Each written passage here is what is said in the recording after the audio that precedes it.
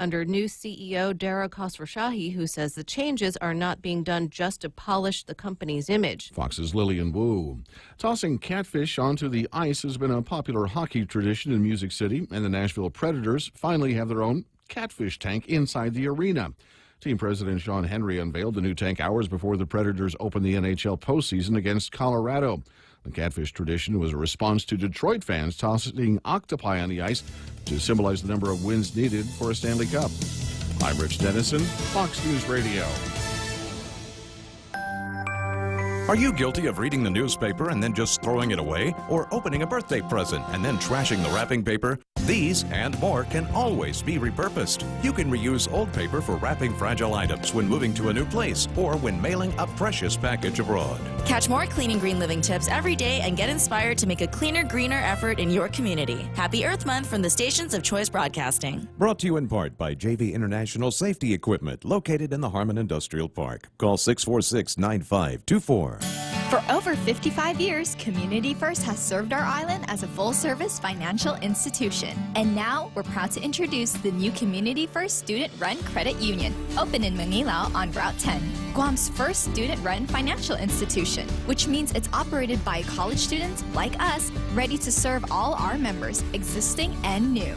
We're just down the road from UOG and GCC. Community First Guam Federal Credit Union, now open in Manilao. This credit union is federally insured by NCUA. Hey, it's your stomach again. Subway has all new signature wraps, and around the water cooler, the other stomachs can't stop talking about them. Chipotle Southwest Steak and Cheese, Turkey, Bacon, and Guac, Rotisserie-style Chicken Caesar signature wraps. Listen, if I'm honest, as a talking stomach, I don't have a lot of life experience. But I do know one thing. These signature wraps are jam-packed with meat. So what are you waiting for? I'm growling over here. Subway, make it what you want. GTA's best internet deal has arrived. With fiber internet, you get up to 50 megabits of data per second for only $50 per month.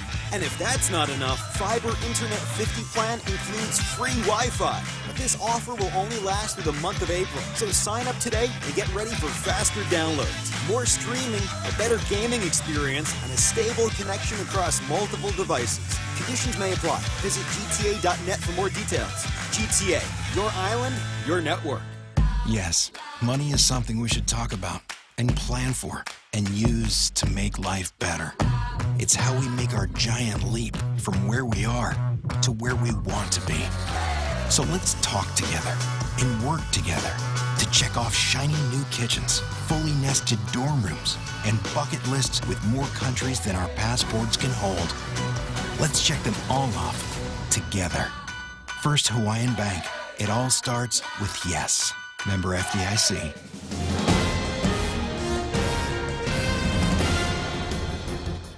Half a day and good morning, Guam. News time here at The Point is 8 minutes past 6 a.m. this Friday morning. I'm Kevin Kerrigan. Here's a look now at some of the top stories from the Guam Daily Post. Police have seized a growing amount of cocaine in recent drug busts on island, raising concerns of a new drug threat to rival the dominant illicit drug dealt on Guam, which has been methamphetamine. At a news conference yesterday, GPD Police Chief Joseph Cruz said we're seeing more of it crop up, and it's something we're taking a look at. On March 17th, 4 pounds of cocaine wrapped up and secured in an inner tube floated ashore behind the Hawaiian Rock Quarry in Manilao. On April 7th, police arrested a couple in Chalanpago, seizing both cocaine and meth. This past Tuesday, federal and local law enforcement arrested 2 men in Sinahanya, seizing more than 50 grams of cocaine as well as meth. And just on Wednesday, again, meth and cocaine found during a raid at a home in Totu. Local law enforcement personnel confirmed for the Daily Post that cocaine currently being sold for between $600 and $700 a gram, much higher than crystal meth, which now goes for between $300 and $400 a gram on island. The acting director of the Department of Administration says he hopes there will be enough cash to authorize the release of the first 2018 tax returns by the end of this month. During his confirmation hearing for his appointment as DOA director yesterday, Edward Byrne told senators that as of last week, Rev Tax had processed $21 million worth of tax returns. This week, it was about $25 million, he said. He said he's hopeful he can pay out that $25 million by the end of April. Byrne testified before the Committee on General Government Operations, whose chairman, Senator Michael San Nicolas, pressed Byrne on the date of the release of the tax returns, asking whether both tax returns and the priority payment obligations of DOA could be fulfilled at the same time. Byrne said he'd do his best, calling it a balancing act. For more news after this. In illness and in wellness, Calvo's Select Care is health care that is there for you. That's why over 80% of the Guam medical community places their trust and insures with us. We offer our members wellness and fitness programs for a healthier lifestyle and provide a comprehensive medical network on and off island to help members from unexpected illnesses. Contact Calvo's Select Care today for more information. Every time I travel, there's something from home that I can't leave without. I take my Docomo Pacific Data to Go to share my stories in Taiwan, check subway routes in Tokyo, be my food guide in Hong Kong, meet new friends in the Philippines, make updates in the States, find my way around Korea, and check out all the cool shows in Singapore. It's the data I have in all the places I love for only $10 a day. Data to Go from Docomo Pacific. Better together. News time at the point is 11 minutes past 6 a.m. Governor Eddie Calvo and Joint Region Commander Rear Admiral Shoshana Chatfield signed the Charter for the Civil Military Coordination Council yesterday at Adeluth. The charter outlines the membership and responsibilities for the council, which has been created to allow for an open and transparent dialogue between the government of Guam and the military about the pace and sequence of projects related to the military buildup. The goal is to ensure that these projects are mutually beneficial for both the civilian and the military communities. Governor Calvo called the charter a milestone in the history of the buildup that cements the One Guam approach. A boutique hotel with green design features will rise in Tumon after the Hybrid Guam Land Use Commission gave its approval for the planned development yesterday. Blue Ocean Investment, represented by TRMA Architects, got approval for a heightened density zone variance and a tentative development plan for the hotel. During the meeting yesterday, the architect's managing principal, Michael Blas Macchio, said that the hotel will be built using the principles of smart growth and sustainable design. The proposal is for a multi-use structure with 4 floors of commercial space and more than 20 floors of hotel rooms. At 290 feet, the hotel's height would be comparable to that of existing hotels on island. For these stories and more, log on to postguam.com or pick up a copy of today's Guam Daily Post. Here's Ray with some weather. 25 things I got to keep in my mind here, and weather is one of them, and I don't have it in front of me all of a sudden. Wait a minute, it's here. Clear, hot? Yeah, it's going to be hot, right? Yeah, it's going to be partly cloudy today, and the clouds are going to start moving in tomorrow and through Sunday, so a better chance of rain through the weekend. And, highs around 90 and lows around 77. So you're going to be all finished with the weather, and at that exact moment, that's when I'm going to find it. That's when I'm going to lay my hands on it. I had it before, and then you called me to something else, and now I'm all freaked out. Okay, so there it is. News and weather together for you here on The Point, brought to you by Bank Pacific. Where others put branches, they place roots. Don't wait another day and waste another dollar. You can start saving today. At Guahan Insurance Services, we are here to help protect your investment and save you money. We offer insurance advising for business, car, and home insurance. So come and visit us at our new office at Camacho Landmark Center at Marine Corps Drive in Tamuning, and let us show you that you can count on us for all your insurance needs. Call 475-1162. Found it. I got it. Dry weather persisting for the short term, but models continue to show moisture. Don't ask me where my brain's at this morning. Expanding into the Marianas as early as tomorrow night, part of a westward moving disturbance moving through Micronesia. Some clouds will linger on Monday, and by Tuesday, a typical dry trade wind pattern is going to be returned. The forecast for today, partly cloudy skies, isolated showers. East winds up to about 20 miles an hour. Daytime highs 89 degrees and overnight lows of about 77. Becoming mostly cloudy, scattered showers and isolated thunderstorms Saturday night through Sunday night. If this pattern holds, it's going to be a wet kind of, what do you call it, smoky Smoking Wheels weekend. It really will be. And you're looking at the radar right now on my phone, and you can see definitely showers on the uptick south of the island. So that's supposed to move up as the day progresses. And then by tomorrow and into Sunday, should be a pretty good, just rain, then sun, then rain, then sun. Yeah, no, Okay. how we do it here on Guam. I got you. Sunset tonight at 6:33. Sunrise this morning was about 4 minutes ago. There's the other piece of news. Now, I do need to tell you, speaking of good things that are going on, we got the APL Smoking Wheels weekend happening all weekend long, and tomorrow, the Chuck E. Cheese race. Chuck E. Cheese, of course, a close business relative of the folks over at King's. And if you haven't signed up for that, then make plans to head there a little bit earlier tomorrow and sign up on the scene for that big race. A portion of this program brought to you by King's Restaurant, serving Guam favorites to families for over 40 years. King's Restaurant, always open and always local. Ready to buy real estate on Guam? Congratulations! But what now? There's so many questions, so many things to do. Where do you start? The best place to start is to call Century 21 Commonwealth Realty, Guam's biggest name in real estate. They aren't the best because they're the biggest. They're the biggest because they're the best. Trust the name. Find out why. Call Century 21 Commonwealth Realty today. 888-2121. Trust the best. Portions of this program also brought to you by Security Title, making sure you actually own the property you think you just bought.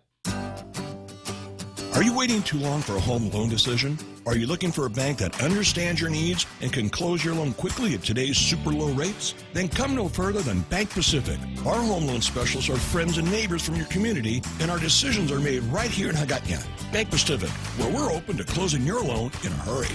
Bank Pacific, where others put branches, we place roots. Equal housing lender, credit conditions apply. Viva Bank Pacific.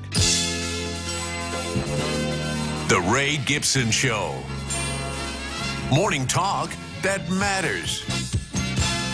Call now, 888-TALK. That's 888-8255.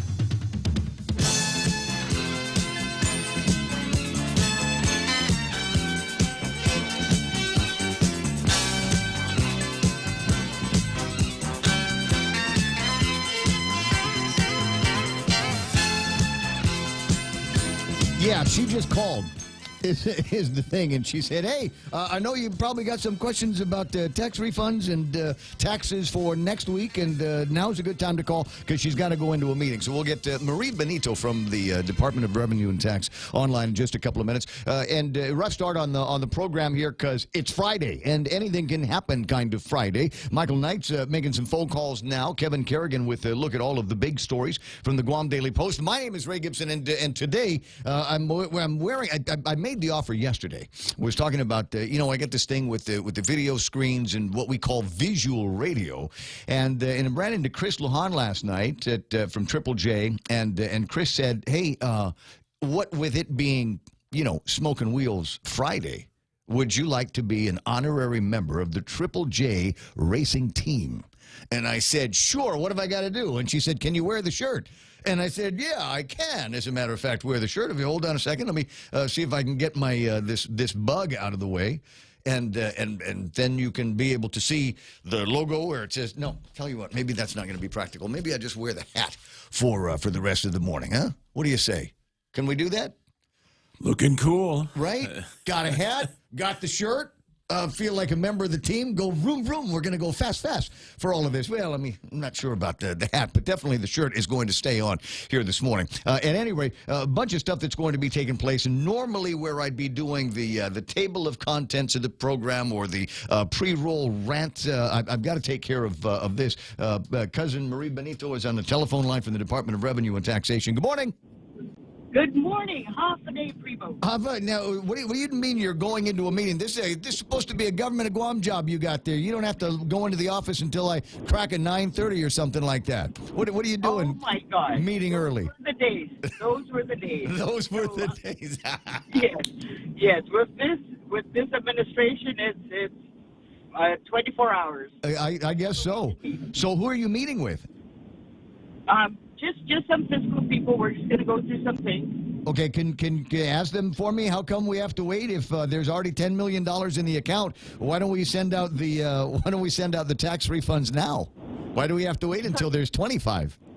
Well, because we continue to process and we want to get in as many as we can. So we want to get as many taxpayers as we can, but it will happen. But I don't understand the delay. I mean, if you've got 10 million now and you've already got processed returns equal to 10 million, those people, in my mind, there's no reason to make them wait until we've got the full 25 million. No, that's a good question. However, what we wanted to do and see what our collections are like. Yes, I know.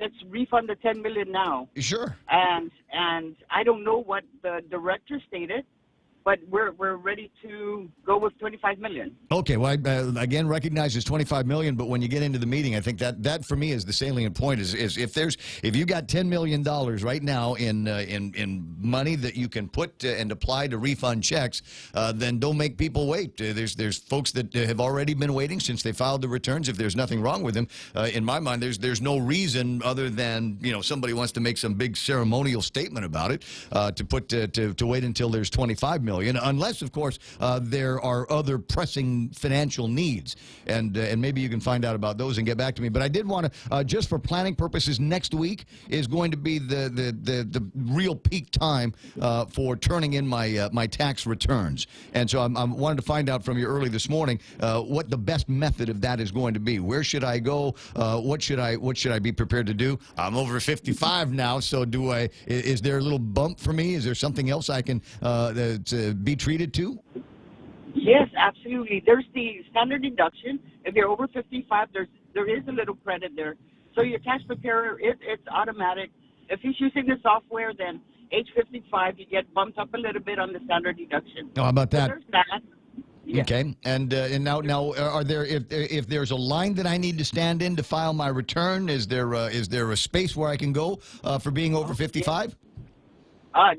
Space? Well, let me just tell you, we have all the satellites that will be available. If you're paying, though, remember, you have to go to Treasure of Guam for payments. Mm-hmm. But if you're just submitting, then the Ganya Shopping Center, the Center Court, and the Micronesian Mall will be available Monday and Tuesday. Okay, all right. And now, what is the official date? Is it the 15th is a Sunday, so Saturday, Monday, is that the official start date? Normally, it will be on a Monday because the next business day. However, because D.C., they're celebrating, there's a holiday, yes, emancipation holiday. So then they moved it to April 17th. Okay, so April 17th now is the new April 15th, is the way to look at it. The 17th is the new 15th, and so things are going to be beginning to ramp up at the Department of Revenue and Taxation and all the different satellite locations. So what's the timing here? Are you going to be opening early and staying up late? Well, the timing for the satellites will be 10 to 4. 10 a.m. to 4 p.m. and then Revenue Tax 8 to 5. But the Dropbox will be available up to midnight. Okay, and if you get it into the Dropbox, the Department of Revenue and Taxation will consider it on time. Yes, by midnight. Remember. Yeah, We're going to monitor that also. Okay, yes. So the other thing is, we got to put the return in, and maybe I don't have a complete return. Is there a way that I can file for an extension? Yes. Oh, thank you for asking. We have extensions online now. That's available online or at the satellites or the Revenue Tax. We will be issuing extensions. Okay, and so, but I still have to pay something, right? Well, it depends. If you know that you're going to pay, then yes, pay something. Otherwise, just file it and let's get rid of that failure to file penalty. Remember, if you don't file that extension, that's a failure to file penalty. Right, and you could get in a whole bunch of trouble for it. And if you do have to pay, please make the payment because they need to take that money and put it with the other monies and get the tax refunds up to $25 million, right? Yes. So we can send those checks out. I'm really annoyed about that, Prima. So if you could just talk to those guys about why, if we're sitting on $10 million, let's go ahead and send that out to the people. The people have been suffering. They're waiting for their tax refunds. Don't make them wait until there's $25 million because who knows when that's going to be. Okay, you're right. But you know what? Again, I can't answer to that because you're right. I'm not sure if that money is on hold for some reason. So let me get the answer, and then I'll text it to you later. Text it to me, girl. Yeah. All right. Prima, I'll talk to you pretty soon. Marie Benito from the Department of Revenue and Taxation. Enjoy your meeting. And, see if we can get an answer on that. The first thing that struck me was, wait a second, we've got money and we're not going to be sending that out? But why? I mean, they've done it they've done payments for less than that, haven't they? You know, a couple of $1 million here, a couple of $1 million Last there. year, a couple of times every month. They were trickling out at the end of the whole period when they were running the risk of breaking the law by not having them out in time. Uh-huh. And then there's somebody else I wanted to get on. I think you've got Patty Diego's number, yes, right? I do. Okay, Yes, go ahead and line her up. But we don't have to do it now, but line her up. I think maybe we'll make her among the very first people we talk about and talk to, because there's something interesting happening with the Guam Power Authority that I wanted to share with you as we began the program here. 6:25 in the morning is already started and already moving, and depending on what your Friday constitutional is, you might have seen a bunch of guys running and walking through Barrigada. And this is, I'm going to play the video. Just after 5 o'clock, I got a video on my WhatsApp from Major Josephine Blas. And she sent me this very, very cool video of a bunch of guys and girls in the Guard that were out doing their brigade march, brigade run. What is it? Let me see if I can get the video on the screen. There they are.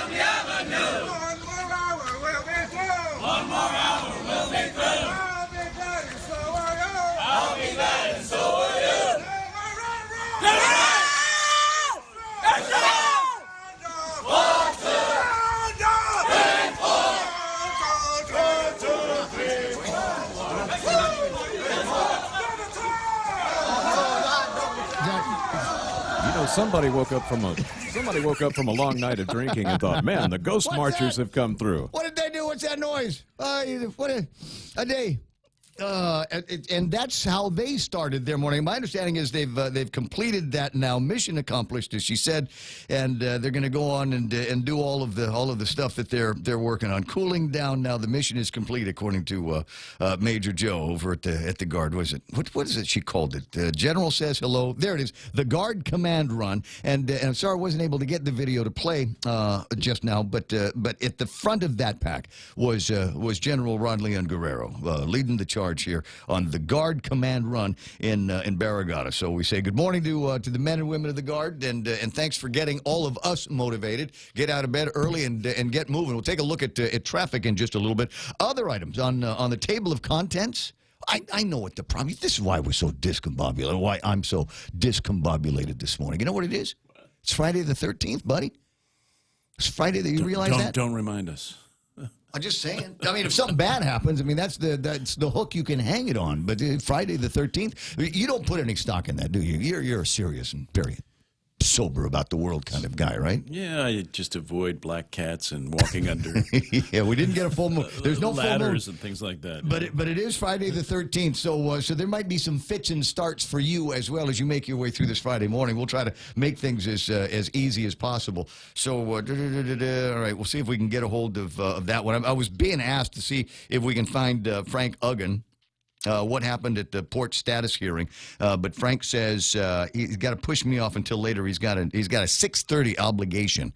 He says he's got to deal with. So perhaps after that we'll find out about the port hearing that he was in yesterday. When we tried to get a hold of him, he said it couldn't because he had to go into the courtroom for that. So there is an update there, and we'll try to get it for you. There are a couple of other updates that we'll try to snag for you as well. The Guam Election Commission met last night to deal with some investigative reporting by Chris Barnett over at KUAM, asking a bunch of questions about what is and what is not proper campaign finance deals on the reports that have been turned in by a number of people, most recently by the Bota campaign of Tenorio and Ada. And there is not much of an update from the Guam Election Commission. My understanding is they went into some kind of executive session, and as far as I know, there is no deliberation. There's no decision on what the Guam Election Commission intends to do with some of the things that have been brought up so far. They are deliberating. They are continuing to deliberate through that, but we'll see if we can get some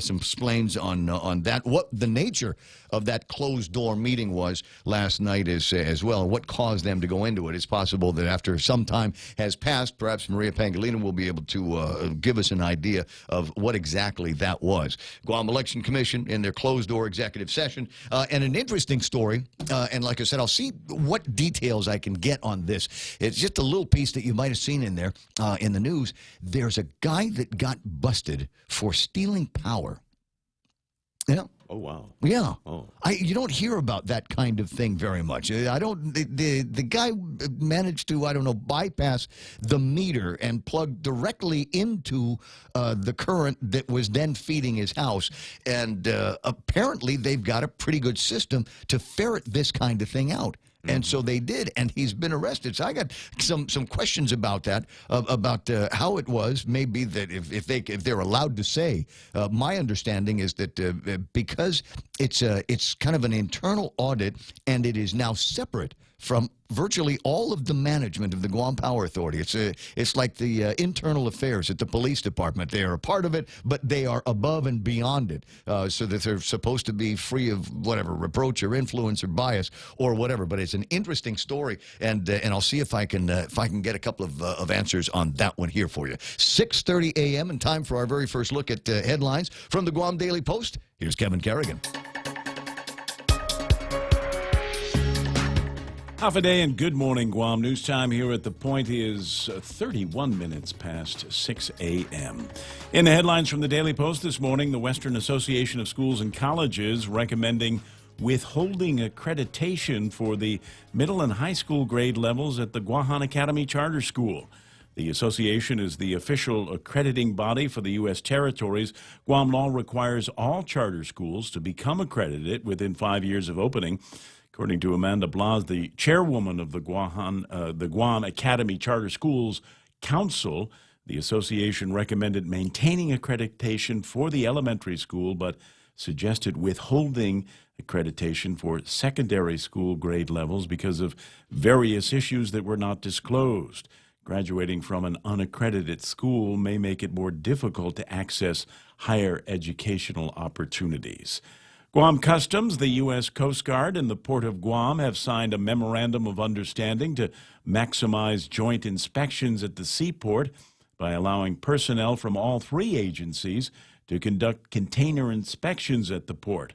All three agencies agreed on the method to identify and process container inspections. Guam Customs Director James McDonald says the MOU will serve as a force multiplier for Customs when conducting inspections.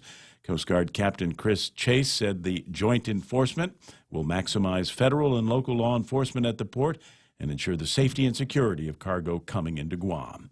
GTA Teleguam has announced that it'll host 3 new underwater fiber optic cables connecting Australia, Japan, and Hong Kong with Guam and the mainland U.S. GTA Chief Executive Officer Roland Certeza announcing that 3 undersea cable networks will interconnect on Guam at GTA's newly built landing station. Certeza said Guam has become a more important player in the undersea cable network following the disastrous earthquake and tsunami in Japan earlier this decade. Telecom companies realized they needed to have more diversity and stability in their cable routes, and Certeza said that Guam's status as a U.S. territory makes it an attractive option. For these stories and more, log on to postguam.com or pick up a copy of today's Guam Daily Post. iConnect time in the studio at 6:32. iConnect will allow you to connect longer for less with iConnect's push-to-talk mobile and internet plans.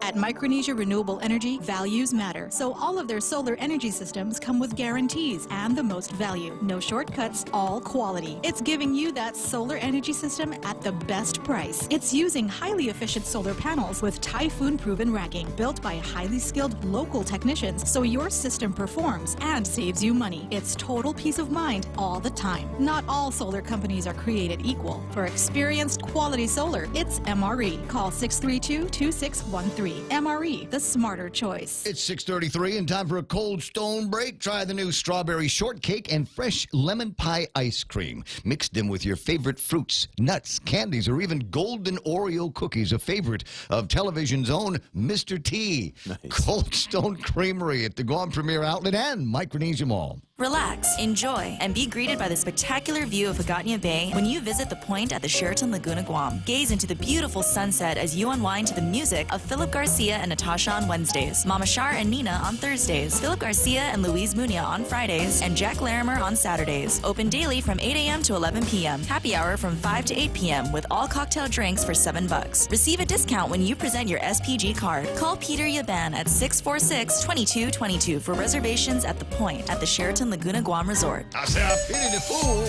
puts his hands on my golden Oreo cookies from Cold. So I don't know if that's Mr. T or if it's Foghorn Leghorn again. That's a little bit of a blend, but you got the quote right. So. Feeling it? Okay. All right, time for our first look at right now traffic on the Point, and we're beginning to see traffic build in some of the usual places. Well, the sun's coming up, and it's Friday. People got to get to it. So around League One Terrace, southbound, and just before that, northbound is beginning to build. We've got some activity headed south along Fatima Street in the intersection there with Route 1, Marine Corps Drive. On Route 8 and 10 and 16, that intersection is clear. But actually, leading up to it from Route 8 towards the intersection, looks like traffic might be building up a little bit. You might see a little bit of additional traffic. A couple of extra cars this morning at the intersection of 4 and 10, and then through Sinahanya. Should be looking good.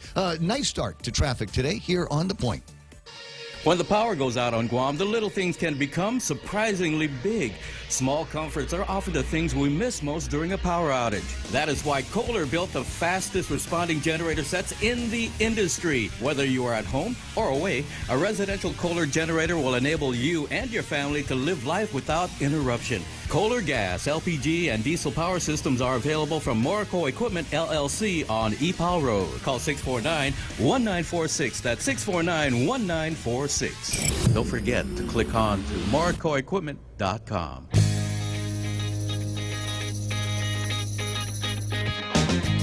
The Ray Gibson Show. News to fill your mind. Talk to get it out.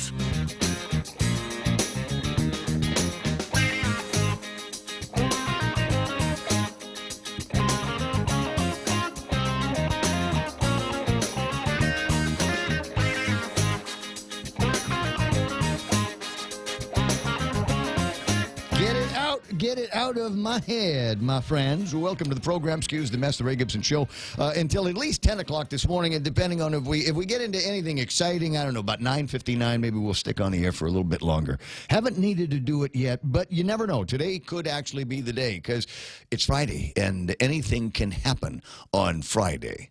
So what have we got in front of us? What are the big deals here today? There's a couple of journalists and J.I. making a big deal about cocaine. Boy, there's a throwback drug, isn't it? You know, crystal methamphetamine we hear about all the time. You get the dealers, they get arrested, and you take them over to the courts, and the courts let them go. And marijuana guys, we hear about that from time to time as well, but not so much about the cocaine. I honestly hadn't thought about cocaine on Guam since the late 80s, early 90s. Yes, it's the last episode of Miami Vice, right? What I find to be odd is Smuggler's Blues. That's the old song you're thinking of. I find it odd the disparity in the cost of these drugs with meth and cocaine. Cocaine was always the more expensive one. Designer. Because back in the day, crystal meth, I mean, truckers by the billions were using that to make their so long-haul routes. Awake, yeah. And so, you know, it was cheap, but not here.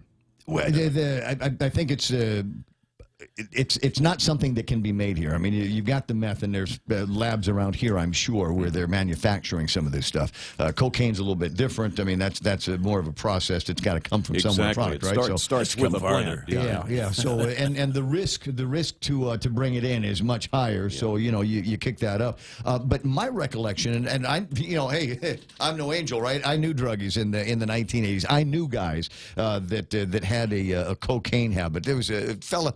I used to really admire this guy because I thought he was one of these movers and shakers. As it turns out, he was literally moving and shaking all the time. And the reason was it was cocaine. We'd go hang out over at the Signature every once in a while, have a couple of drinks, and talk about business, talk about girls, talk about the world. And he'd say, "Hey, I got to go. I'll be right back." And he'd run out.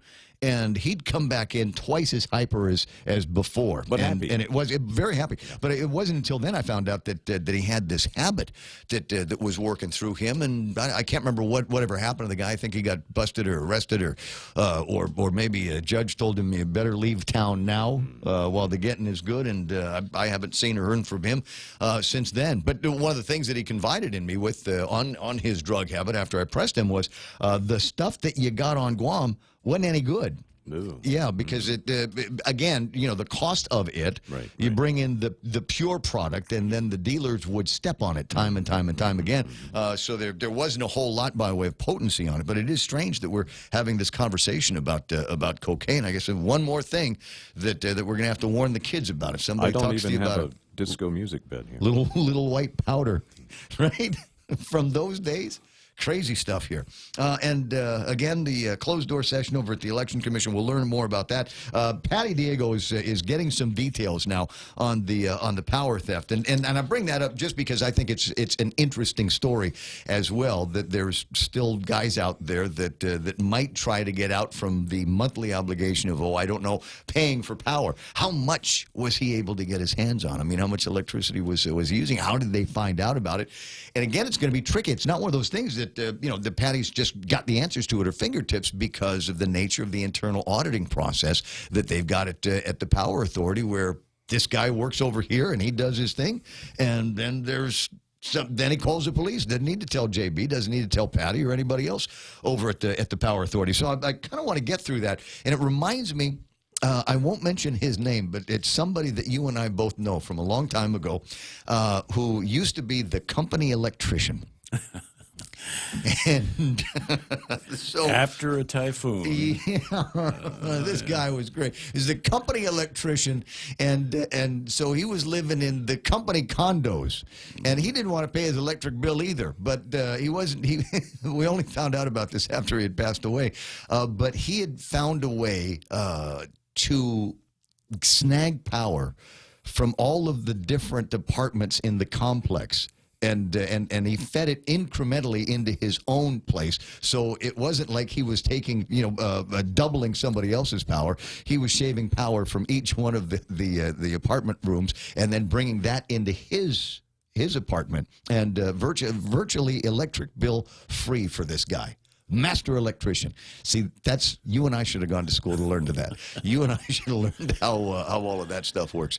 641. And then I want to say, because it looks like he's going to get it, Ed Byrne, who is the new guy at the Department of Administration. Vince was acting, and then they got Byrne. I've actually met him a time or two, know his wife from when we were all little kids, and it looks like he's going to have an interesting time through this, although it contributes to the rant. If I read it right, they've got $10 million in the refund fund. We'll find out. So the question is, why do we have to wait until there's $25 million in the refund fund? They've sent out tax refunds in smaller increments. So why are we waiting until there's 25? I'm sure he's right. Well, I mean, if you got 10, you got 10. So here's the other thing. Good. Well, he's probably listening.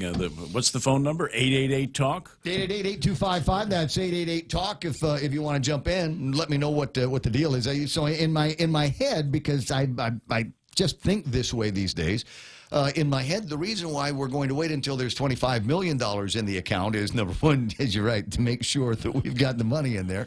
And number two, maybe there will be this big brouhaha, right?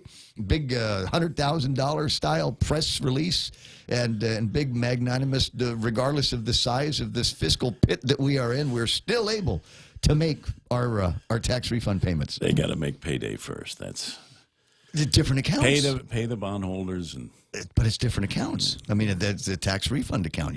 Once the money goes in, they're supposed to only be used for that. Ask Mike St. Nicholas; he'll tell you so. So that's part of the rant that I've got in my head. But if that's the deal, and if that's they're going to stand on that, and it's we're waiting until we've got $25 million before we start sending out tax refunds, even though we got 10 for good seed money. Here's my idea, guys.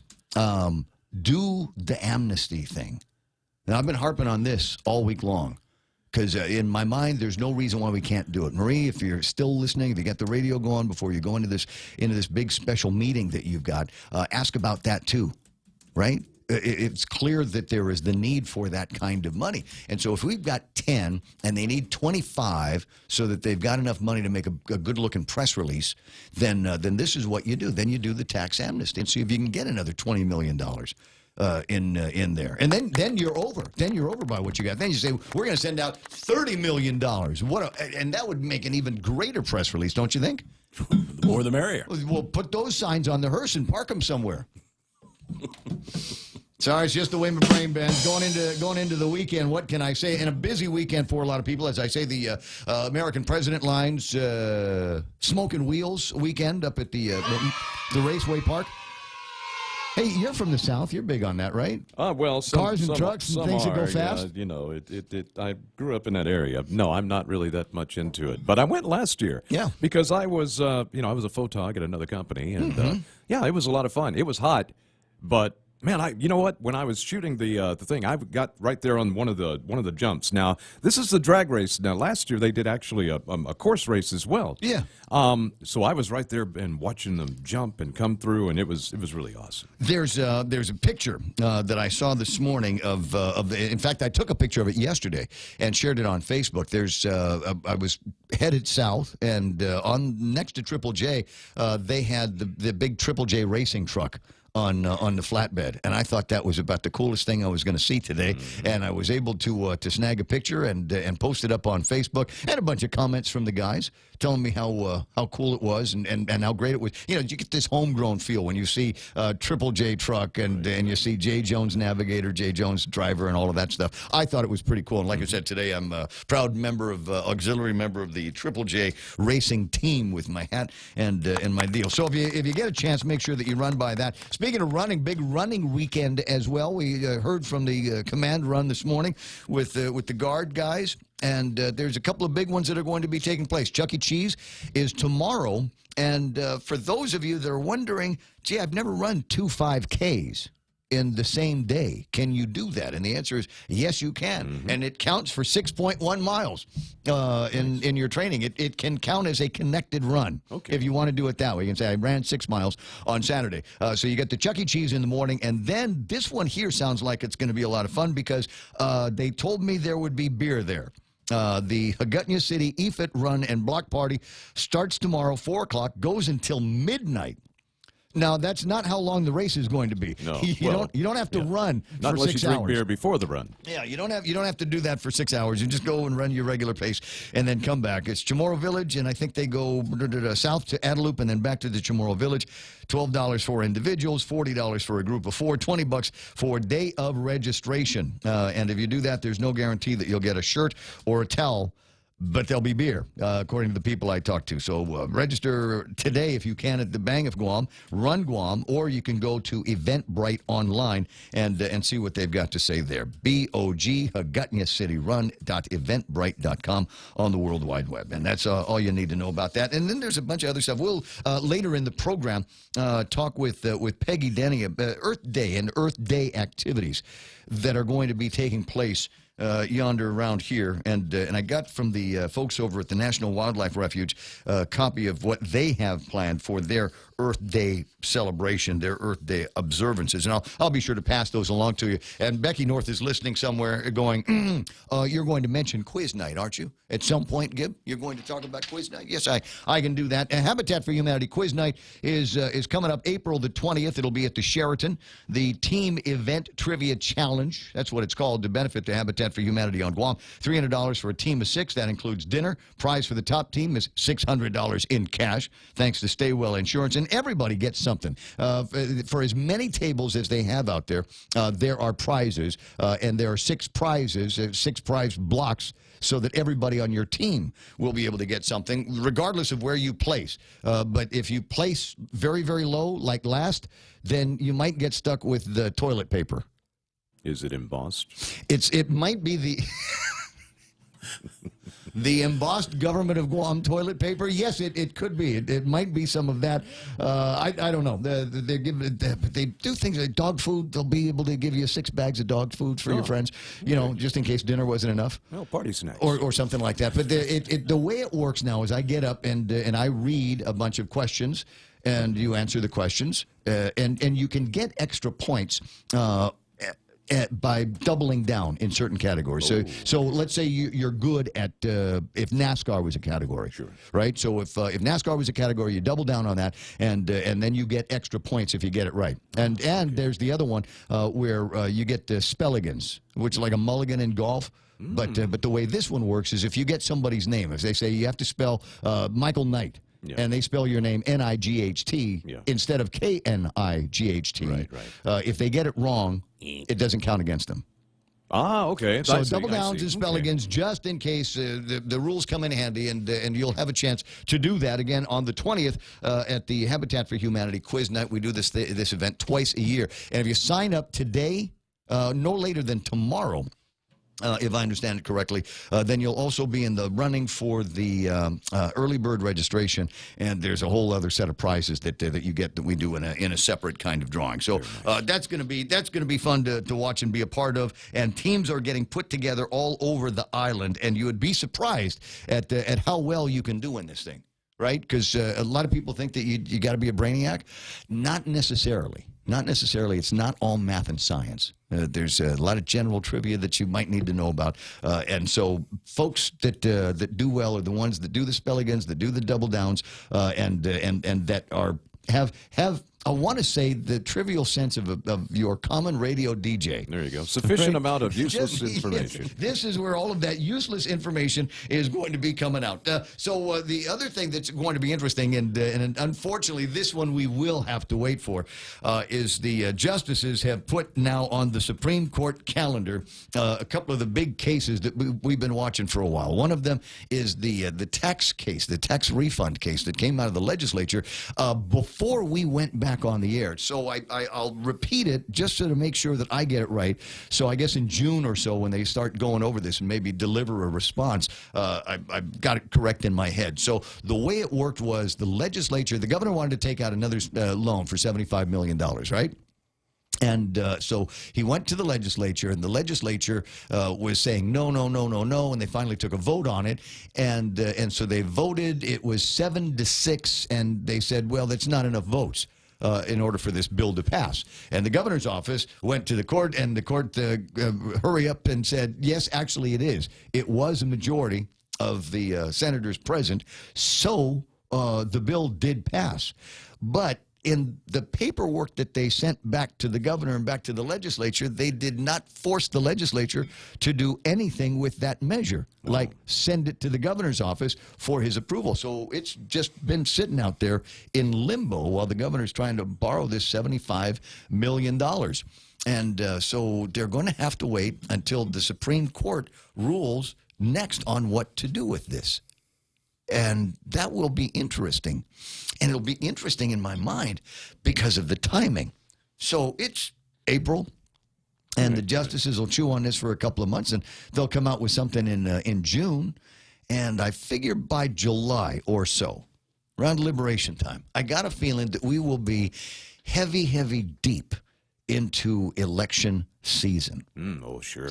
And heavy deep into election season. And there's how many people over at the legislature that are making a stab for higher office? Dennis Rodriguez, Frank Uggan. It's like 500,000. Huh? Yeah. And Ray Tenorio, who's in the administration now. So watch the jockeying on this as we get closer and closer. And this could be one of those election year issues where we start talking about tax refunds and the people are suffering and they need their tax refunds, and the only way that we're going to be able to get it to them is by taking out another $75 million worth of debt.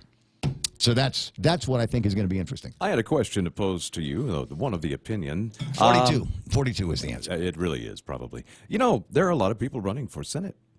Now, is that because they actually think they can do some good, or is it because this legislature just did so horribly bad? I think it's a combination of all of the above. Right. I think there are people with lingering disappointments on the 34th Guam legislature. Some new faces that people were very hopeful about when they came in. That, as it turns out, were for them, many of them, disappointments as well. Mm-hmm. I think there's that. I think the other part of it is just the simple fact that there's so many people that are leaving the legislature this term that that 7-person hole is just too tantalizing for people to walk away from. They look at that and say, I've always had this idea, I've always had this notion that I might be ripe for public service. I might be ready to go into this game. And this might be my time finally. And so it doesn't cost anything to go down to the election commission, pick up a packet, and start filling it out and go and getting petitions. Right. Yeah. You're going You to start seeing all kinds of. No, you're right. You don't really know. Yeah. You don't really know. And watch, you'll get a lot of support too from folks in the political game. Not so much support by way of finances. Which is what you really need. Oh, sure. Yeah. As much as it is, maybe you'll get some advice. Maybe you'll get a list. There's a list that we put together in our family. We have people running for political office in our family, and that was one of the first things that you do is you start taking a piece of paper out and you start saying, okay, who should we start calling now and saying we need from you about $500. So I can buy banners and bumper stickers and ads on the Ray Gibson Show on The Point, 888-8255. I'll put you in touch with somebody. And all of that stuff. All of that stuff. And we're going to do car washes, and we'll be at the venue once a month and have a fundraiser there. And, oh, by the way, can I get some T-shirts and gift certificates, et cetera, so I can give those away at the fundraisers. And don't forget about the signs. There is this whole process that you go into, but it starts with the money. And like I said, it starts with the list. If you're very lucky, you're not on that list. If you're very lucky, you are not one of the people that is going to get called time and time again to hey, can you break out your wallet? And I know you're given to a lot of other people, but I sure would like to see a check for $500 for you, if that's all right. I just need a little dough, cause you know why? Because my because my tax refund's being held up, waiting for a press release. Got a note here. Oh, no, I'm not prepared for the sob story about. I thought we were going to the taxes. I could. Maybe next hour I'll write something. The taxes are going up and the price of gasoline is going up. Got a note here from a friend. Thanks very much for having the U.S. Census officials and our Gary Hiles on your talk show yesterday morning. No, you're very welcome. I'm very interested in the story that they were trying to tell about this form that we all have to fill out as business people. That's going to, I don't know, it's supposed to give us all kinds of information and all of that. What do we got? On the online, who's there? I got to remember to mention this all the time. Actually, I got to remember to share it. I ask you to share it whenever you can. Was hanging out with Heidi and the TEC, Tourism Education Council, at the Guam Museum last night for a big get-together that they had commemorating 30 years or something like that. And this close to buying a TV. Really? That 55-inch television up for auction, right? And it was a beautiful Samsung. And, yeah, and the Is bidding, it one of the curved screens? I don't care. I know, it's 55-inch Samsung Smart TV. And the bidding started at like 200, and I'm going, okay, you know what? Maybe there's going to be a new, because I don't have a TV in the bathroom. And so I'm looking at this thing, and I'm hearing the bidding, and John Kramer's doing the annotating up on the thing, and there's not a whole lot of people bidding on this thing. So I'm going, yeah, okay, well, yeah, I'll be in for $300 because it's a $1,300 TV set, right? And so, yeah, I'm in for $300, and somebody else gingerly raises their hands, and just under about I don't know, $500. Wow. I came to my senses. All of a sudden, I said, wait just a second. I don't really need a 55-inch television in the bathroom. You know, I should be able to get away with about 32 or, you know, just 24-inch set.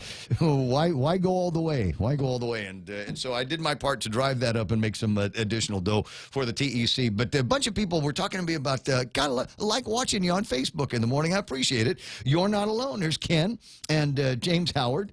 And James took exception with the online poll yesterday. He said we probably should not be asking which of these candidates would you like to have show up for your barbecue. Really? Why? Yeah, he said, well, his suggestion was, which one would you like to smoke a bowl with?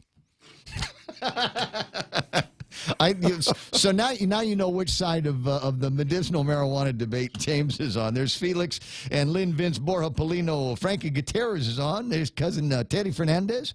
Ted, 2 races this weekend. Need to see you out there.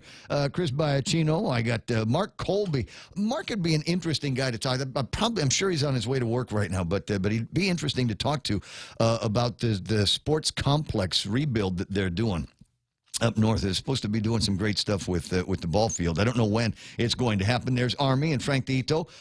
My partner Richard, good to see you there. Sheila is on, and cousin Tommy Barcinas and Tommy and Doris. Doris Mendiola, nice to see you there as well. Rudy Gaza, great to have you watching the program. Deborah with great haircut advice from time to time, and there's more. I'll go through the whole list. Mark Mendiola, dude, I didn't know that you were a scrapper, dude. The things I learned by watching Facebook. God, look at the list of people here. It'd take me all morning to read this. Thanks so much for being a part of the program, and chime in where you can. It's nice to see you. Closing in on 7 o'clock in the morning. Coming up next, I've got Fox News. It's live from the Fox News headquarters. After that, also live, coincidentally, will be the amazing Kevin Kerrigan from the Guam Daily Post. He'll be talking about all kinds of great news stories that you need to chime in on. 888-8255. Tommy Aguero out in Washington. Good to see you there. Thanks for the long-distance shout-out. I'll talk to you guys in the next hour of the program. Stick around. Live from New York, the Fox Report. I'm Rich Dennison. The White House continues looking at possible responses to Syria's suspected use of chemical weapons on civilians. In a House Armed Services Committee hearing, the defense secretary says the president has not yet made a final decision on if we will strike Syria. Defense Secretary Jim Mattis says there are risks of escalating the conflict if the U.S. strikes. There are Russian and Iranian positions in the country, so the U.S. would most likely avoid any action that affects those or civilians. There's a tactical concern, ma'am, that innocent people, we don't add to any civilian deaths. Mattis says the Russians have been a roadblock in Syria. Specifically, they vetoed allowing UN inspectors into the country to look for evidence of chemical weapons use. Today, House Minority Leader Nancy Pelosi says the president would need new congressional authorization for military action. Fox's Edward Lawrence. Nebraska Republican Senator Ben Sass says President Trump told farm state lawmakers and governors that he's looking at rejoining the Trans-Pacific Partnership as a way to counter Chinese trade abuses.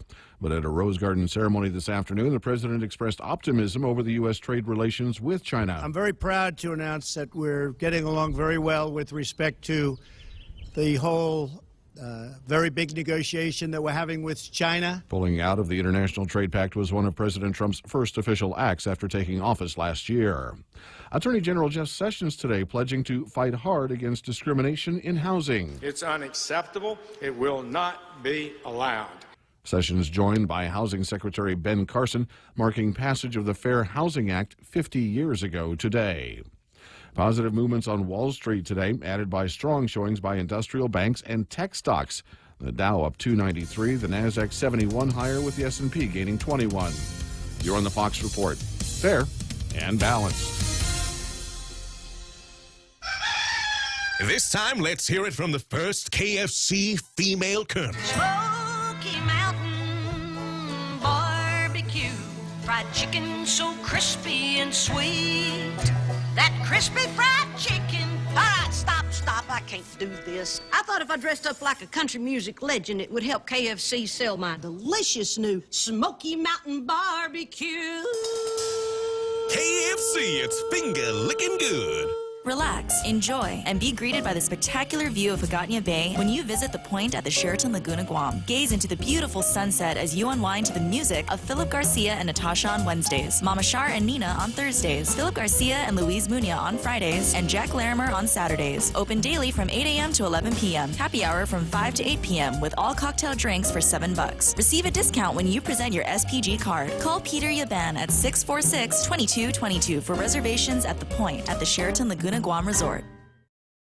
A former Texas congressman convicted on federal fraud and conspiracy charges. A federal jury in Houston says former Congressman Steve Stockman is guilty of stealing money donated to a charity and spending it on himself. Federal prosecutors allege that Stockman, a Republican who represented part of the Houston area in Congress, was soliciting large amounts of money from conservative foundations and wealthy individuals on behalf of a Nevada group called Life Without Limits, but checks written to the group were deposited into an account controlled by Stockman and were used for personal expenses or donating to his own political campaign.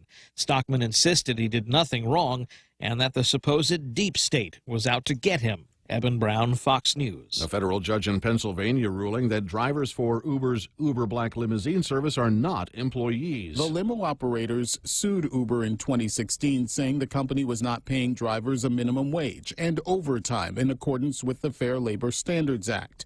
But the decision by a federal judge says since Uber Black drivers work when they want to and can rest and run errands as they please, it shows not enough control over drivers to consider them company employees. Thus, Uber is not obligated to pay a salary or overtime.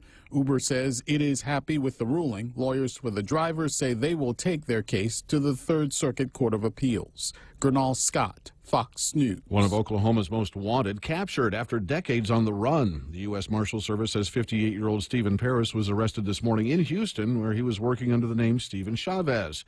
The Marshal Service says they were able to track Paris down when his mother's obituary listed a son with that name living in Houston. Paris escaped from a Muskogee, Oklahoma correctional facility in 1981. He had only served less than 2 years of a 9-year drug sentence. I'm Rich Dennison, Fox News Radio.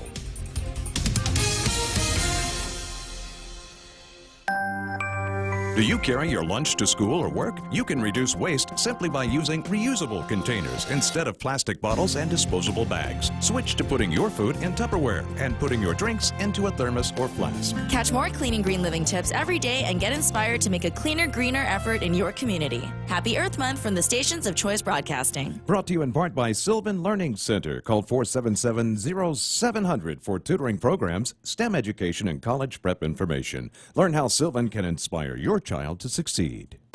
Every time I travel, there's something from home that I can't leave without.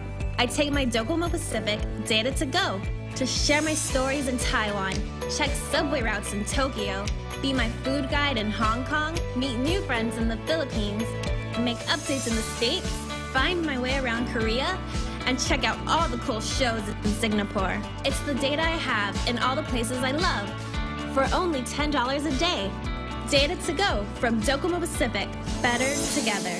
Triple J says yes. Zero down? Yes. 1.9% financing? Yes. Easy trade-in? Yes. No payments for 90 days? Yes. We'll have you saying yes, too, to these amazing deals. Like our big boy truck, the Ford F-150 at only $217 per paycheck. Or the top safety pick Mazda CX-5 Sport at only $194 per paycheck. Or turn heads in the Mazda 3 Sport or the sleek and sophisticated Kia Soul. Both for only $129 per paycheck. Visit us online at triplejguam.com. Some conditions apply. See dealer for details. Triple J, customers first. On April 14th, join Bank of Guam for the first ever Hagåtña City E-Fit Run and Block Party to benefit the Guam Cancer Care and the American Cancer Society Guam. This event begins with a sunset run through our capital, starting at 5 p.m. at the Chamorro Village, and the excitement continues at our block party with food trucks, beer garden, live entertainment, and the Greatest Beast competition, and a fun-filled kids zone. The Hagåtña City E-Fit Run and Block Party, Saturday, April 14th, brought to you by Bank of Guam, member FDIC.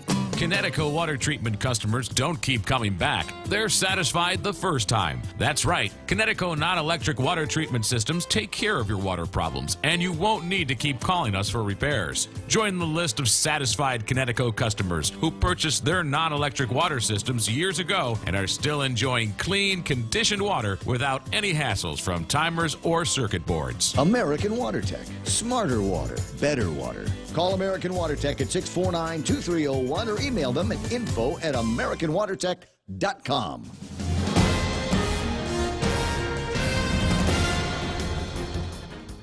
Half a day and good morning, Guam. News time here at The Point is 8 minutes past 7 a.m. this Friday morning. I'm Kevin Kerrigan. Here's a look now at some of the top stories from the Guam Daily Post.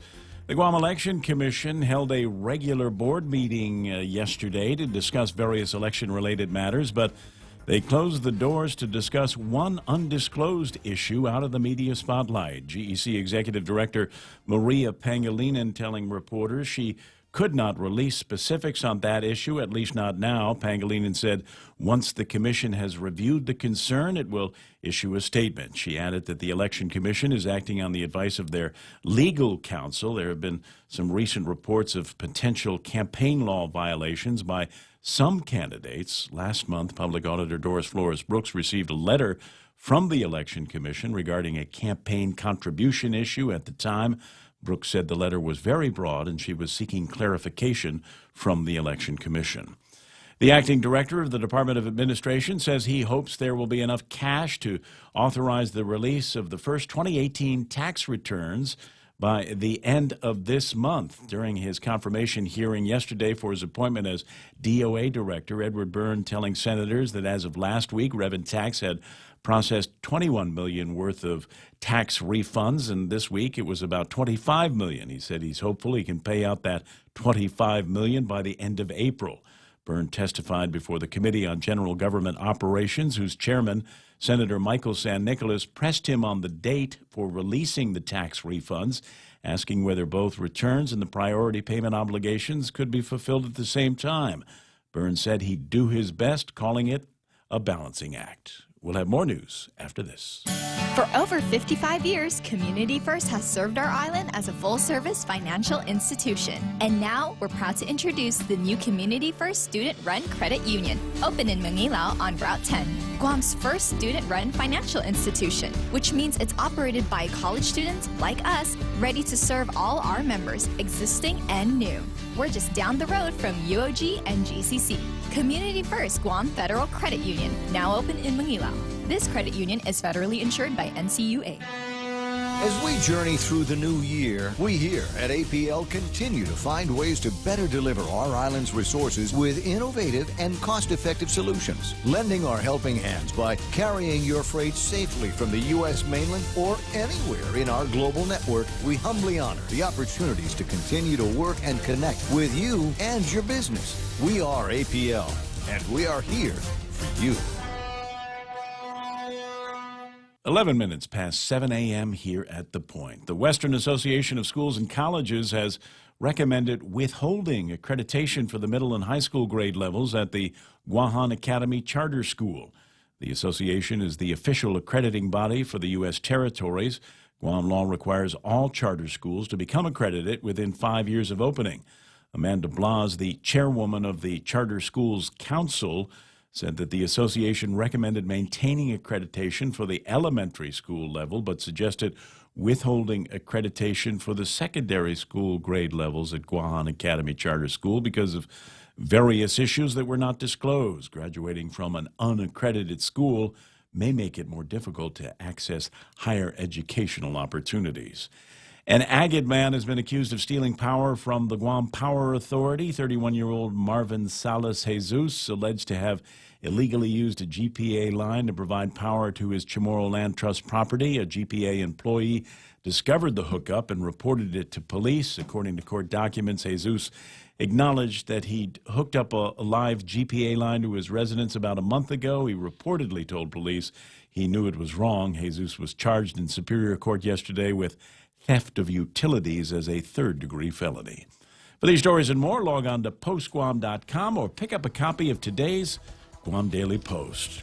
Find that weather, Ray? I did. Thank you. Partly cloudy skies and nice. He's just in a panic as I heard you do your last story. I guess I better prep the weather.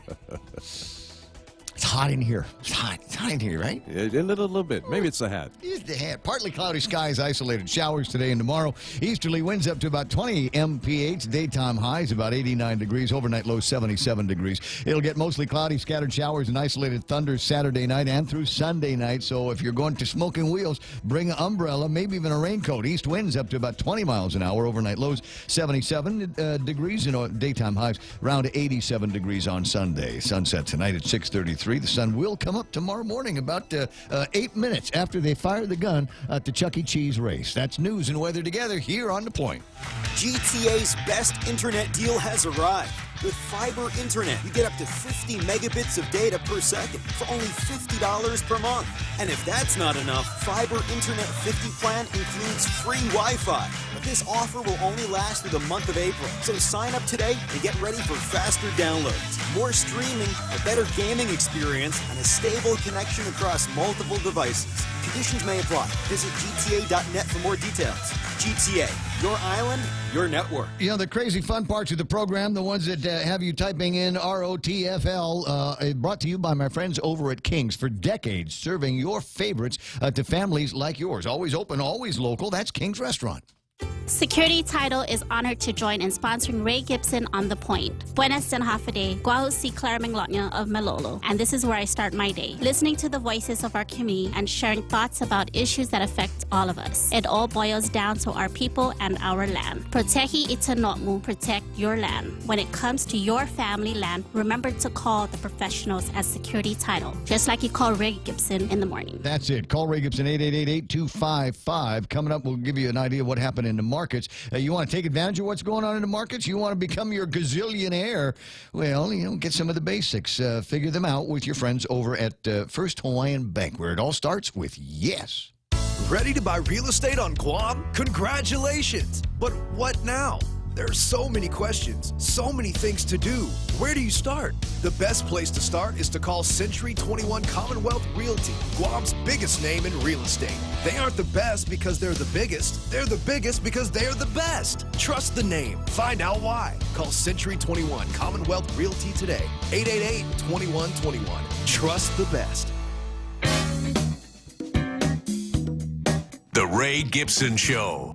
Any speaker, anytime. Watch and listen live on thepoint.gu.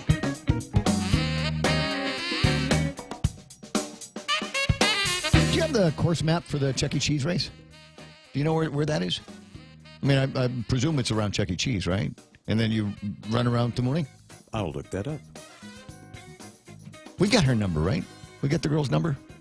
I believe so. Mrs. Cheese?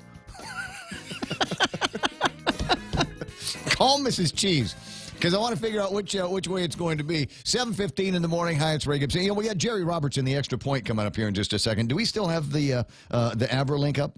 Is that still up? Okay, well, if you get a chance in the next 30 seconds or so, put that in there. Because, Jerry's always talking about motivation and camaraderie and everybody working together. And, we're all pulling on the same rope, aren't we? Isn't that a good thing? And earlier this morning, I had the opportunity to play, and I'm going to play it again.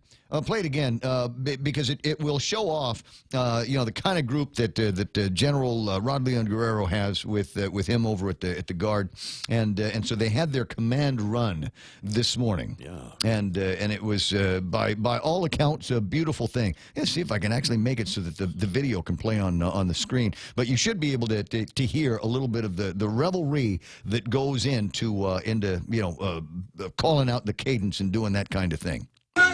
Marching down the avenue. One more hour, we'll be through. One more hour, we'll be through. I'll be glad and so are you.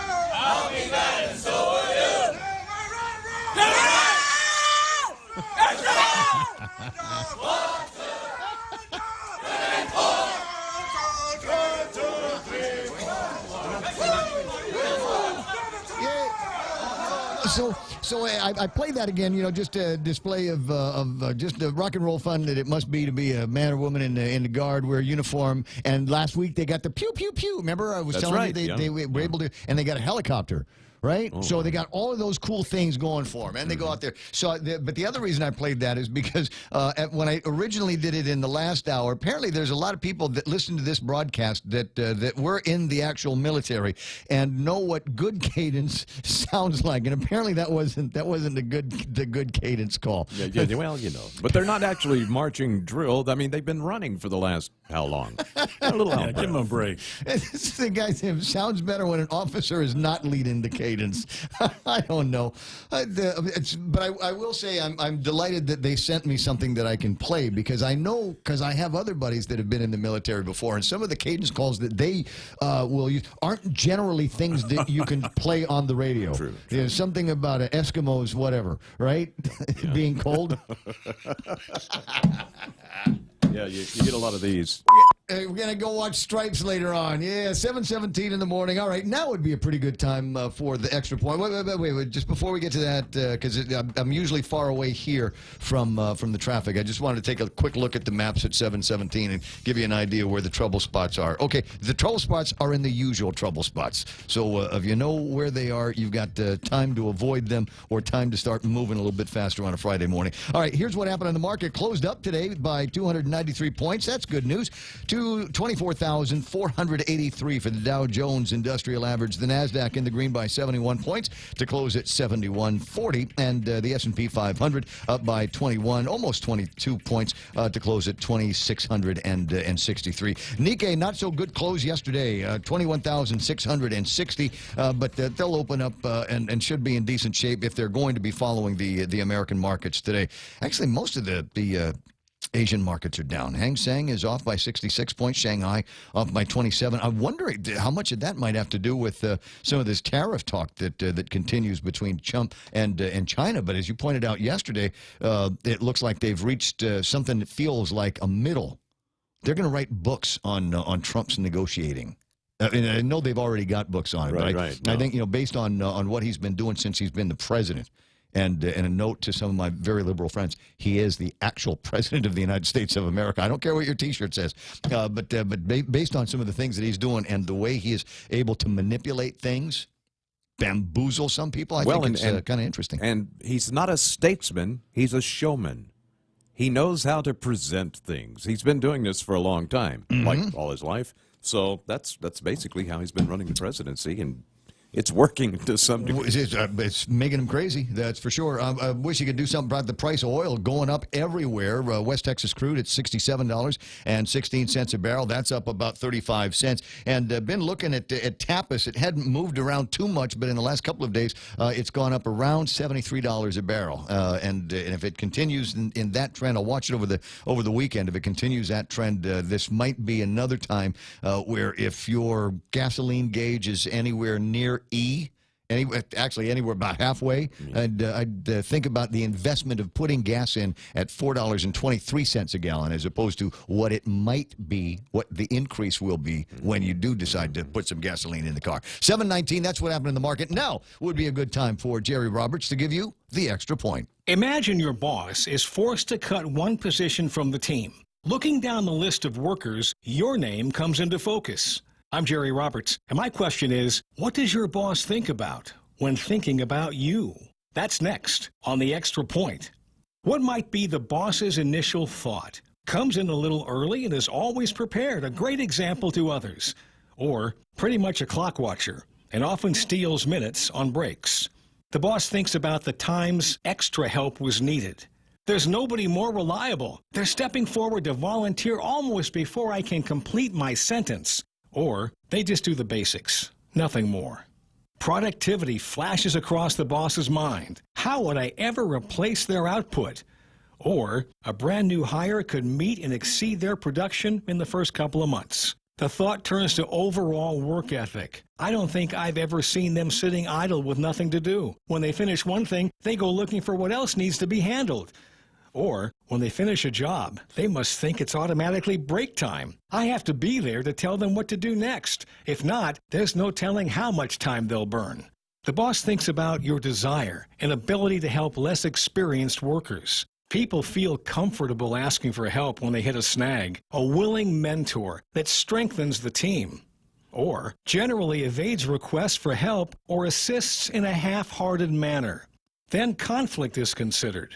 Does a good job keeping problems from escalating. Or their comments made a couple of angry confrontations even worse. And then the boss imagines your future with the organization. I think they have the right stuff to make a real difference for us. Or I can't imagine them making much of a difference at all. If your boss had to make a tough decision on who to keep and who to let go, what would he or she be thinking when they come to your name? That's the Extra Point. Get out there and make something good happen today. For 93.3, I'm Jerry Roberts. Oh, yeah. There's an exciting thought to have on a Friday morning. Is the boss talking about cutting? You know, it's that time of the year, right? We're after the first quarter, and everybody kind of looking around and saying, all right, what are our earnings expectations for the rest of the year? Do we really need all these people around here? Do we really need all this stuff? Try to make sure you're not on the wrong side of that list. It's 7:23. That's the Extra Point. You want a transcript of that one. And if you're an employee working for somebody somewhere, and I don't care whether you wash the bottles or you work right next to the general manager, I would download a copy of that and go through some of the points that Jerry made. You can get yours at GuamTraining.com. So you want to buy a house, but you don't know how much you could borrow. So what do? Well, you come to Bank Pacific and get pre-qualified. Sit down with one of our home loan specialists and let us see how much we can lend you so you know how much you can spend on your new home. Bank Pacific, where we're open to closing your loan in a hurry.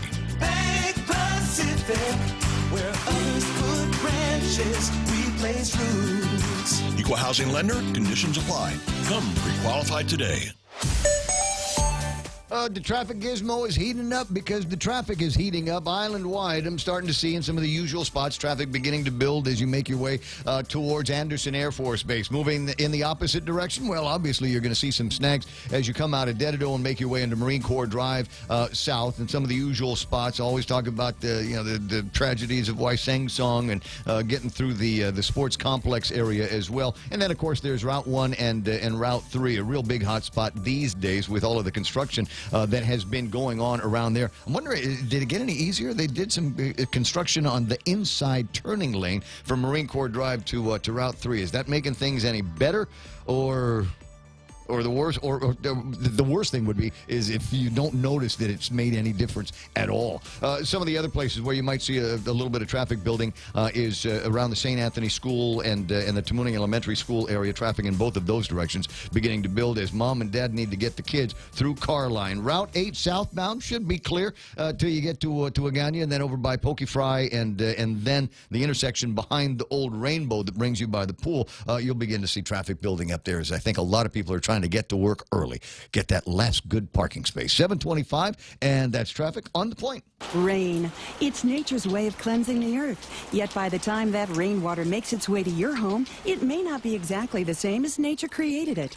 A Connecticut water treatment system can improve the quality of the water you and your family drink and use throughout your home, so you can be sure your water is clear, clean, and fresh, just as nature intended it to be. Connecticut, for refreshing ideas on water. American Water Tech. Smarter water, better water. Call American Water Tech, 649-2301, or email info@americanwatertech.com.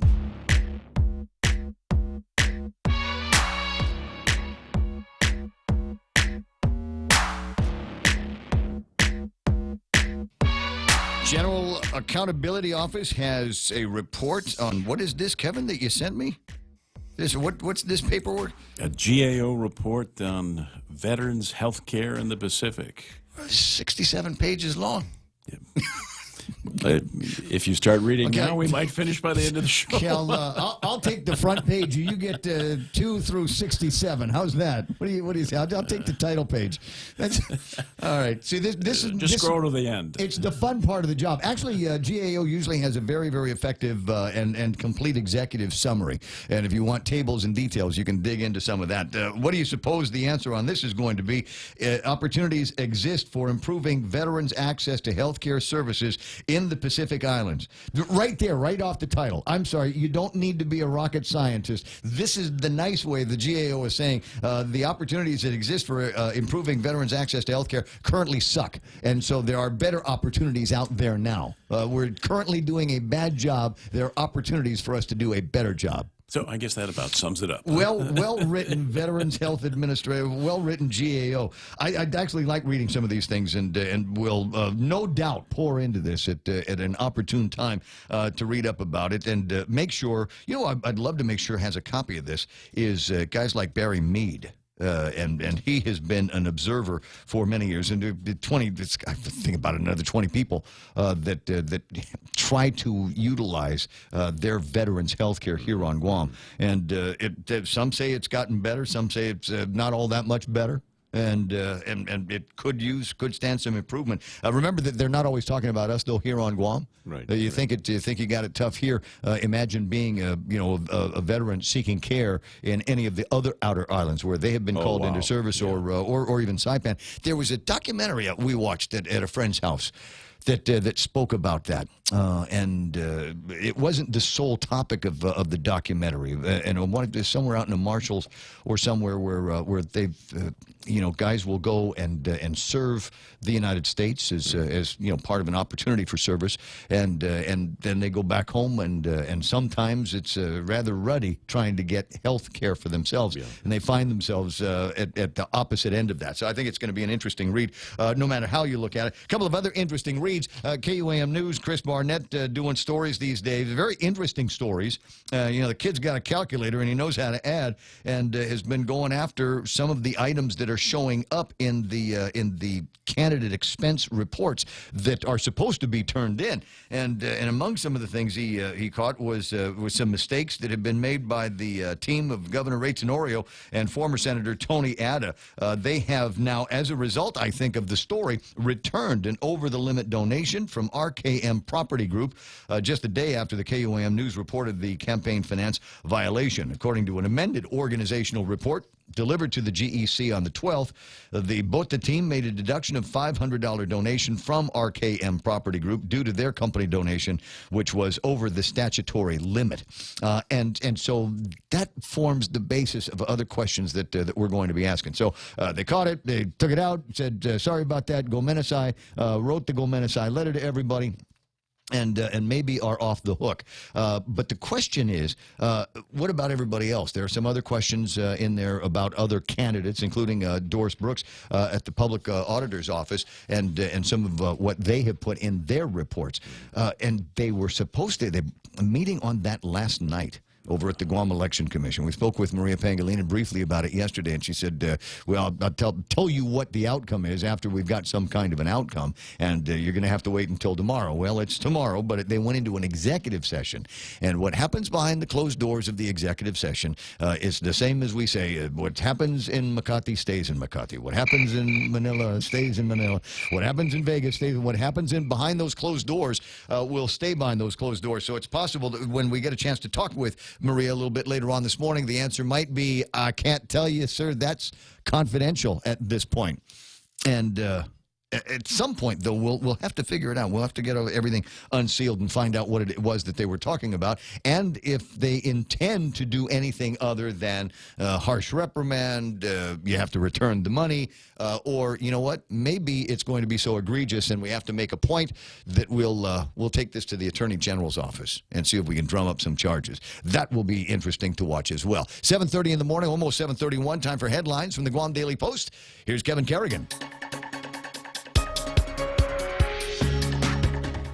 Half a day and good morning, Guam. News time here at The Point is 31 minutes past 7 a.m. And the headlines from the Daily Post this morning, Guam Police Chief Joseph Cruz telling the Rotary Club of Guam yesterday that community-oriented policing is working and has transformed the Guam Police Department from a reactive force to a proactive one. Cruz said the Neighborhood Watch program has really taken off since 2015. He said more and more residents are looking out for others, and he acknowledged the importance of using smartphones to report crimes. The chief also mentioned a couple of hotspots for crime on island, naming the Micronesia Mall and the Granada Apartments. And he said that even though the financial picture for GovGuam is looking up a bit, his department is still preparing for furloughs of police officers, although the furlough notices have not been issued yet.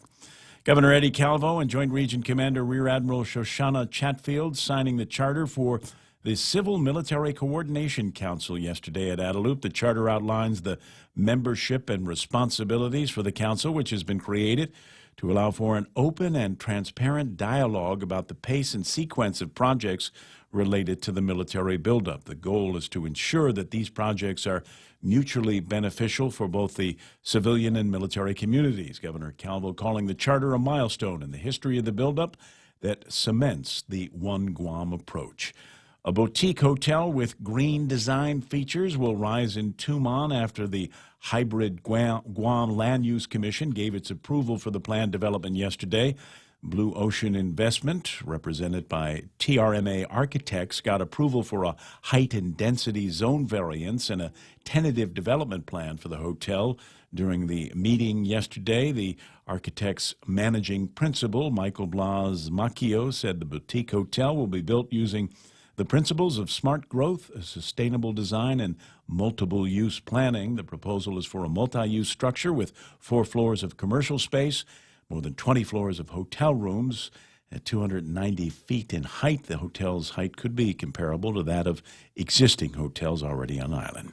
For these stories and more, log on to postguam.com or pick up a copy of today's Guam Daily Post. iConnect time in the studio is 7:33. Connect longer for less with iConnect's push-to-talk mobile and internet plans. At Micronesia Renewable Energy, values matter. So all of their solar energy systems come with guarantees and the most value. No shortcuts, all quality. It's giving you that solar energy system at the best price. It's using highly efficient solar panels with typhoon-proven racking, built by highly skilled local technicians, so your system performs and saves you money. It's total peace of mind all the time. Not all solar companies are created equal. For experienced quality solar, it's MRE. Call 632-2613. MRE, the smarter choice.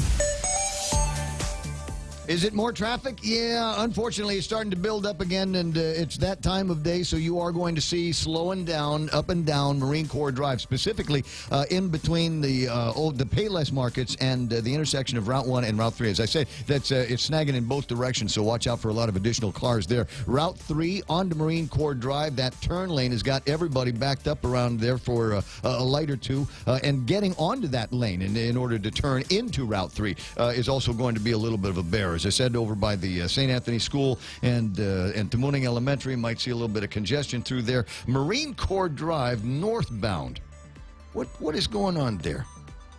Along the roadways, I've seen more traffic there today than I normally see. And then Route 7, that little snaky road that takes you from Agana Heights and the Navy Hospital into Agana. You might see some buildup through there as well. 7:34 in the morning. That's what traffic looks like on the point. Stop by any Circle K today and overload your For Real. It's simple. Pick out your favorite For Real shake, blend it, and then mix and match any 2 toppings for only $1. Overload your For Real with a variety of sweet treats like Oreo cookies, gummy bears, classic M&Ms or peanut M&Ms, and Reese's peanut butter cups. Simply add them to your For Real shake for an overload experience and enjoy. For Real Overload, only available at participating Circle Ks. Circle K. Take it easy.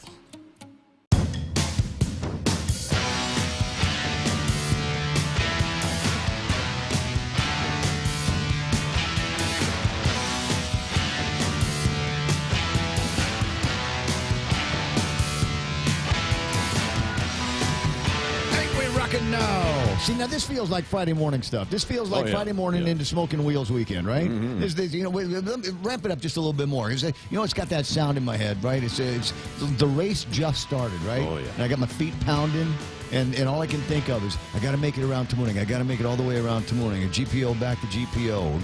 We'll go through the Hospital Road. We'll go through Fahrenholt. We'll go by the now infamous Granada Apartments and make our way. Hey, man, when J.I. is talking about your apartment building in the same breath as he's talking about the Hemlani Apartments, woohoo! We made it now. Well, and you saw the video I shared with us in our own company group yesterday. They were hot in there yesterday. I have no idea why. Evidently, maybe some domestic thing or something. But here's the deal. What's that? It's really not that bad. I see cops there maybe twice a month at the most. Okay. And usually going to the same place every time. There's an apartment across. One troublemaker. Huh? There is really. No, the one guy. there's Can't an get him to apartment move. all the way across down at the bottom, and that one they seem to go all the time. Because we got the village idiot out. We had one guy that was actually trying to start fights with all kinds of people. We got him moved out. Wouldn't that the case, speaking of village idiot, wouldn't that the case of the guy that got hit by the truck the other day? Was that he had already been moved along from someplace else for being drunk and disorderly and was walking back and forth, allegedly walking back and forth on Marine Corps Drive when he got hit? That, at least it's the story that I have heard among a number of stories that I've been getting mine. Yeah, crazy stuff out there. 7:37. Speaking of crazy, you almost never hear this story, but maybe it's because you get caught when you do it. Somebody got busted for stealing electricity from the Guam Power Authority. And let me put it this way, I'll put a fine point on this. He stole electricity from you and I. That's leakage. And if somebody is using electricity without paying for it, it makes the electricity that I use more expensive. So I'm glad, Patty Diego, that you guys have an auditing team out there. Yes, good morning, Ray. Good morning, Guam. Happy Friday the 13th. Woo. Oh, thanks again for the reminder on that. Well, definitely a precursor to Friday the 13th for this guy that got busted, huh? That's correct, and you're absolutely right. Energy theft is a crime punishable with fines from the court, and it is a theft from all of us who do own the power system. So I'm glad that you got him. How did they catch him? We do have a team within GPA. Well, first of all, let me back up a little bit. Yeah. You know, we installed the new technology of smart meters in our smart grid system. Right. So we are constantly monitoring, what's going on our side of the business. And when an anomaly crops up, we can make a prediction, or we have a team that can go out and investigate. Okay. So the internal audit team received a tip, which is another part of how we can help all the ratepayers. They received a tip, they went out to verify it, and it was confirmed. And about 80% of the tips we receive are true tips. So they do lead to us making corrections in the system. So just real quick, did the whistleblower, did he get a break on his power next month? Because I'll do that. I'll turn over on my neighbors if I catch them doing something wrong with their power. If you cut me off by, give me a break. I don't know, $100, $200. I didn't get that detail, but I could look into that part of it. But more importantly, Ray, in addition to it needing to be reported because of how it impacts the system, but it's very dangerous. Oh boy! When you have one hookup, and maybe that's someone thinks that that's a general case, but in many situations, it's more than one. And when you hook up the power illegally and you're bypassing the system, you're putting people and families and households at risk. And so, danger. Well, yeah, it's electricity, and if you do something wrong in your attempt, if you botch the attempt to steal power from somebody, there's that could go back to your neighbors. It could go back through the pig on the pole, the transmission wires. And there could be other consequences. I mean, it was just a couple of weeks ago we were talking about the generators flooding over at the hotel, and that was cause for electrical problems in the general area as well. So you never know what's going to happen back up the cascade when you mess with the power. You should never tamper with power. It is dangerous, it is illegal, and it is punishable. With fines. Okay. And just to let you know, I got some information that when the internal audit folks went out to the field, they do verify, they report it to the police, they get the case number, and we follow the reporting system so that we can recover what needs to be recovered to the authority. There's a fine for the investigation, and then we can look at back billing because we have that technology and information in the system that can show us the information we need, and then we take it, as far as we can take it. The courts do decide at the end what the final penalty will be. And I do want to ask you to help us. There's a hotline, 648-3199. Okay. And that number is on the back of your monthly energy statement or power bill. I never look at the back unless I'm late, and I need a phone number for somebody to reconnect me. That's the only reason why I ever look at the back of the bill. So 648-3199 is the hotline? Right. That's correct. And then there's also, you can reach us by email, IA, which is for internal audit, -RPS@GPA-GWA Guam, which is also on the back of the bill. So we do encourage and hope that people will report it. In addition to that, Ray, we have field people that go out, they see it, their eyes are trained, they see it, they report it. And we're constantly looking at all ways that we can make sure that the system remains intact and that, we have integrity there. Understood. And the last thing is just a real, well, not the last thing. I've actually got a couple of other questions for you. One of them has to do with the net metering program and a meeting that's going to take place on the 18th. And if you're unprepared to talk about it, I'll understand. But the independent nature, if you will, of this auditing team that you have, when I started rumbling around this morning looking for details on this, one of the people I talked to said, I found out about it when you found out about it. Even JB is kind of independent from those conversations. So this auditing team that you've got, they're kind of, how do I want to say it? Like Rangers. They're on their own. They're sharp and they're trained. And, energy theft is nothing new in a power system. In terms of GPA and how we formalized, with SOPs and having a structure in place goes as far back as 2002. But there is a team there. They report to the GM. They work closely with the board.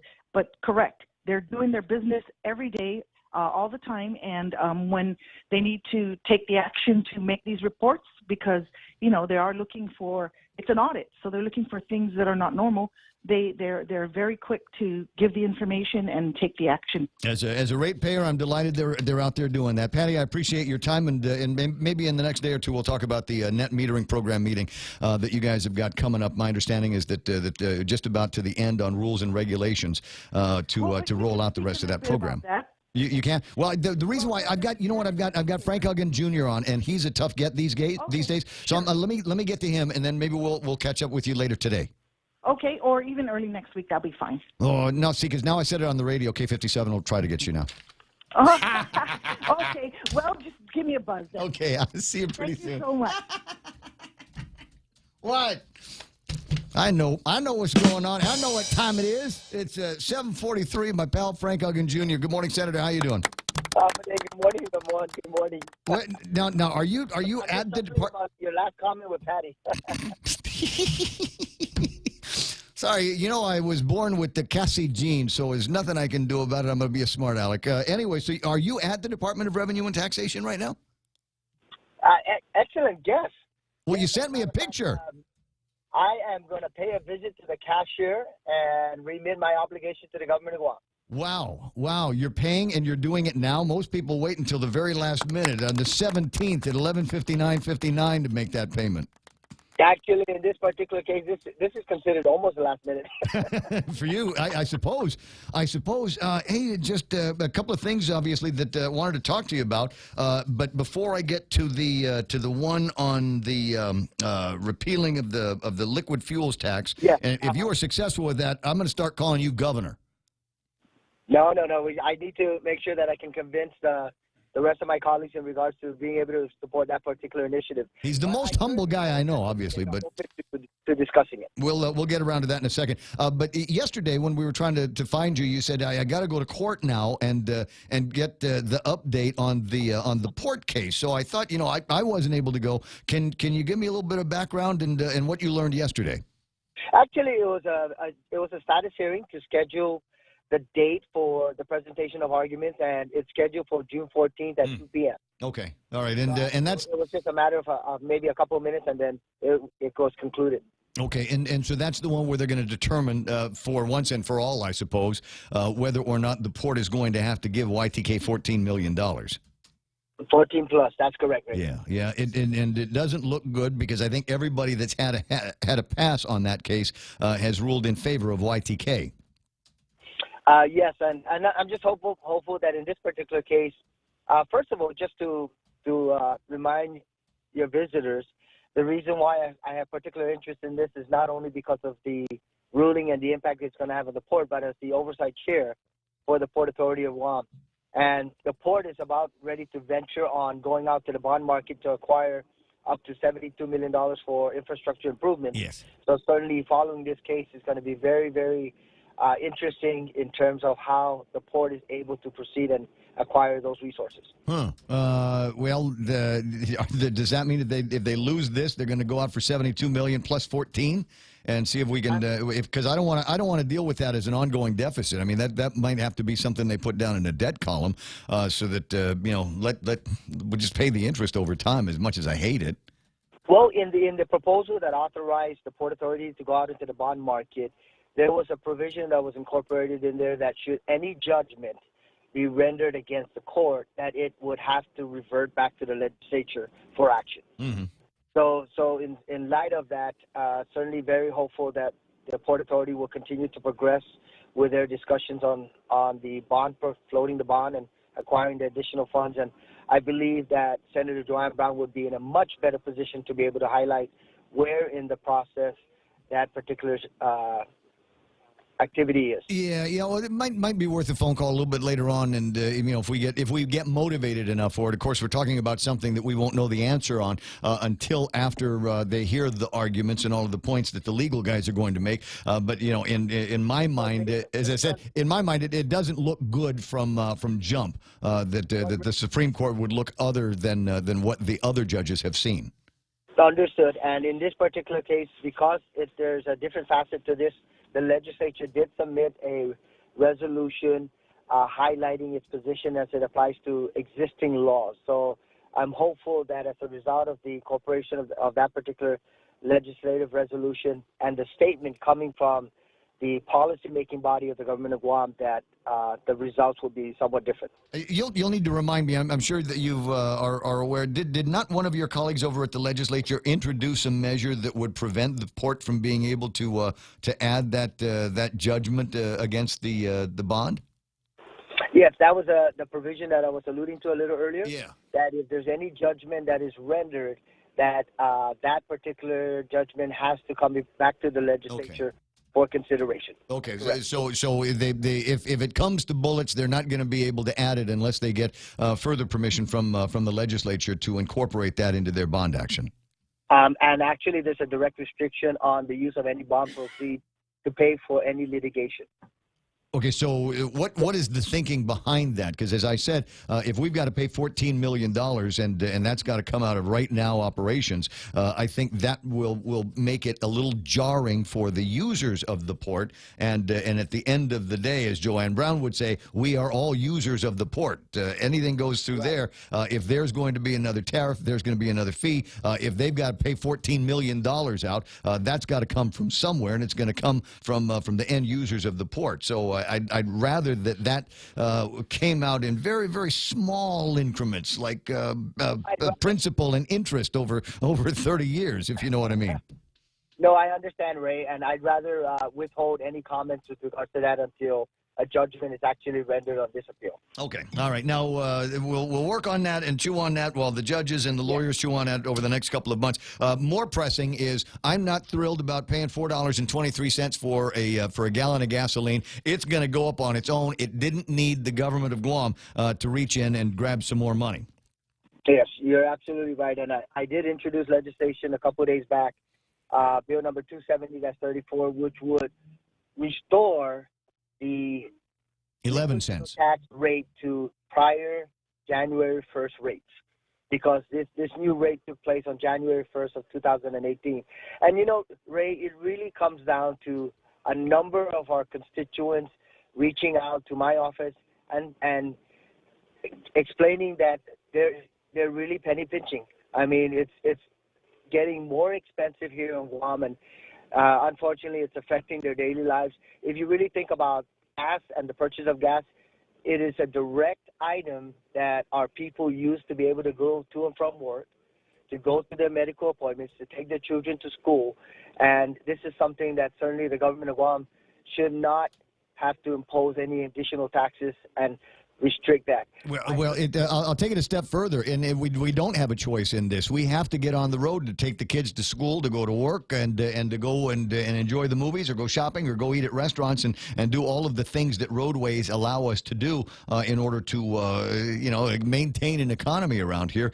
So yeah, we need the gas, and for all of the work that's been done on Guam roadways, they haven't really made it all that much more efficient for people to drive around. I'll give you an example. I was thinking about this yesterday. I was moving through 8, 10, and 16, and it doesn't matter how long that green light is. It's still only 3 or 4 or 5 cars will get through on that, because everybody goes slow to get over all of those little bumps they've got in that roadway at that intersection. You go through it every day. You know what I'm talking about. Yes, you're right. And Ray, just to share a real life story, I was talking to an individual 2 days ago, and he was saying that he may have to pull a couple of his kids out of sports, because right now gas is just getting too expensive, and to take their kids to sports every day and be able to continue to support them. And he doesn't want to do that. And in this particular case, the government really has to step in and do what we possibly can to maintain the cost of living at where it's at, and not add to it unnecessarily. Okay, I'll give you another reason why this is an onerous burden for the taxpayers and the people that buy gas to bear, is because we don't have there's another choice that we don't have. There's no public transportation, and we've got something that pretends to be public transportation, but it's unreliable. And if you ask the lady that was breathing in all that carbon monoxide once upon a time, perhaps even unsafe. So there's not a whole lot of options. If we had a good, reliable, safe public transportation system, Dad wouldn't have to take his kids to soccer practice. He wouldn't have to take the kids to their karate lessons. They could get on the bus. Go ride the bus, boy. And then when you're done, go back to the bus stop, come back. You're absolutely right, Ray. And that's one area that we certainly need to put additional emphasis on. And that's what we're trying to do. First of all, we need to make sure that the buses that are already in inventory, that they're out there in the streets providing services. And then we'll look at tweaking a few other things. But you're right. We need a reliable and a timely public transportation system, so that our people can go to and from work, go to their medical appointments, and rely on this public transportation system and not necessarily use the vehicles. Okay, I'm with you. Get all that done the first day after inauguration, and we're good to go. Well, you have my commitment that these are issues that we will address over the course of the balance of this year, because I chair that particular committee, and then we'll see what we can do based on our people's decision. Okay. Any chance that, and I don't know where you and Mike are together on this deal, but Mike's got that deal where he wants to roll back the BPT period, and that increase. You got any thoughts on that? While we're talking about chopping away at these incremental increases, burdens to the community. Well, first of all, Ray, I never supported the BPT. I recall. I do not support an across-the-board tax that is going to burden the entire community. That has been my position over the course of the last several months in terms of the discussion on tax increases. Now, in light of that, now take a look at some of the activities that are taking place. The governor has signed off on 700 plus, of not over 1,000 requests for H-2B employed workers. They will be landed, at least the first group, possibly in late May or June, and they will start paying into the government of Guam coffers by virtue of their employment. So, I mean, there are things that are taking place down the road that would increase the tax base and not necessarily have the government of Guam impose such a wide tax burden on our people, which is really affecting those who are most in need. And well, my position, Senator, is that it's fake. After looking at some of the headlines, some of the other news stories that we were talking about, this fiscal crisis is a fake. It's a ruse. There's money. They've put together more LTEs to take care of the work that CSS was doing. And they were covering all of the nut for it, but we didn't have the money when CSS was doing it, but apparently we've got the money now. We were in such dire financial straits, we've taken it out on the taxes with the people, but we're not going after the amnesty. I thought the amnesty was going to be an easy first, right now thing that we can do, and now they want to sit around and wait for a couple of months. I don't understand. I don't understand the delay. And you guys yesterday were talking to Ed Byrne, who wants the job as the boss at the Department of Administration. Now, if I understand it, I wasn't there. I'm just reading it from the media, so I want to make sure I got it right. My understanding, Senator, is that there are $10 million in the refund fund right now. I'm sorry, I was not tuning into that particular session. But I understand based on media reports, that's correct. Okay, so get $10 million, but they want to wait until they've got $25 million in the kitty. But why? Why? Why, Ray? I mean, that's exactly the question. Why wait? If in fact the money's in there, start processing these payments, give the money to the people who rightfully own it. Right. So what do we wait until it's $25 million? So give us time to write the press release. I don't think we should wait any longer. Just we have the money, pay the tax refunds because that's an obligation on the part of the government of Guam. Glad you and I are on the same page for this. So maybe when you get back to the office, somebody can make a telephone call and find out what the delay is. They've sent out tax refund checks in batches as small as $2 million, $1 million here, couple of $1 million there. I don't understand why, if there's money in the fund, it's not like they can use it for something else once it's in there. Right. Why not send it out today? Well, they're restricted from using it once it's deposited into that particular fund by virtue of a court order. So, that being the case, you're right. They should just pay the tax refunds, remit the money to our people, and let them start spending their own money.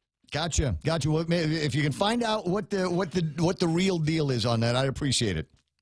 You got it. All right. Thanks, Lamont. No, thank you for the time. I'll talk to you pretty soon. Like I said, you get this thing done with the rollback on the fuels tax. Like I said, I'll start calling you governor in public. Thanks, Ray. Enjoy your weekend. I will. And to all people. Okay. There it is. That's Frank Uggan Jr., ladies and gentlemen. Disclosure, yes, he's running for public office. He's running for the office of the governor. And a couple of minutes on the radio talking about stuff that's important, vital to all of us. I don't think that was a waste of time at all. A couple of minutes away from 8 o'clock in the morning, would you believe? And the half hour started with a conversation with Patty Longdiego from the Guam Power Authority, fund that they might have over there with the auditors going out and busting guys. There's auditors in all kinds of places. Kevin and I used to work many years ago, and I'll say his name, and you'll immediately see him in your mind's eye. Big John Pulatu. You remember Big John? Big John was an auditor at Guam Cable TV back in the 80s and the 1990s, and his one job was to drive around in it was the shiniest, cleanest truck on the compound because he took care of his tools. He drove around and listened to the radio on one frequency, and it wasn't hit radio whenever it wasn't, in any of the AM stations. It was what we called the Wobbler channel. And you might remember years and years ago flipping through the FM dial, and then you'd hear this noise, this little echo noise, and it was a sound that was injected into the system to detect leakage. So if somebody was stealing cable, he'd drive by their house and hear the Wobbler channel going off and know that somebody was swiping cable TV back in those days. That's how they did it. I never knew that. That's how the Wobbler system worked. That's how the auditing system worked over in. I don't know how they do it now because everything is digital. And I don't know. I haven't seen or heard from Big John Pulatu in a long time. He taught me a phrase I'll never forget, and I always say this to my Samoan friends. It's talofa lewopele, which is hello, high talking chief, because he was a high talking chief. They probably find out you steal cable on Facebook. Yeah, hey, look what I'm watching now. No, you didn't pay for that.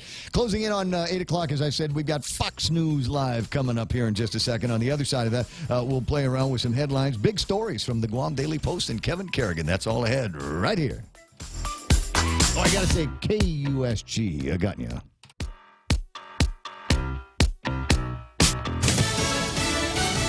Looking at responses, I'm Lisa Lacera, Fox News. The administration continues to examine evidence that Syria may have carried out a chemical weapons attack last weekend. There have been a number of these attacks. In many cases, we don't have troops. We're not engaged on the ground there.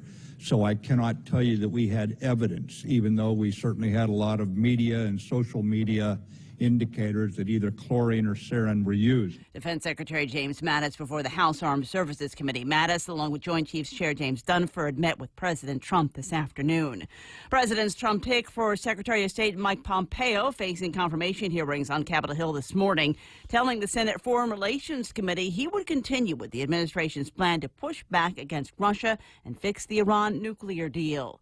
Days after National Guard troops were sent to the southern border, Texas Governor Greg Abbott gets an update on the operation.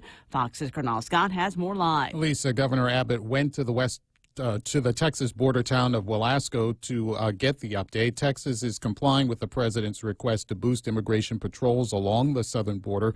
Texas has kept about 100 guardsmen along the border for years. Abbott says more than 700 are patrolling now. That number is expected to increase at the rate of about 300 per week until it gets up to about the number of 1,400. Abbott says troop morale is high and volunteers are offering their service. He called the operation necessary to combat an increase of crime and drugs across the Mexican border, Lisa. Grinnell, Missouri Republican Governor Eric Greitens issuing another statement regarding allegations of sexual misconduct, saying the attorney for the House committee investigating him had hid evidence that would exonerate him. A woman claims Greitens was physically abusive towards her during an unwanted sexual encounter. He denies those allegations. Fox News, fair and balanced. For more than 40 years, we've managed our island's most precious resource, your health. Take Care's benefit plans allow members access to more than 120 medical providers, 40 dental providers, and 18 pharmacies in the region. Take Care's health plans ensure members in Palau, Saipan, and Guam receive the care they deserve. Our programs and wellness classes have proven results for our valued members, and our commitment to your health never been stronger. Take Care, our island, your health plan. Yes, money is something we should talk about and plan for and use to make life better. It's how we make our giant leap from where we are to where we want to be. So let's talk together and work together to check off shiny new kitchens, fully nested dorm rooms, and bucket lists with more countries than our passports can hold. Let's check them all off together. First Hawaiian Bank. It all starts with yes. Member FDIC.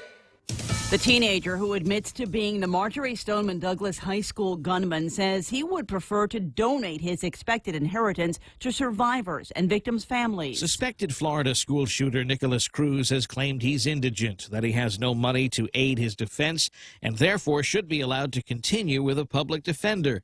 But Cruz has amassed a small amount, some $30,000 in donations, and when he turns 22 is due to inherit nearly $800,000 from his deceased mother. Cruz's lawyer tells the judge he doesn't want a penny of that fortune and that it should all go to the benefit of victims and survivors. In Miami, Eben Brown, Fox News. Authorities in Northern California say recovered vehicle debris and personal items confirm that an SUV seen plunging into a river belonged to a family that disappeared last week. The vehicle itself and the bodies of the family members have not yet been recovered. After more than 3 decades of freedom, an Oklahoma fugitive back behind bars. One of Oklahoma's most wanted has been captured after more than 35 years on the run. The U.S. Marshals Service says 58-year-old Stephen Paris was arrested Thursday morning at an office in Houston where he was working under the name of Stephen Chavez. The Marshals Service says they were able to track Paris down when his mother's obituary listed a son named Stephen Chavez living in Houston. Officials say Paris escaped from a Muskogee, Oklahoma correctional facility in October of 1981. He had served about 19 months of a 9-year prison sentence for drug distribution and possession. Rich Dennison, Fox News. Heather Locklear has pled not guilty to charges she attacked deputies who answered a domestic violence call at her Southern California home. Authorities say Locklear kicked, pushed, and shouted at deputies who were answering a report that she'd been violent with her boyfriend on February 26th. She was not charged with domestic violence. Lisa Lacera, Fox News Radio. Every time I travel, there's something from home that I can't leave without. I take my Docomo Pacific Data to Go to share my stories in Taiwan, check subway routes in Tokyo, be my food guide in Hong Kong, meet new friends in the Philippines, make updates in the States, find my way around Korea, and check out all the cool shows in Singapore. It's the data I have in all the places I love for only $10 a day. Data to Go from Docomo Pacific. Better together. For over 55 years, Community First has served our island as a full-service financial institution. And now, we're proud to introduce the new Community First Student-Run Credit Union, open in Mangilao on Route 10, Guam's first student-run financial institution, which means it's operated by college students like us, ready to serve all our members, existing and new. We're just down the road from UOG and GCC. Community First Guam Federal Credit Union, now open in Mangilao. This credit union is federally insured by NCUA. In illness and in wellness, Calvo's Select Care is health care that is there for you. That's why over 80% of the Guam medical community places their trust and insures with us. We offer our members wellness and fitness programs for a healthier lifestyle and provide a comprehensive medical network on and off island to help members from unexpected illnesses. Contact Calvo's Select Care today for more information. This time, let's hear it from the first KFC female colonel. Smoky Mountain Barbecue, fried chicken so crispy and sweet. That crispy fried chicken. All right, stop, I can't do this. I thought if I dressed up like a country music legend, it would help KFC sell my delicious new Smoky Mountain Barbecue. KFC, it's finger-licking good. Relax, enjoy, and be greeted by the spectacular view of Hagåtña Bay when you visit the Point at the Sheraton Laguna Guam. Gaze into the beautiful sunset as you unwind to the music of Philip Garcia and Natasha on Wednesdays, Mama Shar and Nina on Thursdays, Philip Garcia and Luis Muñoz on Fridays, and Jack Larimer on Saturdays. Open daily from 8 a.m. to 11 p.m. Happy hour from 5 to 8 p.m. with all cocktail drinks for $7. Receive a discount when you present your SPG card. Call Peter Yaban at 646-2222 for reservations at the Point at the Sheraton Laguna Guam Resort.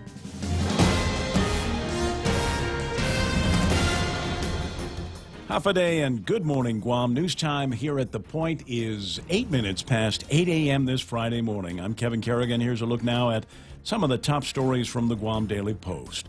Police have seized a growing amount of cocaine in recent drug raids, raising concerns of a new drug threat to rival the dominant illicit drug delta on Guam, which has been methamphetamine. At a news conference yesterday, GPD Police Chief Joseph Cruz said, "We're seeing more of it crop up, and it's something we're taking a look at." On March 17th, 4 pounds of cocaine wrapped up and secured in an inner tube floated ashore behind the Hawaiian rock quarry in Manilao. On April 7th, police arrested a couple in Chalampago and seized both cocaine and meth. This past Tuesday, federal and local law enforcement authorities arrested 2 men in Sinahanya, seizing more than 50 grams of coke. And then again on Wednesday, the next day, meth and cocaine were found during a raid at a home in Totu. Local law enforcement personnel confirmed for the Guam Daily Post that the cocaine is currently being sold on the island for between $600 and $700 a gram, much higher than crystal meth, which now goes for only between $300 and $400 a gram. The U.S. General Accounting Agency has released the results of an extensive study of veterans' health care throughout the Pacific and here on Guam. The report makes 4 recommendations to the Department of Veterans Affairs related to veterans' health care here on island. The VA, they say, should require all their health care clinics to review processes for referrals to determine why VA policies aren't being followed. The VA should also ensure that Guam's VA clinic clearly define and document the roles for clinic staff who refer veterans to Guam's Naval Hospital. The VA also needs to ensure that the VA clinic improves communication with Naval Hospital to verify the availability of services as well as promote physician recruitment and retention. Guam Delegate Madeline Bordallo and the delegates from American Samoa and the CNMI asked for the GAO report. Bordallo in a release this morning saying that the report underscores the need for more to be done to improve health care for veterans on Guam and throughout Micronesia. We'll have more news after this. At Micronesia Renewable Energy, values matter. So all of their solar energy systems come with guarantees and the most value. No shortcuts, all quality. It's giving you that solar energy system at the best price. It's using highly efficient solar panels with typhoon-proven racking, built by highly skilled local technicians, so your system performs and saves you money. It's total peace of mind all the time. Not all solar companies are created equal. For experienced quality solar, it's MRE. Call 632-2613.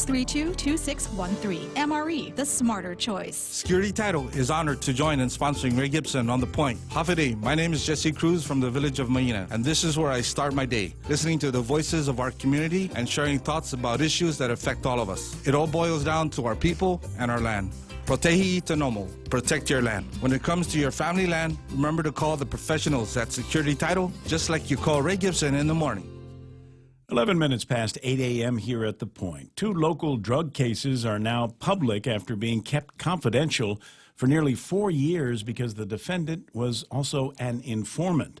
The government's criminal cases were filed against Carl Kevin Wickremesuriya in the Superior Court in 2014 and 2015. The cases were unsealed just yesterday. Wickremesuriya is scheduled for sentencing on April 19th before Judge Vern Perez. Defense attorney Curtis Vandevelde confirmed that his client entered pleas for minor drug charges, and the cases had been kept confidential because of his client's cooperation.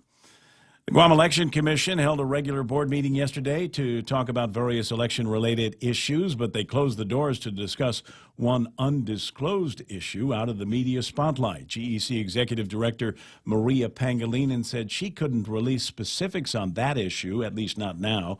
Pangilinan said once the commission has reviewed the concern, it'll issue a statement.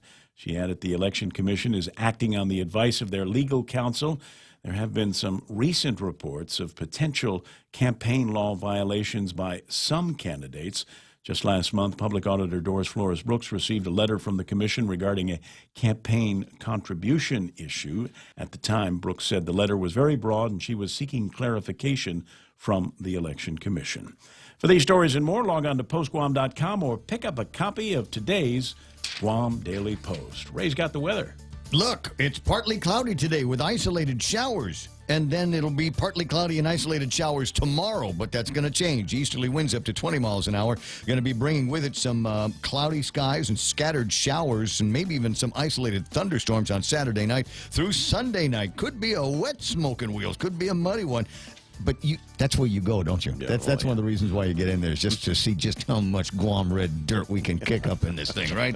So you might get some of that. Winds east up to about 20 mph. Overnight lows of 77 degrees. Daytime highs about 87 degrees over the next couple of days. Sunset about 6:33 in the evening. It's been coming up earlier and earlier, and the days are going to start getting longer and longer. Yeah, summer. 6:09 this morning, probably 6:08 tomorrow morning as people tow up for the Chuck E. Cheese race that's going to be down in the GPO place. I'll see if I can get some more details as we venture into sports here on the program. It's 8:13. That's news and weather together on The Point. GTA's best internet deal has arrived. With fiber internet, you get up to 50 megabits of data per second for only $50 per month. And if that's not enough, Fiber Internet 50 plan includes free Wi-Fi. But this offer will only last through the month of April. So sign up today and get ready for faster downloads, more streaming, a better gaming experience, and a stable connection across multiple devices. Conditions may apply. Visit gta.net for more details. GTA, your island, your network. Portions of the program, remind me I make that phone call, okay? Portions of the program brought to you by my friends over at King's Restaurant. And King's and Chuck E. Cheese, they're like simpatico. They're together that way. So King's wants to remind everybody about signing up today for the big Chuck E. Cheese race. You can do that over at Chuck E. Cheese, obviously, in their Tamuning location. So check them out and get that done. And then go back over to King's and have yourself a delicious, nutritious runner's breakfast. You can do the carb load for the 5K, right? Fried chicken. Fried chicken for breakfast. Yay! With ice cream, they have ice cream there. They've been serving families like yours for decades, and they'll continue to do so. Always open, always local. King's Restaurant. When the power goes out on Guam, the little things can become surprisingly big. Small comforts are often the things we miss most during a power outage. That is why Kohler built the fastest responding generator sets in the industry. Whether you are at home or away, a residential Kohler generator will enable you and your family to live life without interruption. Kohler gas, LPG, and diesel power systems are available from Morrico Equipment, LLC on Epal Road. Call 649-1946. That's 649-1946. Don't forget to click on to MorricoEquipment.com. Don't forget to call Security Title. If you're buying a house today, is that what you're up to? You wake up this morning and go, I think I'm going to buy a house. And just look at the MLS.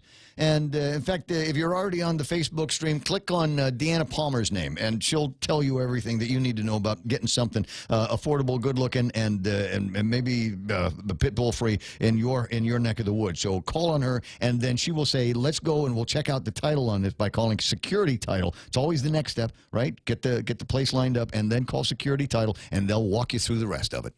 Triple J says yes. Zero down? Yes. 1.9% financing? Yes. Easy trade-in? Yes. No payments for 90 days? Yes. We'll have you saying yes, too, to these amazing deals. Like our big boy truck, the Ford F-150 at only $217 per paycheck. Or the top safety pick Mazda CX-5 Sport at only $194 per paycheck. Or turn heads in the Mazda 3 Sport or the sleek and sophisticated Kia Soul. Both for only $129 per paycheck. Visit us online at triplejguam.com. Some conditions apply. See dealer for details. Triple J. Customers first. The Ray Gibson Show. Call now. 888-TALK. That's 888-8255. Man, oh man, oh man, oh man. You know what? This is going to be one of those Fridays. It's going to be a weird Friday, and then this is going to be one of those weekends where it's just going to be so busy. It's just so jam-packed. There's going to be so much going on. You'll be begging to get back to work on Monday. You'll be sitting around the house on Sunday and going, that's it, man, I'm fried. I can't take any more weekend, right? I feel like that next weekend, too. Smoking wheels. Oh, yeah. Next weekend's we massive. got stuff. I got a wedding in my personal. I kicked things off Friday night with a wedding down south, no less. Wow. So, yeah. It's like that. So it's springtime, though. Everybody's coming out of hibernation, moving around a little bit. Everybody's got their taxes filed, just twiddling their thumbs, waiting for their checks. No, they wait a little bit longer because it's apparently they've got $10 million, but they want to wait until there's 25. I saw that. I don't know why. I cannot think of a good reason why we have to wait. They've sent them out in smaller increments. I mean, look, even the sports guy gets it. Yeah. Even the sports guy is paying attention to it. You know why? Because he's probably one of the guys that as soon as he had all of the paperwork filed and put your return in and going, okay, if I put my return in early, I ought to be able to line up for it early, right? That's true. And if they've got the money, why don't they give it to you? Why don't they? It's your money. That's true. And I did my due diligence. I filed before Feb 1. Right. Because that's my philosophy. If you don't get in, but like if you are filing after the first week of February, you might as well just wait till tax day because you're just going to get it at the same time. I just downloaded my form. See, now this is good. I mean, there's people listening going, okay, I knew he was a sports guy, DJ on Star 101, just thinking he's like one of those millennial Tide Pod eaters. But no. See, Blake's paying attention. That's what fatherhood will do to you. That's true. Fatherhood did that to you, right? Yeah. That and working under you, for show prep. I'm always trying to keep up with the know. Oh, did you? I felt that stroke. Did people listening? Could you feel the stroke too? Nice. That was groovy. All right, you get to keep working it. And I've already been paid, so that was just for free. There. I feel like playing this one. We got the feels in here tonight. So maybe let's switch it up. Let's get another music bet in here. How about Blake with sports?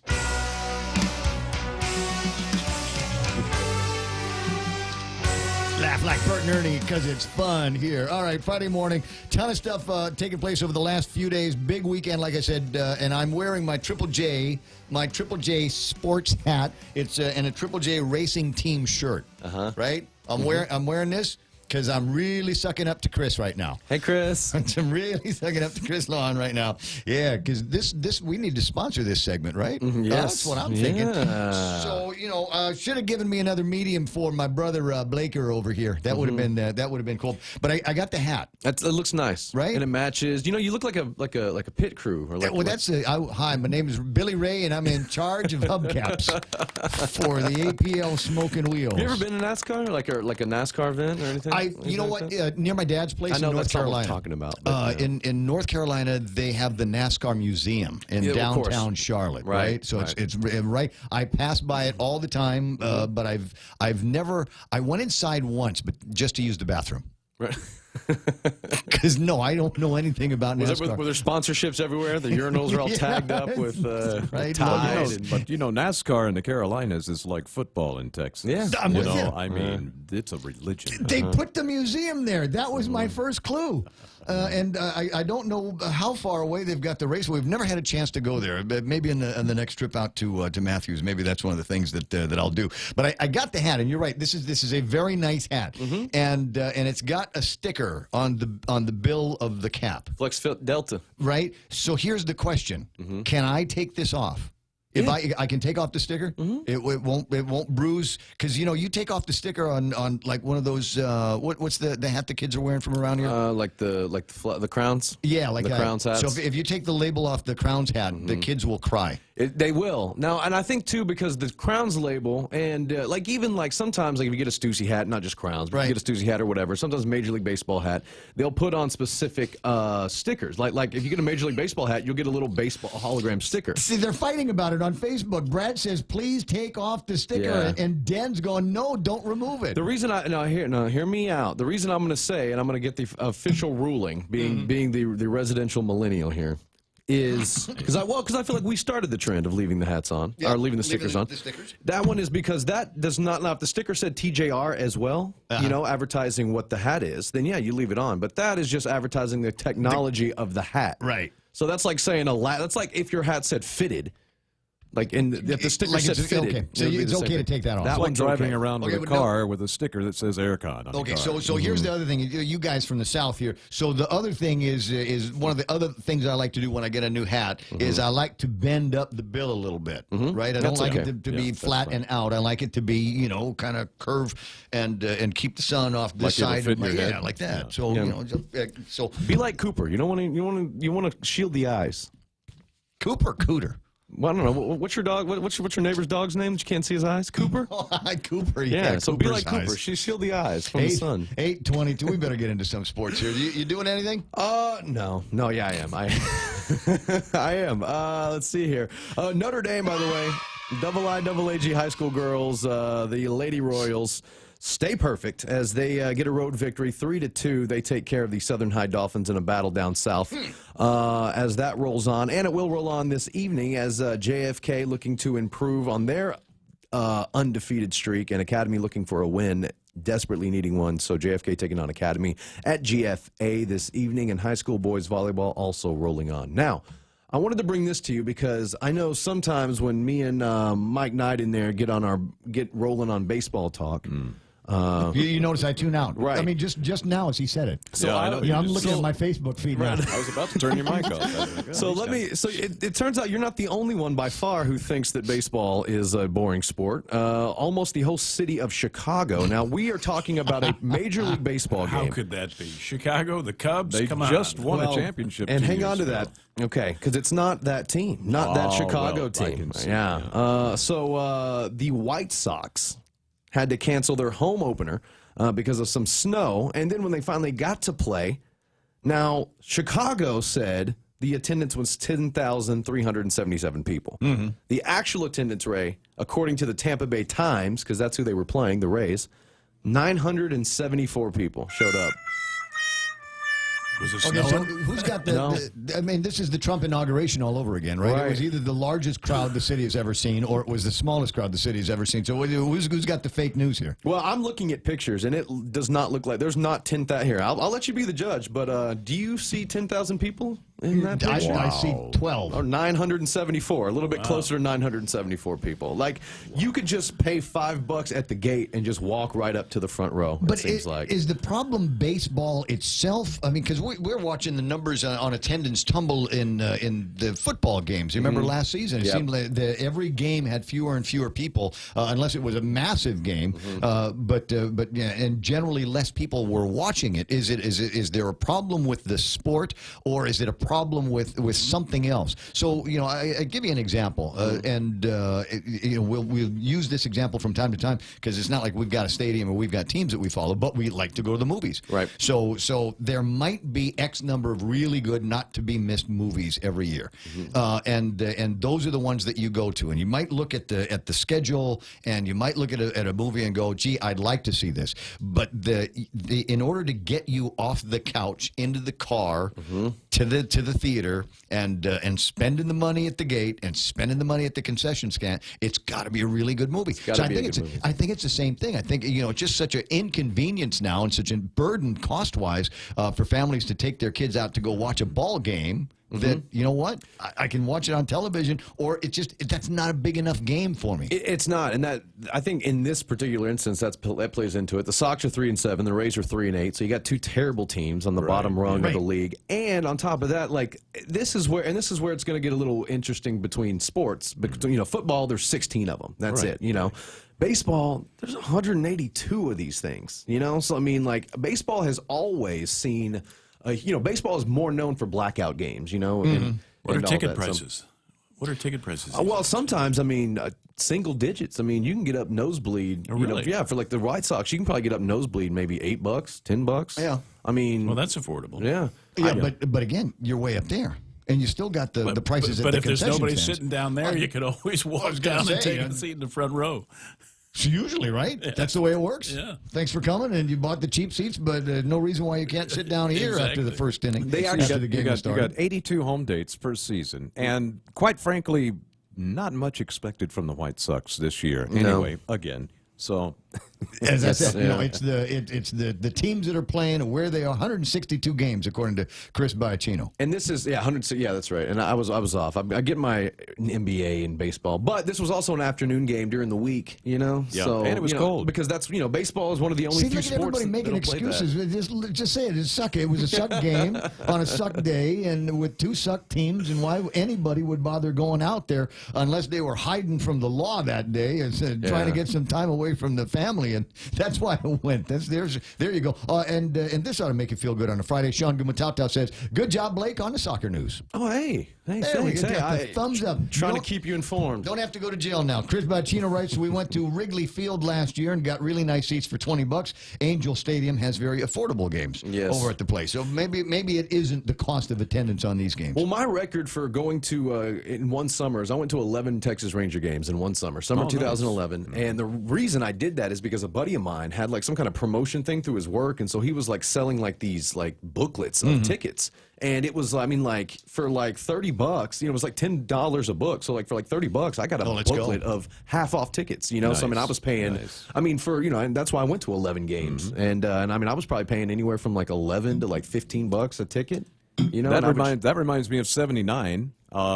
Back in the day, went to 40 games in 1 year because general admission seats were $1. There you go. So you'd get in a nosebleed, but after fifth inning, you can move down anywhere in the stadium. All right, you so wanted maybe here's the thing.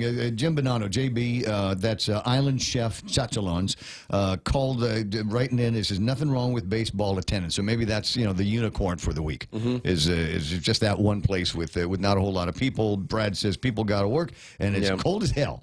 So maybe all of these excuses you guys are piling on have something to do with it. But they are two suck teams, right? Yeah, yes. And in other news, another suck team, just to kind of compare because it happened in the same week, another low opener. Now, not in the hundreds, but the Miami Marlins this Wednesday drew 6,150 fans. The reason that made news is because the Major League club drew less fans than the AA affiliate, the Jacksonville Jumbo Shrimp, where 6,960 people showed up to watch them. What's the name of them? Jacksonville Jumbo Shrimp. Jumbo Shrimp. Nice. So 6,150 fans showed up for the Marlins and 6,960 for the Jacksonville Jumbo Shrimp. Very nice. Very nice. That was also this week. All right. So as I said, we got the APL and the Smoking Wheels. You're going to try to make it up there, maybe do some coverage, It's see always what's fun. going on. Mhm. It's always fun. Possibility that it might rain. We got two major races: the Chuck E. Cheese race tomorrow morning, and then tomorrow afternoon. And it wouldn't surprise me if I saw you there, because I know you got the spirit of an athlete. Number one, and number two, there's beer at the And music. Hagutnia City Run. Yeah, I'm sure there'll be something playing in the And speakers. music. Yeah. Right. Yeah. So beer and music and food. I'm there. Opportunity to go out there and run 2 5Ks in one day. It's doable, and don't hold yourself back, guys. Happy Friday the 13th, by the way. You'll be able to do all of that. I have not noticed the Friday the 13th feel since I acknowledged that it was Friday the 13th. But otherwise, the first couple of minutes of the program today, rocky start.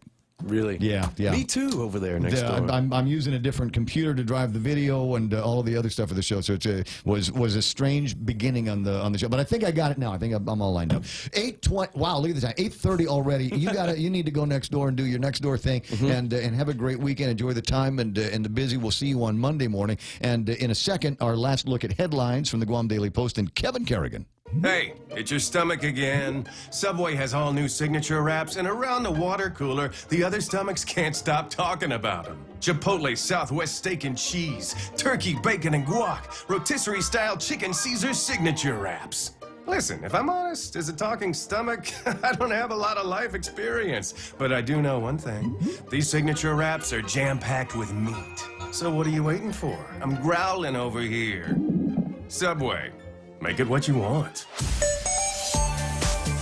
Right now, traffic. Let me just take a quick look at the gizmo and let you know which area to avoid right now. And unfortunately, the real hot spot is going to be Route 3, trying to get onto Marine Corps Drive. That's as busy as it gets. But at 8:30, you figured it would have wound down by now. What have I got happening down in the Tamuning area? Still a little bit of mess over by Parisville, huh? Okay, well, expect maybe a couple of cars or two more than usual as you make your way through there. And coming out of route number 7 and Marine Corps Drive, that's the entrance to Eddie's office at the old Auto Masters. You might see a line of traffic through there by the gas stations. 8:30 in the morning, that's right now traffic on the point. Many things on our island need attention. The Gutierrez Bordalio team understands the importance of addressing problems and finding solutions to all quality of life issues. Gutierrez Bordalio is committed to marshal all public and private partnerships. They will create positive improvements like rebuilding both Paseo Stadium and Guerrero Baseball Field into first-class venues to reinvigorate Guam's favorite pastime and repurpose the Chamorro Village Festback structures, ensuring they are fully and constantly utilized. I'm Carl Gutierrez, and I approve this message.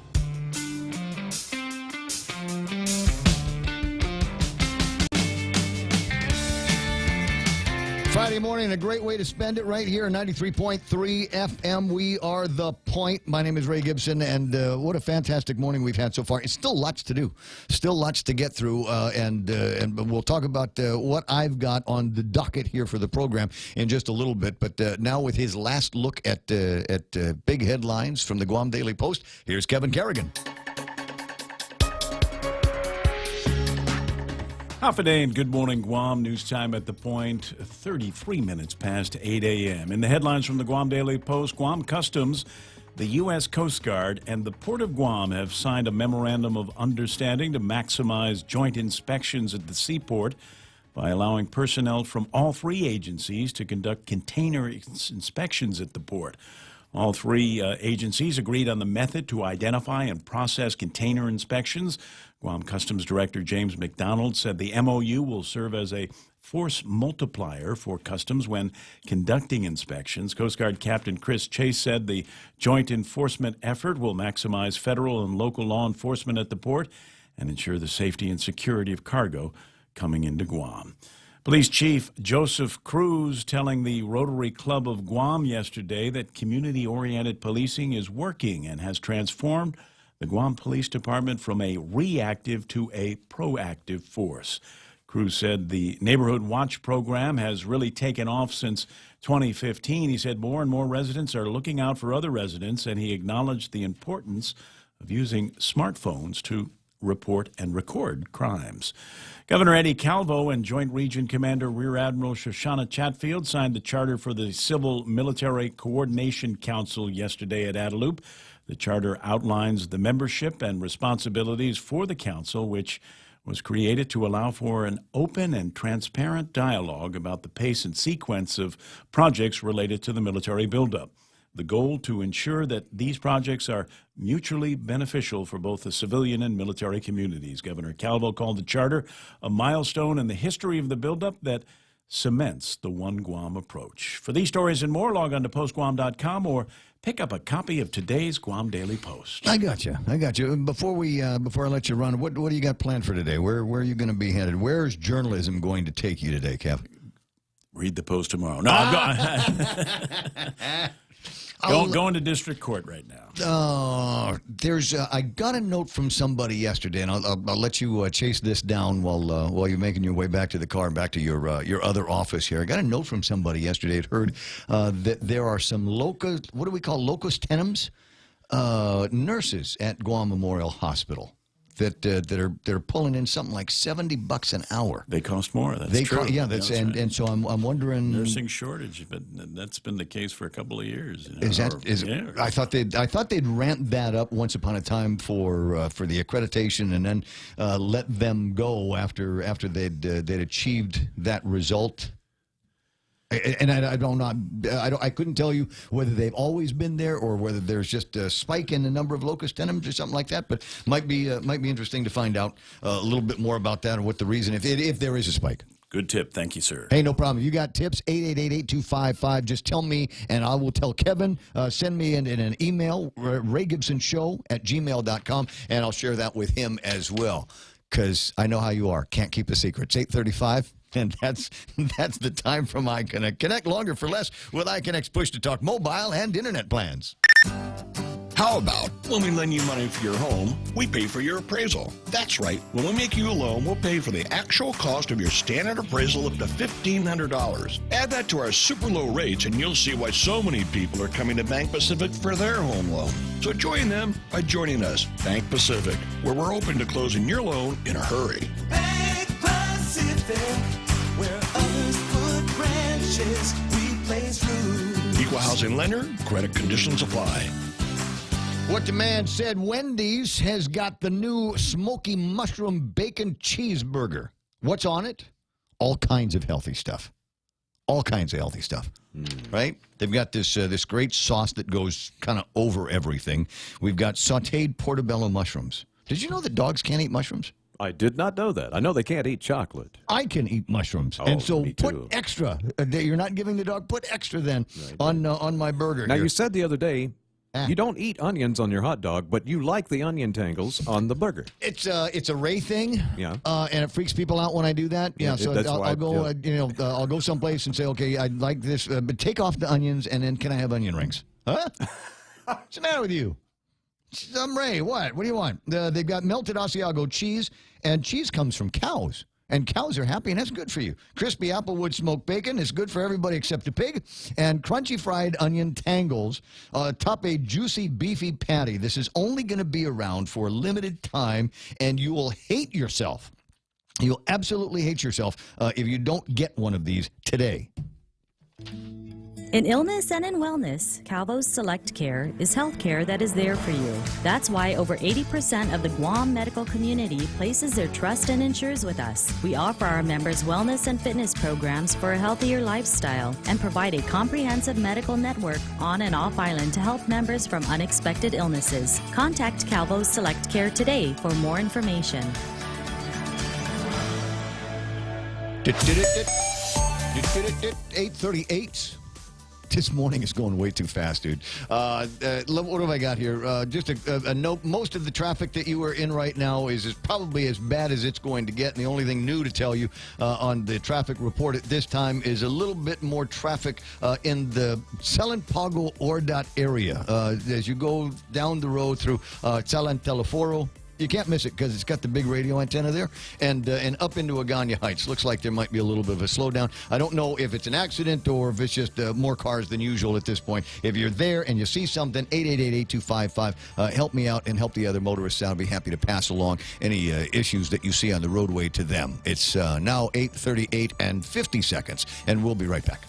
The stations of Choice Broadcasting are celebrating April 2018 as National Earth Month in the first ever Upcycle Mascot Showdown. We've invited the public elementary 5th grade classes to set the example and build their school mascots completely out of recyclable material. Come down to the Chamorro Village Festival Huts on April 21st from 1 p.m. to 4 p.m. for upcycle-themed games, chances to win prizes, and a special performance from Body Arts Dance Studio. Don't forget to stop by the Guam Girl Scouts booth to learn how you can make a cleaner, greener effort in your community. Support your school's mascot and be sure to vote for your favorite. Judges pick the first place winner. The public votes for the second place winner. Celebrate Earth Month with our students in the Upcycle Mascot Showdown. Brought to you by Leo Palace Resort Guam, Dr. Yang Dental, JV International Safety Equipment Company, Denny's of Guam, Jams Media Productions, and The Point.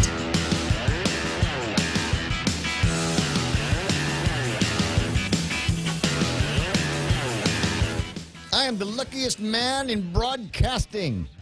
I am fortunate in my personal life to be surrounded by intelligent and lovely women, and fortunate in my professional life to be talking to some intelligent and lovely women, as evidenced by a bunch of names of girls that I'm seeing on the Facebook feed. What did I just say?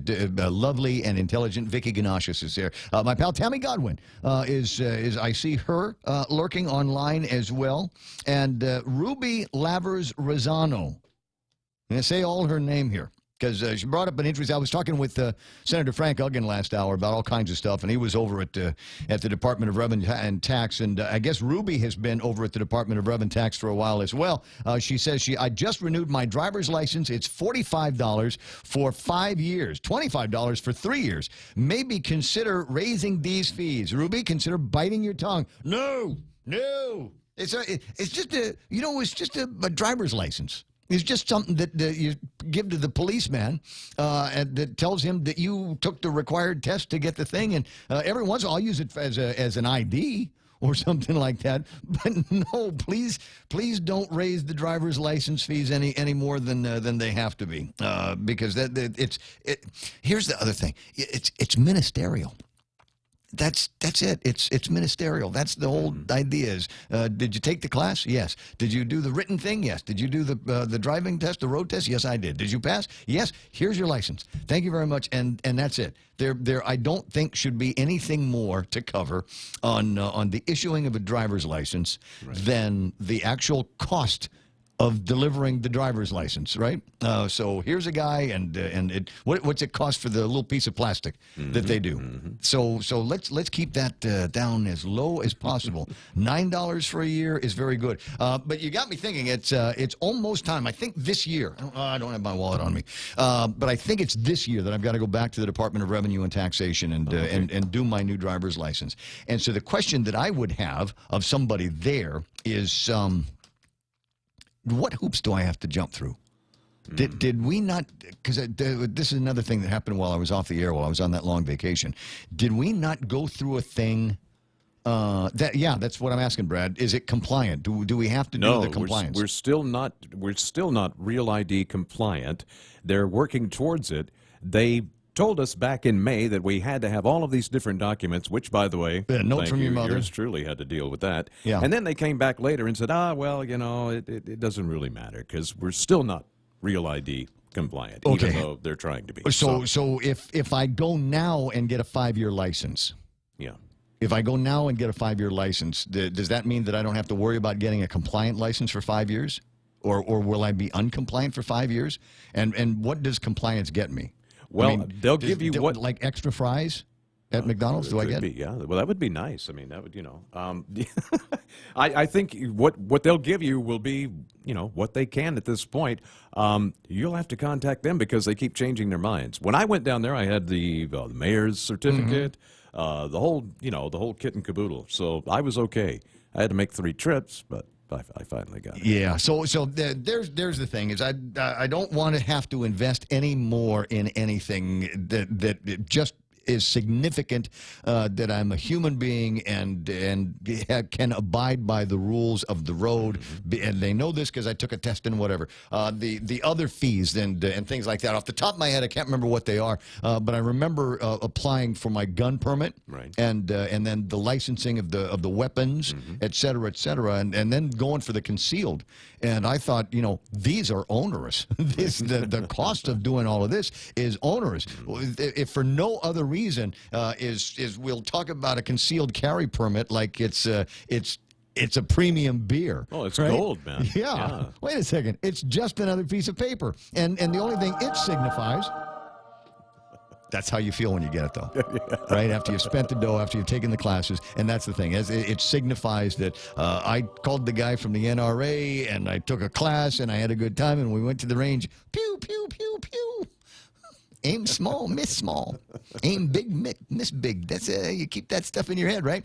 But I thought the prices to do that had nothing to do with the cost of actually delivering this service. Everything else you pay for, right? I mean, you got to line up and get the federal investigation. Okay, so there's a cost to that, and so you pay that cost, and that gets kind of factored in. But otherwise, the rest of the cost for everything else, I didn't see it. We need to talk about doing all of this stuff and realign the prices for the actual costs of being able to provide the service. 8:45 in the morning, and maybe see if you can line up Patty again, and because I wanted to get to the end of the conversation today about what they're doing over at the Power Authority. There's a net metering program, and they've got a meeting on the 18th, and I think on that meeting on the 18th, this will come in handy for those of you that are thinking about getting one of those solar systems at your house. And there's a couple of different ways that you can do it. You can do, MRE, big sponsors of the show. You can work with them on installing something like that for your place. Or if you're a DIY guy, right? If you're a DIY guy, do it yourself. It's not hard. There's 3 wires, right? When you feed it into the meter, you might need to bring in an electrician. You call Cal and the guys over at Kindle and have them come in and snake the wires through the panels and make it so that it is correct and that your meter can actually go backwards. And so that's the idea. You just start making more electricity. I cannot tell you the number of hours I've plowed into the concept of doing my own, making my own electric company. Because as we will point out to you, most days, there's a lot of sunshine on Guam. There are places where you get enough wind. Might be able to spin that propeller around enough to be able to make a decent amount of electricity. And you can combine all of those things. You take your solar power and you stick it into the smart inverter, and you take the power comes off of your windmill and stick that in there. And there are even things that you can buy, impellers, if you live in a place that has a river going through it. And the river is always moving because it's always raining somewhere, or in the States, there's always snow melting somewhere. And if you can get the impeller to spin around fast enough, you can make electricity out of that and feed the rest of your systems with it. And so pretty soon, you're making more electricity than what you are taking from the grid. And at that point, you ought to be able to sell it to the Guam Power Authority. That's what I think. And they ought to be able to pay it. And so I think they've got a plan finally on how they're going to roll that out. And I'm kind of curious. If we can't find Patty, see if you can get Joe or Simon or Francie or one of the guys on. Because they're the first people that are going to get it. The Consolidated Commission is the first guys in line that are going to get some of that.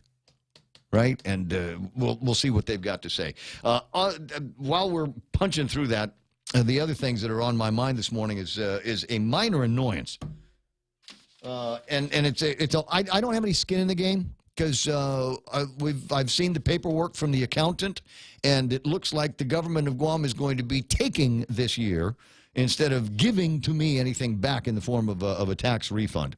So it's not like I got any skin in the game when it comes to tax refunds, any more than just to remind you that it's your money that they're holding on to.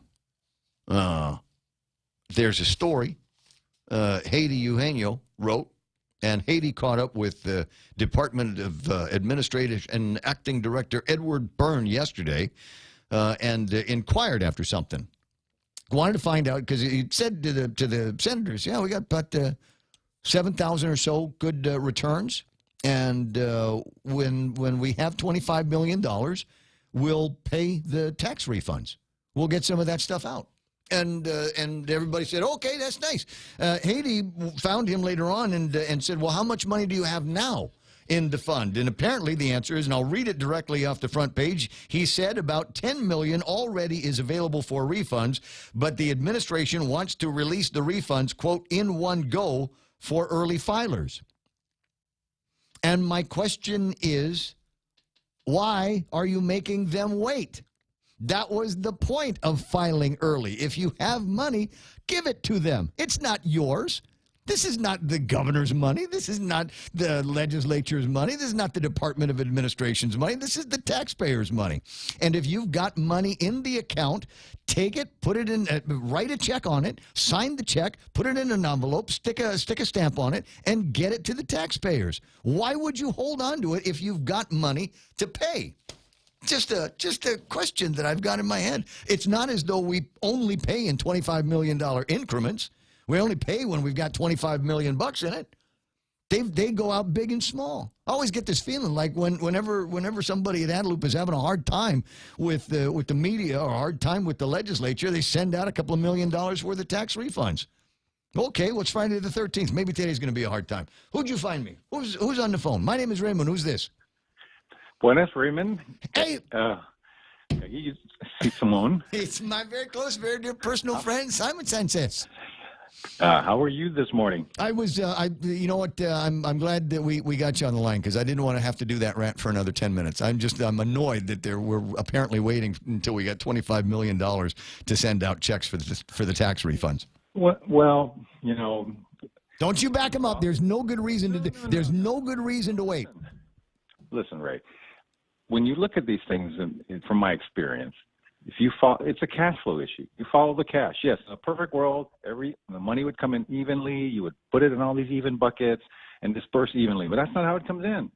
And the reason they're probably assembling a big payment is, as predicted by everyone, everyone's paying taxes in April. They'll then catch up with everyone that's filed that they're owed, and they stretch it out as long as they can. And then recently, Section 30 pays the difference. And that's been the game, right? That's cash flow. So there's a reason the refunds haven't been paid yet. They don't have the cash because some of the cash. No, my understanding is there's $10 million in the account. Says it right there, front page PDN. No, but cash flows through. If there's money, if the $10 million is in that account, it's not like they can use it for anything else. Right, but they don't put it in the account because they're covering payroll, or they're paying the power bill, or they're keeping the rest of the government growing. Because in the cash flow that comes into the government, there's the part for the refunds, but there's the part for the rest of the government, and that's like 90% of the cash. And so when you're behind in cash flow, if you're taking these tax cuts or whatever kind of what's going on, and there, there's a bit of a lag in the information, but you can't. But it doesn't surprise me that the cash flow of the government of Guam has been impacted in a way that they're preparing to at least make a nice dent in already filed tax refunds. And when they do, that's great. And why? Probably because a lot of money's coming in this month from taxes. And so, yes, in a perfect world, we would have paid these refunds, 3 days after they're filed. It's not a perfect world. The cash doesn't come in that way. And that's why every administration has struggled with paying refunds and the ops. And we run into these headaches. That's why everyone is talking about how do we reduce the cost of the operations of the government of Guam, because the refunds are refunds. You're right. We need to get them out. Yeah, but if the director, if the incoming director of the Department of Administration says the word here is about $10 million already available for refunds, then they need to go out. That's what we're going to disagree on that one. But that's not why I called. This actual CCU business commissioner. Oh, no, yes, good, great. So, happy to talk about it. There's going to be the net metering program meeting. It's another notice that I saw on the 18th. Now I know a lot of guys that are delighted with the idea that there's some kind of forward momentum on this because they bought enough solar and hydro and wind power stuff at their house that they want to be able to make the meters spin backwards, and many of them already are. And so, will there be? What is the nature of this net metering program? And what are you anticipating that you'll get now that they're on the short rows on it? Yeah, so the discussion is currently when you generate renewable energy for yourself, we pay you this cost per kilowatt hour that basically equals what everyone else pays, right? But the issue is we also cover transmission and other issues. And there's always been a debate about, at some point, are you charging too much or too little? When it comes to, it's the ratepayer that's picking up the difference, right? Mm-hmm. So there's a fairness issue. So many communities have wrestled with, and many have changed how they do net metering. In Guam, the PUC said, hey, when we get to 1,000 customers, we now have about 1,500 customers. We make about 15 megawatts. Today, we're making 15 megawatts easy from all the renewable energy put in by the private community, private citizens, private businesses. Yeah. With the military and with Dundon, right? We're making a lot of big renewable today. So, that piece is just moving forward where we're going to put in more renewables over the next, by 2021, we will hit 180 megawatts of renewables and another 40 megawatts of storage. Almost 25% of our power will be coming from renewables, especially on a day like today. So that's the direction we're going. And so the net metering piece is how much is the valid price that GPA ratepayers pay for the renewable energy, that there are still other costs that just because you're a customer, the value of the energy itself. And so GPA is required to produce a study and a recommendation after 1,000 customers to say whether that rate should change or remain the same. There was a huge growth of renewable energy with this full subsidy. It's a really good deal. Especially if you're paying for it yourself. There's a huge debate about whether if you finance it through these third parties, whether you're winning or not. That's a different conversation. But it's a whole part of the idea that renewable energy has a value, but there's a grid that has to be sustained. There's other fixed costs. There's the backup capability. But we're so encouraged by where renewable energy will go. What remains to be seen is what can the system handle more. There's a study that we're doing now, and if you want the system to handle even more, what would you have to invest to do that? So we can kind of figure out, well, what's the maximum we can get out of solar, right? And how soon and when is it prudent to put the money in? Because sometimes you want to wait till like the battery technology is getting so good that you just go in increments. Let's put this next 180 in in the next 5 years. That's happening. And then what do we reward or not for those people that put in their own systems as they remain connected to the system? We know it can't be. It cannot be 1-to-1. It can't be the same as if my kilowatt hour charge cannot offset your kilowatt hour charge, right? Because as you point out, there's other costs involved. The transmission, there's distribution, etc. Yeah. So right, and without getting into the gory details, and that's what this process. Oh, I remember that. I'm remembering the conversation now, and you're right. There's a lot of gory details on it, and there was a lot of room for people to get really ticked off in solar counties and solar towns. Yeah, and that's not what we have here.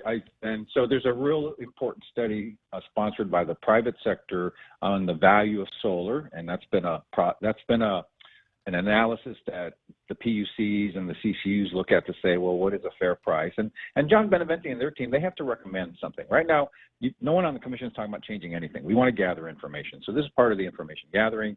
We'll hear this value of solar, and the chairman, I think, will pretty much say, okay, we've been looking at this for a couple of weeks, a year really, almost. John B., here's the information. Make a recommendation. And of course, it's always an open public process unless someone has a better idea. Let's move forward and decide now that we have 1,500 customers, do we change the current net metering policy, yes or no? And if so, at what level? Some communities have radically changed it. Some have hardly changed it. Our growth sort of took off and then has really slowed down to like 50 a month. But, those are things in the private sector, how it's financed, right? Our interest is from when what is the interface between customers that generate their own energy yet have other costs related to being a customer and GPA ratepayers, and what's the fair price you pay for that? Right now we pay 1-for-1, so everybody's happy. I mean, if you have solar energy, you're happy from at least what GPA rewards you for. How you put the system on your roof, whether you no money down, whether you borrowed your own money, whether you took cash out of your pocket, those economics are very different. And it's interesting for me to watch how the initial growth of solar has really dropped dramatically. And it's steady, but it's not. I thought it would continue to grow. Well, I mean, you got a couple of guys out here that are doing it as MRE, and you got Higgins kids that have their shop, and they're both different kind of solar, sales and service organizations. But then there's the other part of it. You and I still can't go to Home Depot and start buying panels and batteries and wires and smart inversion technology yet. And maybe as that moves a little bit more into the retail mainstream, maybe it will be easier, and maybe we will see more and more people that are trying to make their meters spin backwards. I got to run because it's a minute before 9 o'clock. I'll talk to you pretty soon. Am I going to see you at one of the races? There's 2 of them tomorrow. I came from CrossFit and I play golf, and I'm trying to Lou's trying to drag me back into the pool. My old body is actually a good place to go. I got you. But I need to do a little running because the FD tournament's in 60 days. And I nearly died. Yep. All right. Well, you take care of yourself. Give Lulu a kiss for me. I'll see you somewhere. I'll see you. See, Simon Sanchez doing CrossFit. If Cy can do it, you can do it. Right? There are no age limits. Just do the Monumco version. Yeah. Just bear in mind that when you're in there working, and don't try to keep up with the kids because that will kill you. I'll see you pretty soon. It's an ultimate marathon. Oh boy. What's the line here? You can do anything for 60 seconds, right? No, not me. I don't know what you're talking about. I can't do any of that stuff for an extended period of time. Hey, it's speaking of time, it's at 9 on KUSG Agana.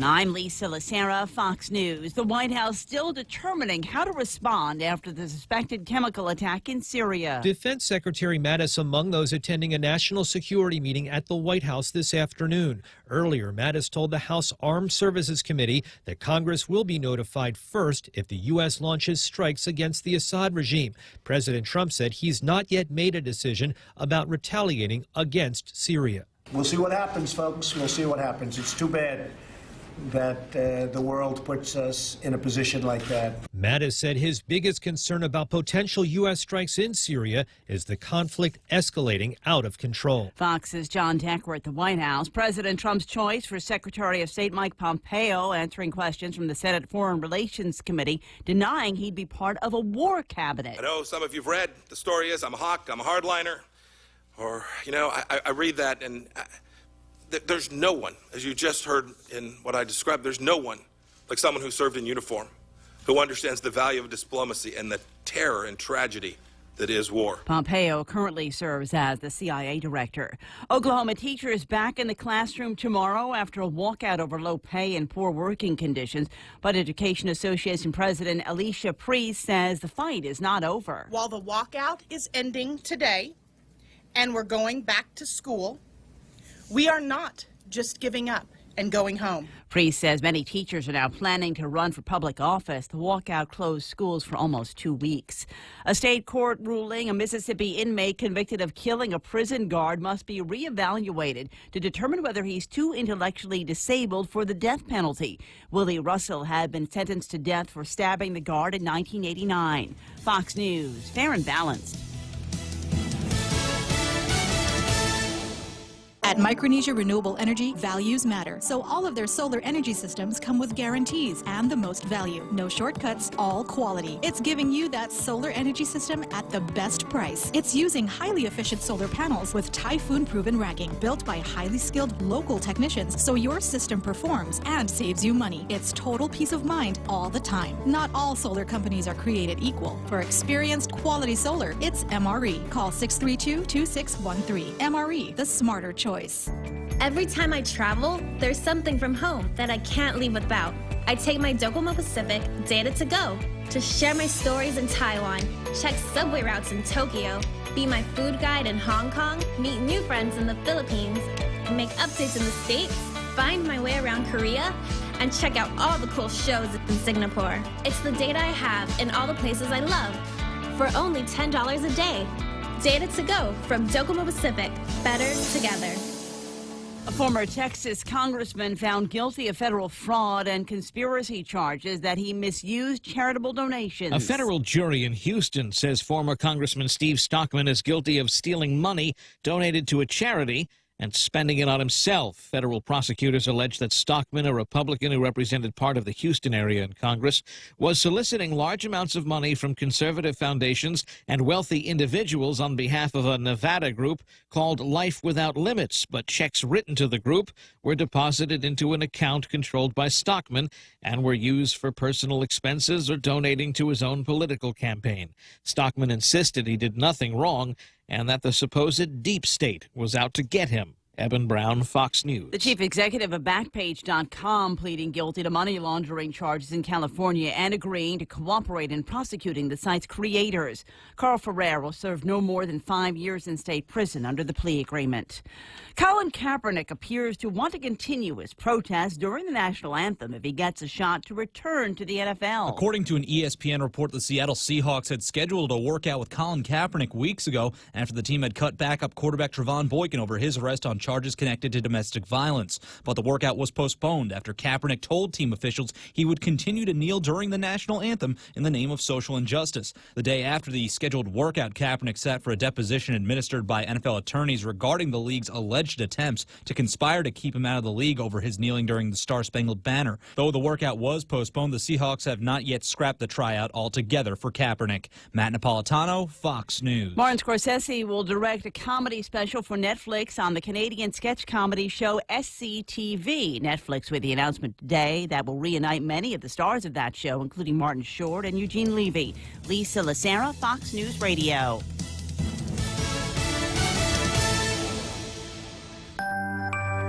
Don't dump that cooking water down the sink. You can reuse it for other purposes, such as watering your plants or garden. After boiling pasta or steaming veggies, let the water cool and then recycle away. Catch more Clean and Green Living tips every day and get inspired to make a cleaner, greener effort in your community. Happy Earth Month from the stations of Choice Broadcasting. Brought to you in part by Jams Media Productions. Jams Media, the complete sound and lighting experience, serving Guam since 2001. Portions of the program brought to you by King's Restaurant, for decades serving favorites to families just like yours. Always open, always local. King's Restaurants. Rain. It's nature's way of cleansing the earth. Yet by the time that rainwater makes its way to your home, it may not be exactly the same as nature created it.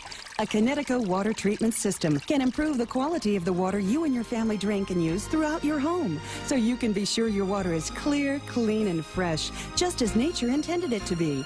Connecticut, for refreshing ideas on water. American Water Tech. Smarter water, better water. Call American Water Tech, 649-2301, or email info@americanwatertech.com. Wendy's has got it, and you're going to want it. It's the new smoky mushroom bacon cheeseburger. There's the smoky sauce, sautéed portobello mushrooms, melted Asiago cheese, crispy applewood smoked bacon, which, as I said before, is good for everybody except the pig, and crunchy fried onion tangles atop a juicy, beefy patty. Yeah, it's here for a limited time, so grab one now, grab one tomorrow. Don't be the guy that regrets it once it's gone. Are you waiting too long for a home loan decision? Are you looking for a bank that understands your needs and can close your loan quickly at today's super low rates? Then come no further than Bank Pacific. Our home loan specialists are friends and neighbors from your community, and our decisions are made right here in Hagåtña. Bank Pacific, where we're open to closing your loan in a hurry. Bank Pacific, where others put branches, we place roots. Equal housing lender, credit conditions apply. Viva Bank Pacific. Triple J says yes. Zero down? Yes. 1.9% financing? Yes. Easy trade-in? Yes. No payments for 90 days? Yes. We'll have you saying yes, too, to these amazing deals. Like our big boy truck, the Ford F-150 at only $217 per paycheck. Or the top safety pick Mazda CX-5 Sport at only $194 per paycheck. Or turn heads in the Mazda 3 Sport or the sleek and sophisticated Kia Soul. Both for only $129 per paycheck. Visit us online at triplejguam.com. Some conditions apply. See dealer for details. Triple J, customers first. Ready to buy real estate on Guam? Congratulations! But what now? There's so many questions, so many things to do. Where do you start? The best place to start is to call Century 21 Commonwealth Realty, Guam's biggest name in real estate. They aren't the best because they're the biggest. They're the biggest because they're the best. Trust the name. Find out why. Call Century 21 Commonwealth Realty today. 888-2121. Trust the best. News to fill your mind. Talk to get it out. The Ray Gibson Show.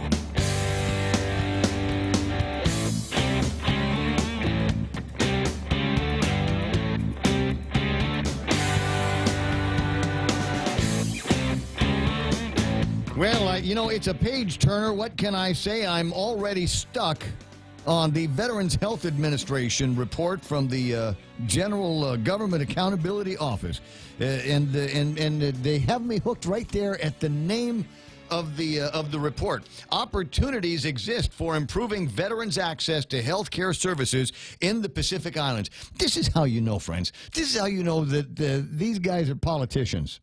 Right? They could have come out and just said that, you know what, veterans' access to health care services suck. It's ugly, right? They could have said that. They should have said that. It's deficient. But they said, opportunities exist. It reminds me of, what's that Dumb and Dumber movie? Where it's not in a million years. So, will you ever go on a date with me? Will you ever love me? And the lady says, not in a million years. And the guy goes, aha. So there's a chance. So there's a chance. It's all how you write it, isn't it? opportunities exist for improving veterans' access. It's so passive-aggressive, it's not even It's all funny. about perspective. Unbelievable. All right, where do I get to go here this hour? Like I said, Peggy Denny's going to be in the studio here in just a few minutes and talk about, Earth Month, Earth Day, Earth Week, Earth Year, as it were. But I wanted to find out if there's anything that we can sort out from the get-together at the Guam Election Commission yesterday. I spoke briefly with Maria Pangilinan about the get-together that took place last night. And then my understanding from a couple of the news reports that I've read this morning, Maria, is that they went into executive sessions, and then that's put everything in a box, right? That's correct. Okay, so the report today is there's no report? Yes, sir. That's the report. Thank you for putting it that way. Yeah, obviously, in talk radio, we want to be able to drag this out for more than a couple of minutes here. So I'm kind of looking to see if there's a possibility of any additional details that we might be able to get. Can you, at this point, tell me what the issue was that drove the commission into executive session? No, I can't. Everything, and we had our legal counsel there with us, everything is confidential at this time in terms of the executive session. Okay, so you can't tell me whether or not it had anything to do with any of the campaign finance reports that the media has been pouring over now? Yes, that's correct. You can't tell me. You can't tell me maybe it was something different than that, because it's No, all. I cannot tell you. Wow. Yeah. You can WhatsApp it to me, and I'll say I got it from somebody else. No, you, Ray Gibson, I know, want to also uphold the sanctity of the election. And in that regard, we must abide by the election code. Yeah, there. See, what was I saying about being passive-aggressive, Ray? I know you want to make sure that everything is done by the book. I absolutely do. But I also hope that once they are out of executive session, we'd be able to find out what the genesis of it was and what the outcome or what the conclusions were that were drawn in this executive session by the commission. Mm-hmm. Okay, so when that happens, then it will happen. But no word this morning on any other information related to those prior complaints or how they're going to be disposed of by the commission. That's correct. There cannot be any word at this time. When will they meet again to make reference to the already public complaints? That's even that cannot be. You can't tell me when they're going to meet again? No, I can't, and I can't tell you. I cannot tell you whether they're going to meet again or not meet again. Everything about it is confidential. And wow. Yes, Ray. Yeah, in inquiring minds, I mean, that's kind of a little creepy here. I mean, I'm okay with the idea that there was an issue that arose that drove them into an executive session, but now we're there's a section in the election code that says that that the Guam Election Commission has to hold everything confidential. No, and I totally understand that, Maria, and I'm not trying to give you a hard time because, I think you're a dear lady, and I love the job that you're doing over at the Election Commission with that body. And I don't, as I say, have a problem with them going into executive committee to be able to pour over some of these deals, but it would be nice to know when they were going to meet again to finalize the disposition of whatever this issue was. I'd like to, at some point, know what the issue was and what they intend now to do with the already public acknowledgments, at least by some of the candidates, that, there were a couple of missteps in their campaign financial reports, and how those are going to be corrected. Will they be corrected with a visit to the Attorney General's office, or you got to pay it back, or we're kicking you off the ballot, or what? Okay. So the parameters are the parameters of what conclusions they can come to are inside the code. As far as how long it's going to take, I don't know. Yeah.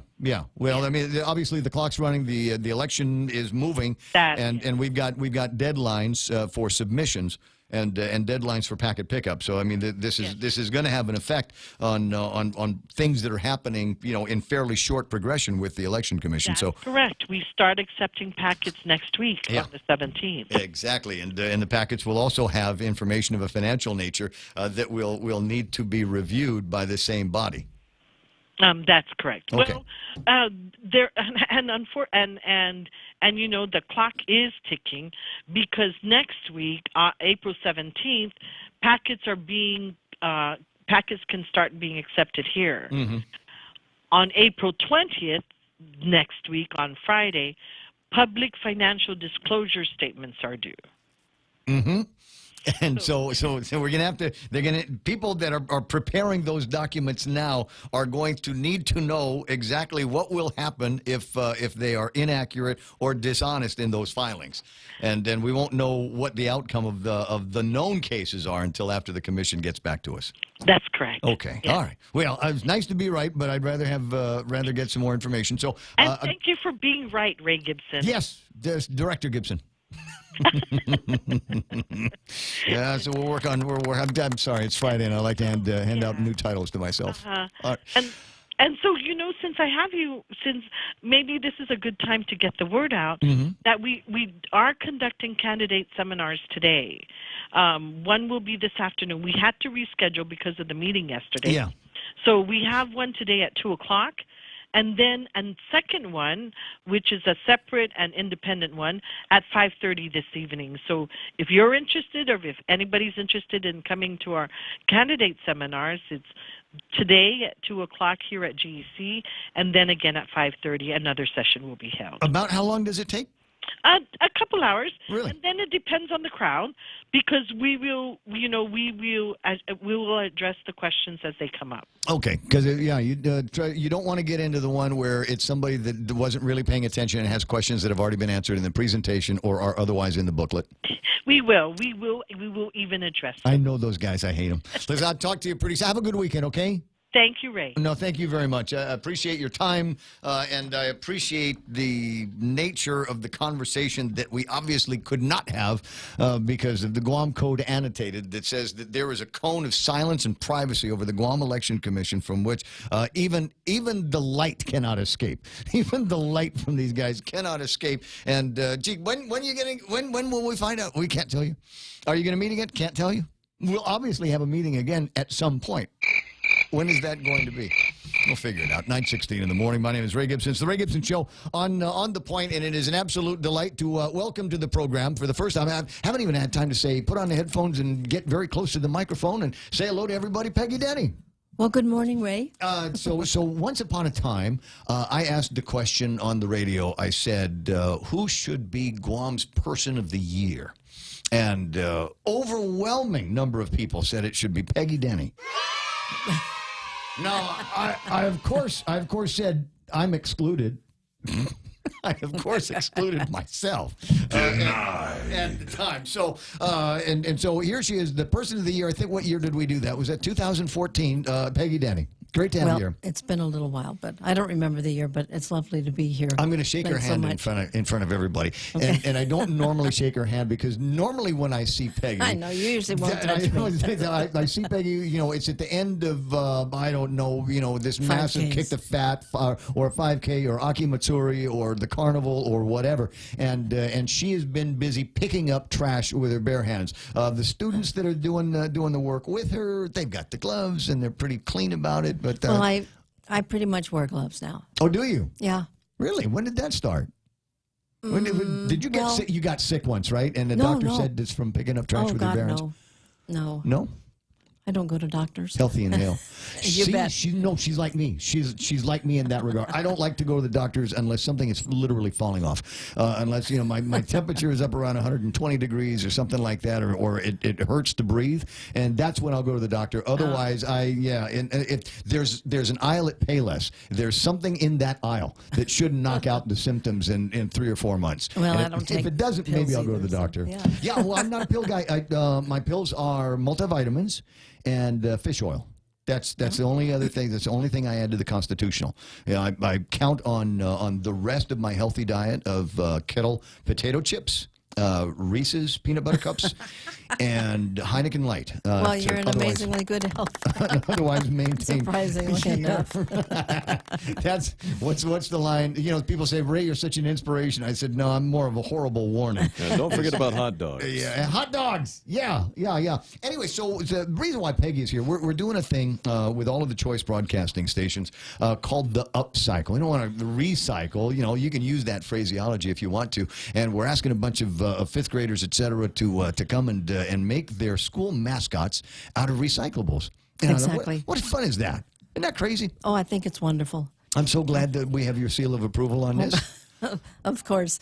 And the one thing that is important to keep in mind, and hopefully these creations will exist for a long time, but if the time comes when they decide to dismantle them, I just hope that everything gets recycled. Of course. But yeah, well, that's the idea, because we know that they're recyclable. They're Exactly. going to be made out of things that should be recycled. So, yeah, it only makes sense at the end, whoever is the winner in this contest is able to take their school mascot and then hand it off to somebody like you so that we can get the recyclement done.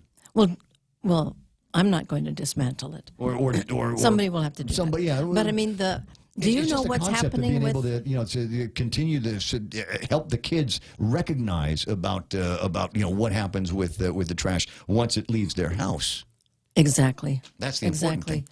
thing. Because it tends to be out of sight, out of mind. And a 55-year-old adult, and I learned that, as far as I'm concerned, if you put something in the trash, it's gone, and it's gone forever. You cannot get it back if you want to, and so you just presume that this is now going to be lost in time. But so many things now, we're reminded, can have a second life. Exactly. Right.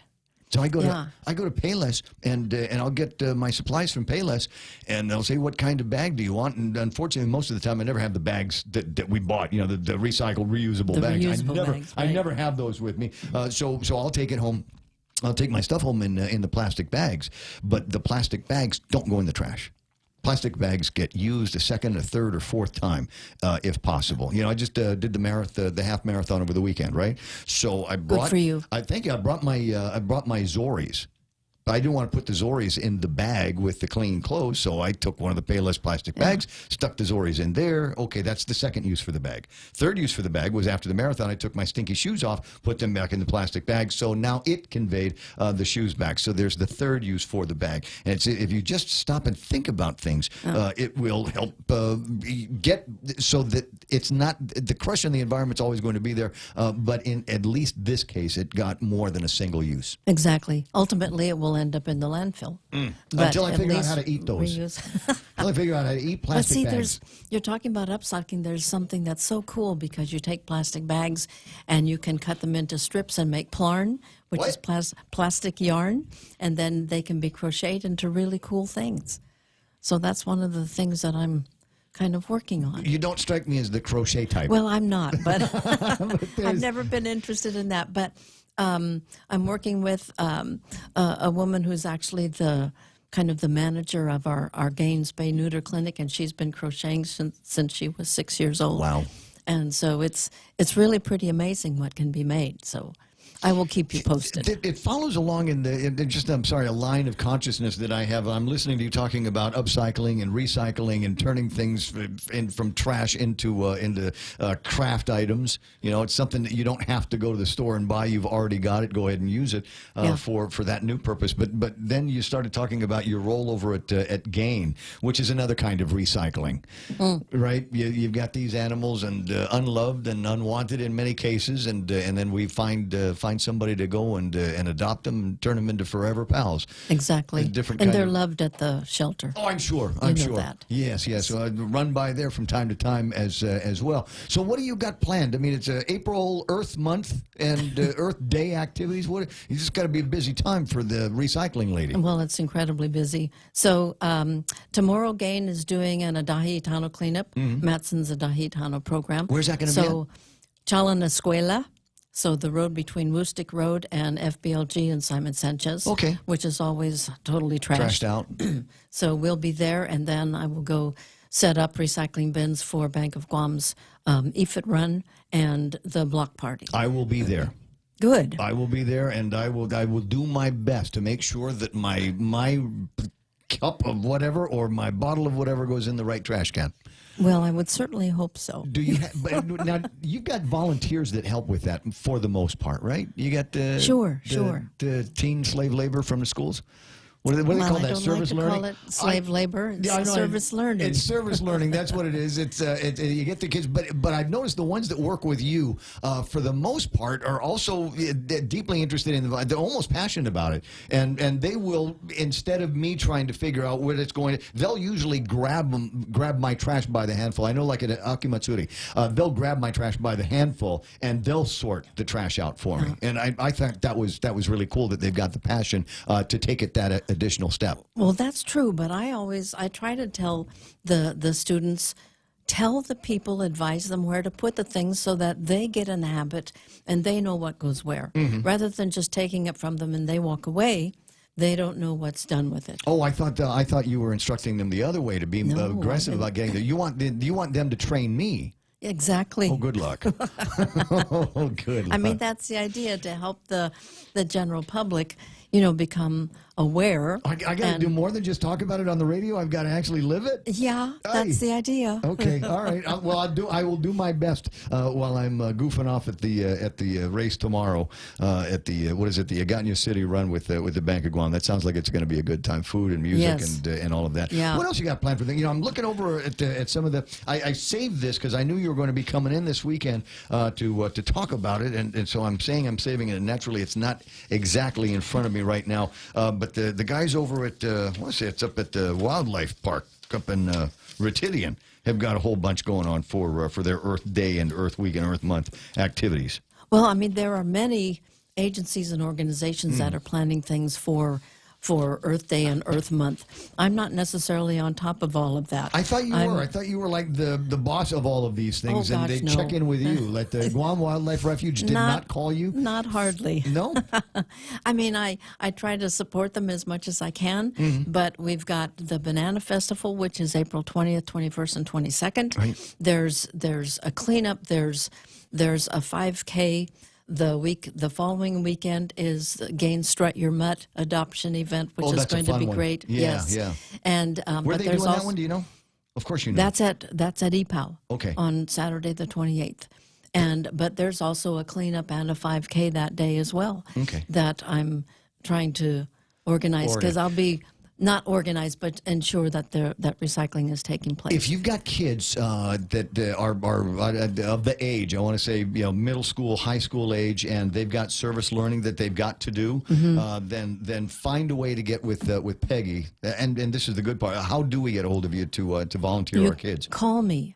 Call me at 483-9415, because oftentimes there are students who really need a lot of hours, and let me tell you, with everything that's coming up, because then we have the Guam Micronesian Island Fair from May 2nd to the 6th, and I will need help, a lot of help with that. So if you've got kids that need hours for service learning, and Peggy's not the kind of person that you have to chase down to get a signature on the forms that they've got to turn in, 483-9415. There's a need for the volunteers out there, whether they're forced to voluntold because they need the hours or to graduate or whatever. Right.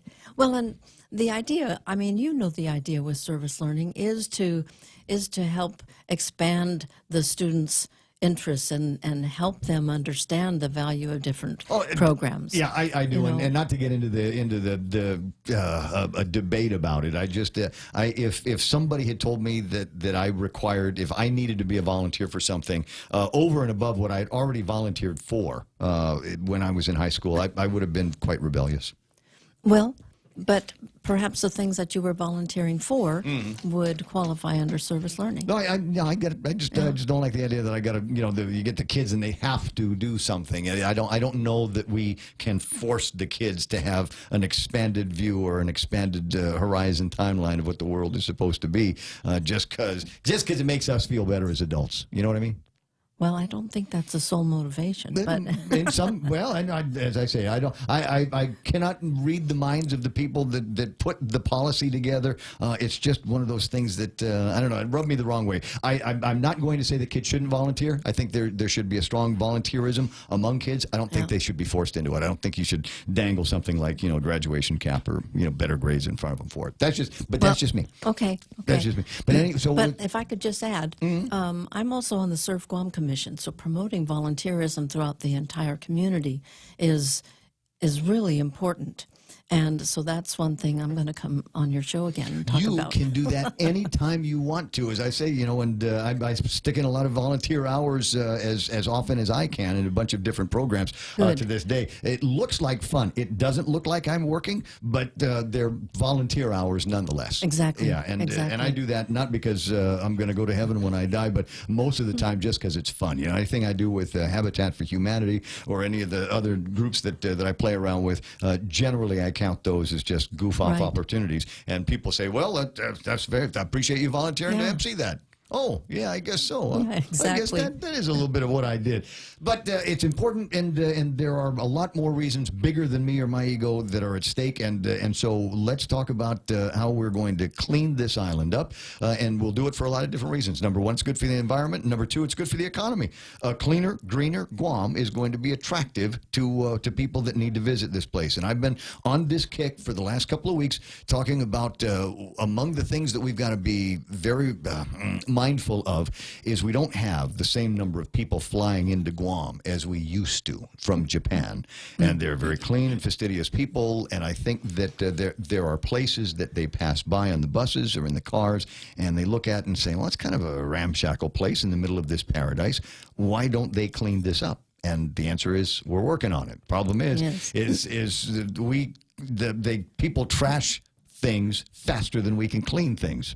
Well, that's pretty much the case. I mean, GTA did an awesome cleanup of Tangeesan a few weeks ago or however long ago it was, and I was there to help them understand what could be recycled and how to separate appropriately and all that, which is really, really important. I'm afraid you're going to say something now about... I'm just going to say that site had been cleaned up 2 weeks prior and was then again cleaned up 2 or 3 weeks after that. Yeah. And... it's trashed truckloads of trash were hauled out. So we just need to, and I don't know what the answer is. I mean, but one of the things that I think does help is to get. Guy. Well, enforcement is really important, and I think we have to get that clearly defined as to who is able to enforce and who is not. I think that's still kind of nebulous. Well, and going back, another phone call either late last week, early this week with Angel Santos from the Mayor's Council. And I know they're big supporters of everything that you do, and you help out the mayors whenever they need. But the mayors are peace officers, and if they see somebody trashing someplace, if they come across a couple of bags of trash that they can identify that came from Ray's house, how did it get here in the boondocks? And you start going through it and say, okay, we got a pretty good case that we can make against this person. They don't have the tools that they need to be able to write the citations out.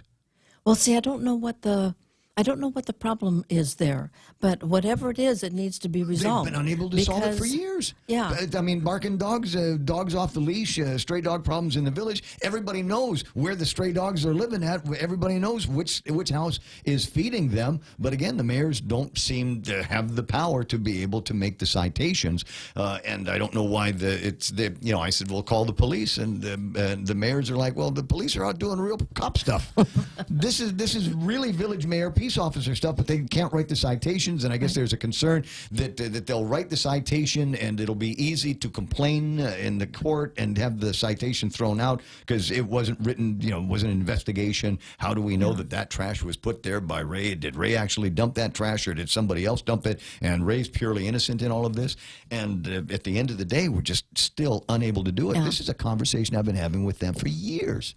Well, and this is something that I think the judiciary needs to be involved in, because I know that there's a training that is supposed to take place and some sort of permitting or whatever the appropriate terminology is. I don't even think they have the So- citation booklets either. So, I mean, as we move through this as an issue, I think you're right. I think it's important that people realize that this place keeps getting trashed, so we're going to have to keep cleaning it up. But the other side of it is we need to figure out a way to get identities off the trash that you're pulling out of there and being able to cite people and turn them into volunteers. They'll turn them. Next time we're doing a cleanup, I'm going to do a cleanup with 20 guys that have trashed Two Lovers Point and every single road that goes in and out of the place. You know the problems up there. Folks will go in there with a truckload of trash and leave with an empty bed.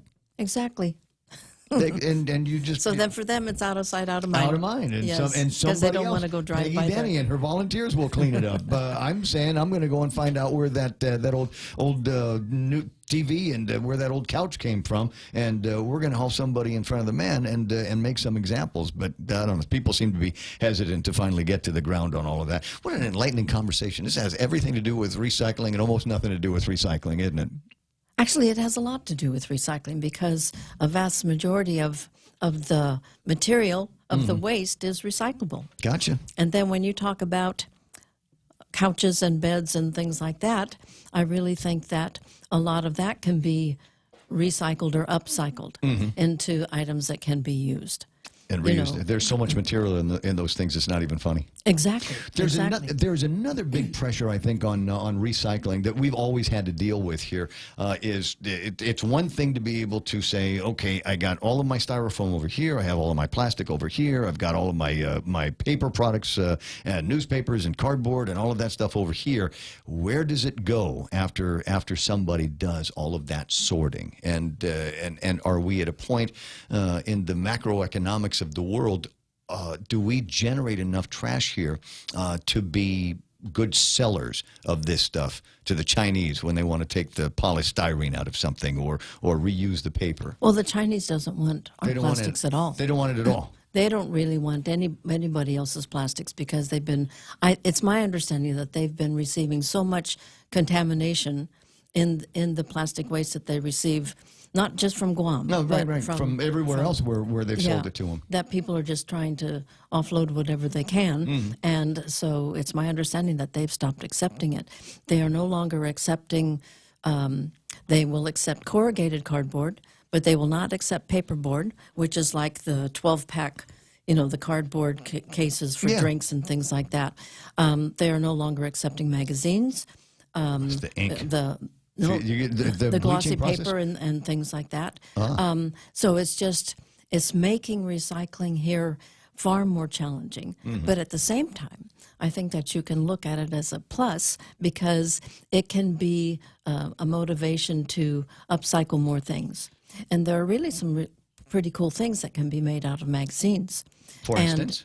Well, you tear out or cut out the sheets and you roll them up and you can make all sorts of, you can actually make baskets, you can make mirror frames. And I mean, it's hard to imagine. You have to see the photos. Well, I know that guys at the prison industries a few years ago used to do that. They used to take newspapers and do exactly what you say. They wet them down, roll them up, and they dried them into shapes. And for years in my office, I had a galidi that was made out of recycled paper made by clients over at the Department of Corrections. I don't know if they were able to sell any of those things. I don't know that there is a retail value to them other than to be able to hand them out as gifts, which I think the warden was doing for some time with some of that stuff. But I get the point. So, but the potential there at DOC is huge, and they're still making the items. But we need to come up with a way to assist with marketing, so that the items that they create are actually sold and then generate income for DOC, for the inmates, for their families, for restitution, whatever. Well, remember in Palau, some of the best storyboards that you can get in Palau come from the prison down there. Exactly. And guys that got nothing better to do but sit around and carve the stories into the boards. I'm not saying that we're getting into the storyboard business, but maybe there's something that we can do with pallets that are coming in. Something interesting that I found. I was perusing this morning on Facebook or Twitter or somewhere. There is now, one of the big burdens is the rings that soda and beer comes on, right? The little plastic 6-pack rings. The 6-pack rings, right? Yeah, apparently somebody is working on a kind of 6-pack ring that is edible.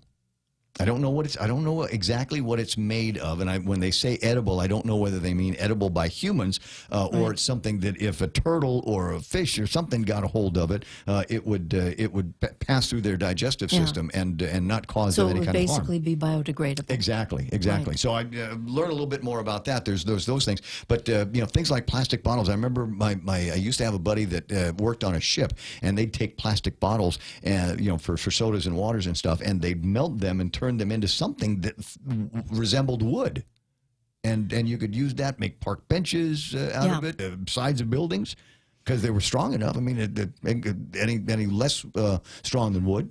Well, I mean, there's a plastic composite that in some instances uses sawdust and things like that, to make plastic furniture or benches or whatever. We have some of that on Guam. Yeah.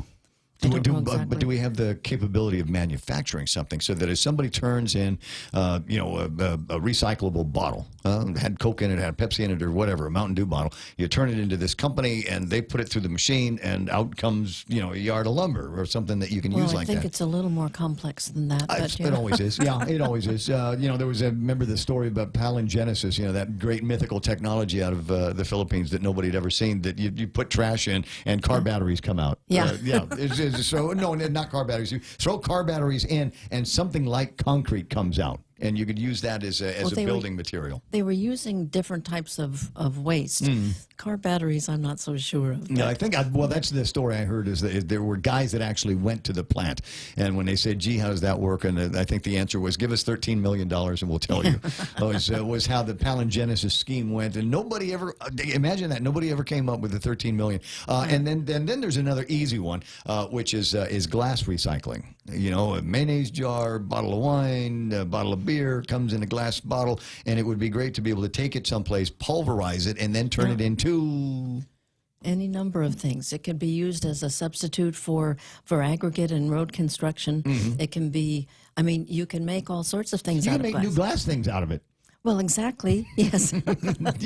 We can make new bottles out of it. We don't need to make new bottles necessarily. We could, but there are so many things. In Okinawa, I'm going to almost finish up. I love talking with her, and look at the time. She's expected on the other stations. But in Okinawa, there's a place, and they went through and found as much glass as they possibly could. And you can imagine, after 50 years, 75 years of having an American military presence in Okinawa, there's plenty of old beer bottles laying around. Probably so. And so there's this company there that takes all of the glass, pulverizes it, reheats it, and will turn it into little shisas, which is their little dragon character.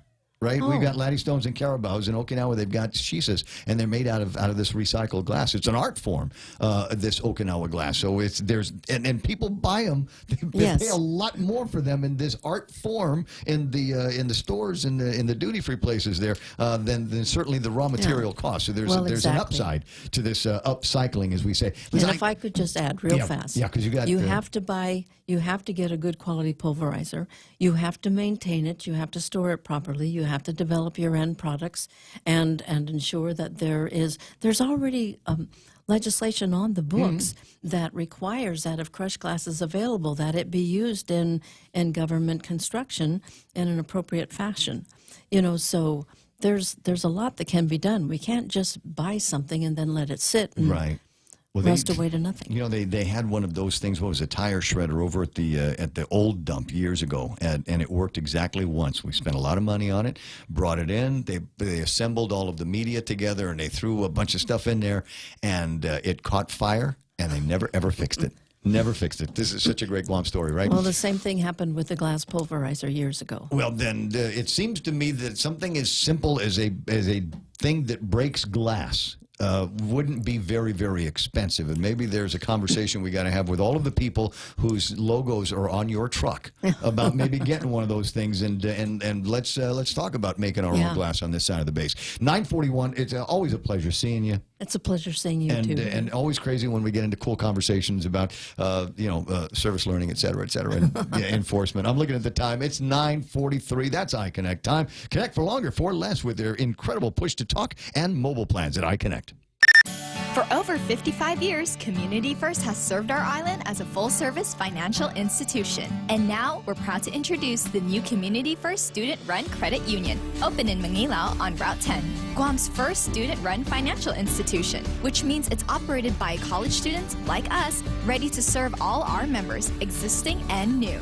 We're just down the road from UOG and GCC. Community First Guam Federal Credit Union, now open in Manilao. This credit union is federally insured by NCUA. As we journey through the new year, we here at APL continue to find ways to better deliver our island's resources with innovative and cost-effective solutions, lending our helping hands by carrying your freight safely from the U.S. mainland or anywhere in our global network. We humbly honor the opportunities to continue to work and connect with you and your business. We are APL, and we are here for you. Stop by any Circle K today and overload your For Real. It's simple. Pick out your favorite For Real shake, blend it, and then mix and match any two toppings for only $1. Overload your For Real with a variety of sweet treats like Oreo cookies, gummy bears, classic M&Ms or peanut M&Ms, and Reese's peanut butter cups. Simply add them to your For Real shake for an overload experience and enjoy. For Real Overload, only available at participating Circle Ks. Circle K, take it easy.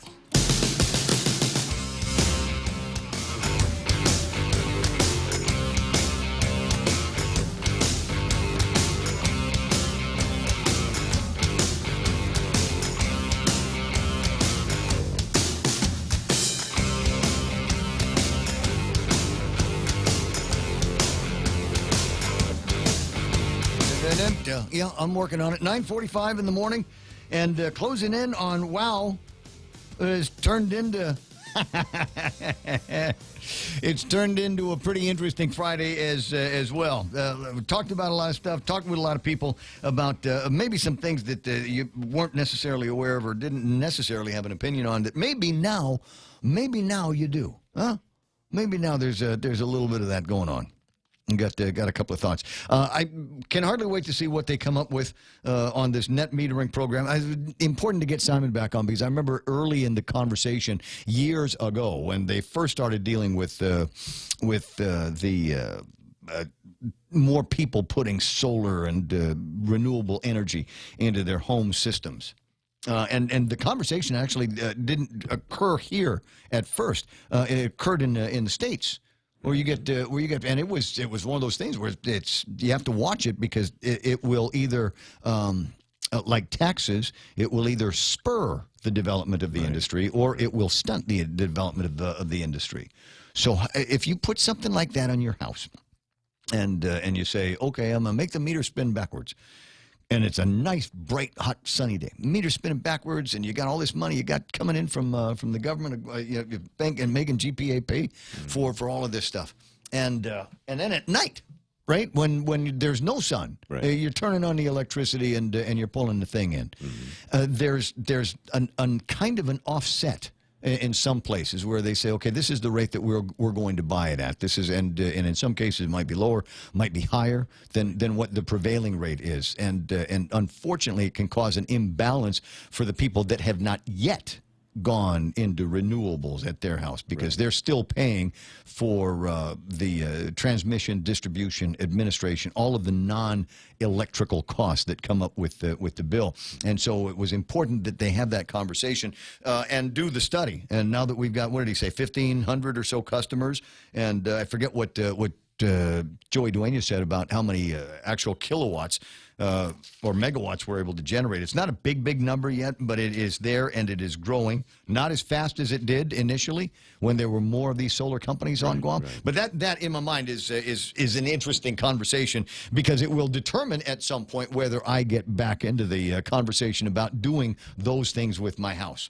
And there were some great there's some great spreadsheets that you can get that will help guide you on what it is that you want to do. How much do you want to be able to offset? Do you want to make it so that all of your electricity is coming from your renewables? Do you want to make it so that just a portion of the electricity that you use? And they have these inverters, and I forget what they're called. There's a special name for them, and there's a whole bunch of them, I want to say, in the Navy houses. And the idea behind them is that if you're generating a lot of electricity from your solar system on the house, on the roof, but you still need more electricity from GPA, because you've also got the air conditioner running, you got the hot water heater going, we're drying clothes, etc. You don't necessarily want to be completely off the grid. So what it does is it monitors your use, and it will take as much electricity as it can from your solar gear before it goes to GPA and pulls anything through the meter. Right. Yeah. Right. And I think it's crazy technology and something I always had a good time conceptually trying to play around with. When it comes to buying the stuff and actually installing it in the house, well, this is a project for another day, right? I'll leave that to somebody else. Oh yeah, there was that too. Yeah. Oh, there's that. When do we get the solar credits here? When do we get the solar credits for that? So it was always a painful conversation, and something where I'd close up that spreadsheet and put it away and save it for another day until things are a little bit more advantageous to me. I was helping my brother-in-law install some solar systems over in the Philippines for a little while. Yeah. He put in 2 or 3 systems. I went with him to do it, and the thing is, I mean, it's not that Filipinos are cheap. It's just that initial pay, that initial bit of money that you have to sink into the whole thing. You know, it can be a little daunting sometimes, although even, you know, on the nominal systems, you can make that up within 3 to 5 years. Right. But it's really hard to convince people of that, because it can be a pretty penny. Yeah, and I don't know. Is this something that, can I still go and get a loan? Right. I am, what is the name of that inverter? That's going to make me nuts for the rest of the day. Hey, whoever's on the Facebook feed, if you know what kind of inverter it is that I'm talking about, do me a favor and type it in. I've used the words on the air many, many times, and awful is said, and I can't remember what it is. On the other hand, I'm looking at people going, no, Ray, that's the kind of thing that we expect you to tell us. So, yeah, maybe you're not going to be able to get that kind of information from here. That's all right. That's all right. There's room for other rants, and this has been a good week for rants. Let me just go back over my notes and see what it was that was making me crazy in the beginning of the week. The idea that we're months away from a decision on whether to pursue tax amnesty or not. Now, there's at least one listener to the program who I annoy on a daily basis when I talk about the tax amnesty, because he is of the mind, maybe it's a she, I don't know, but is of the mind that they've already said that $189 million is owed in taxes, but many people are on a payment plan. And some of the people that are on that list are dead, and we're just flat never going to get the money. But I never said we were going to try to get all $189 million.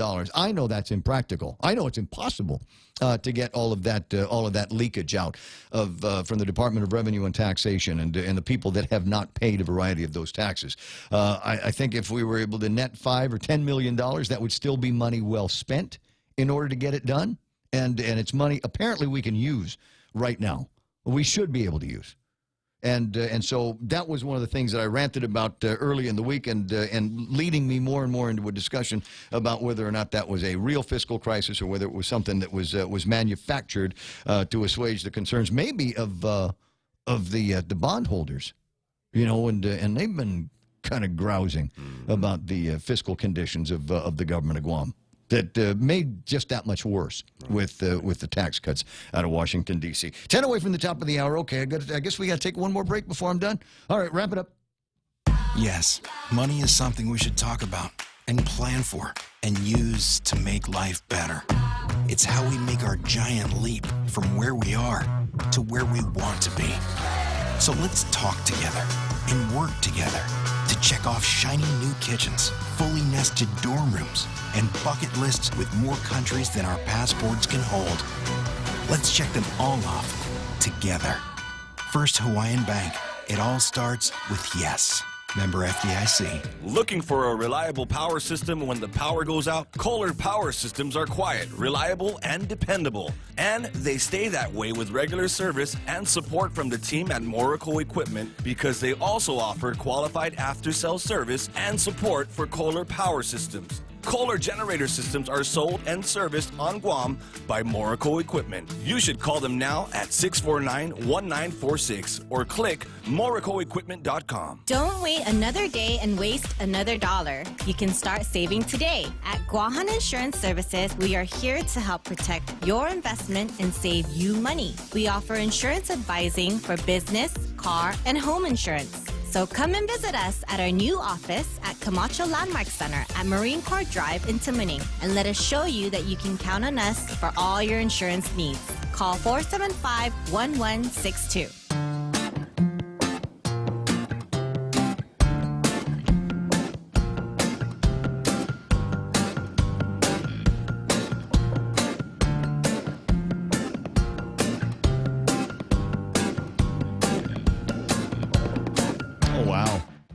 Yeah, just a conversation on inverters. I was looking for the specific nomenclature on the kind of inverter I was talking about. An inverter is something that takes one kind of electricity and converts it to another. So most of the solar panels, if I understand this, will bring 12 or 24 volts DC into your inverter, and then that will convert then from DC to 120 volts AC. That will, then you can plug something into it. You can put your phone charger and television set. Some low amperage devices or high amperage devices if you want to take it all the way through. But there is a conversation now, and the crazy thing about this industry, like everything else, is it grows, it changes. It's very malleable and very it's very still prone. new, really. But the technology is getting smarter on the inverters. It used to be what we're basically doing is just, like I said, making that change, converting from DC to AC and doing things with voltage. But now, as I said, we've got the smart inverters that will look at what's coming in off your renewable system and use and push away the utility power until utility power is needed more. So it will use the cheap free stuff before it uses the expensive utility side. And now there are conversations, now that we've got that kind of smart thinking in the technology in California, where you might imagine Silicon Valley meets, the other kind of mentalities that they have around here. Now they're starting to say, wait a second. So if we've got the smart technology that is smart enough to go with the cheap stuff and the easy, now we've got something that is actually changing the load factoring on all these systems. So would it be possible now for those smart inverters to be able to communicate via the internet with the utility, so that the utility is a little bit more aware of what's happening on the demand side? So the utility now is talking to all of these smart inverters that are out in the field, and they're all talking back to each other. This is where it gets to be amazing, and this is where we start running into policy conversations that the utilities, the states, the taxpayers have to have with each other, because here's one of the questions that they say was, okay, communications, vital, important, let's insist on it, right? Right. Okay, so if it has to have an internet connection, who pays? Does the utility pay for the internet connection? Because they're the ones that are demanding the information, or should it be the ratepayer or the customer with this smart inverter? Is he the one that has to pay for the? It's like the meters that they've got now, the radio read meters that they've got. If that was connected to the internet, who would have to pay for it? Well, they avoided that conversation by having it all done with RF. So, like I said, fairly interesting conversation. And for me, what has been interesting is watching the metrics of our Facebook feed. We do this for a couple of reasons. Number one, because I think that's where radio is eventually going to be headed.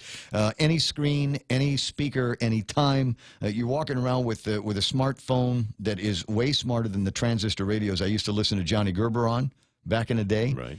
And so, and it would have been cool. Johnny would have been a much bigger star than he was, and he was a household name, buddy. But he would have been a much bigger star if they'd had cameras in the old KUAM studios back then.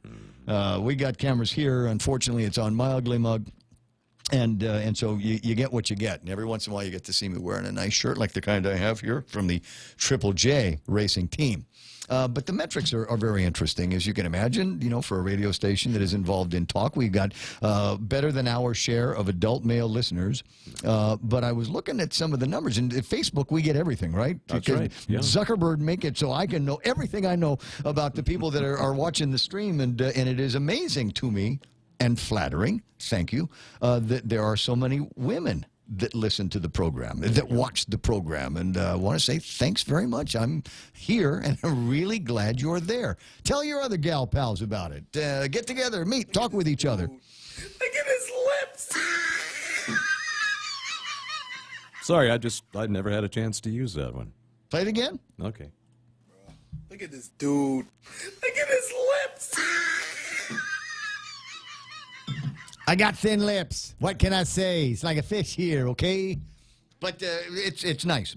So spread the word, and we'll make this a daily thing with the Point on 93.3 and on Facebook. And if you're watching but you're not supposed to be watching, if I'm not supposed to see your name on the list, then go to thepoint.com on the World Wide Web. And sometime in the next couple of days, we'll end up doing a what?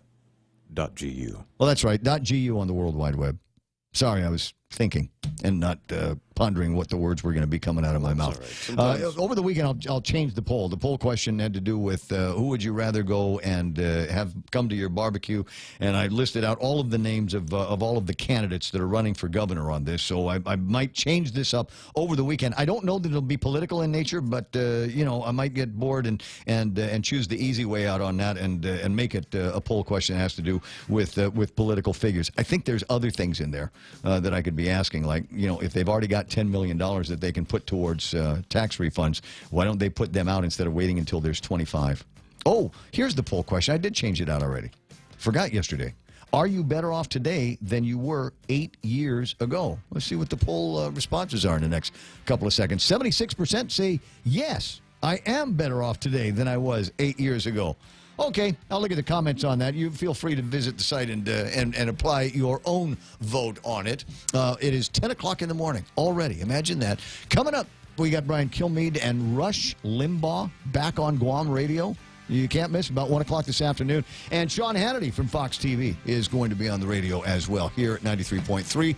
The Point, we are KUSG Hagutnya. And I want you to have a good weekend. I'll be out there. I'll be looking at you. Here's the news. Taking tough questions. I'm Lisa Lacera, Fox News. Hearings today for Mike Pompeo, President Trump's pick to become the next Secretary of State. At his confirmation hearing before the Senate Foreign Relations Committee, Pompeo says as an Army veteran, he pushes war as a last option. There are a few people like soldiers who appreciate diplomats and good diplomatic work. You train, you prepare. You want very much to be prepared if America calls upon you, but you are counting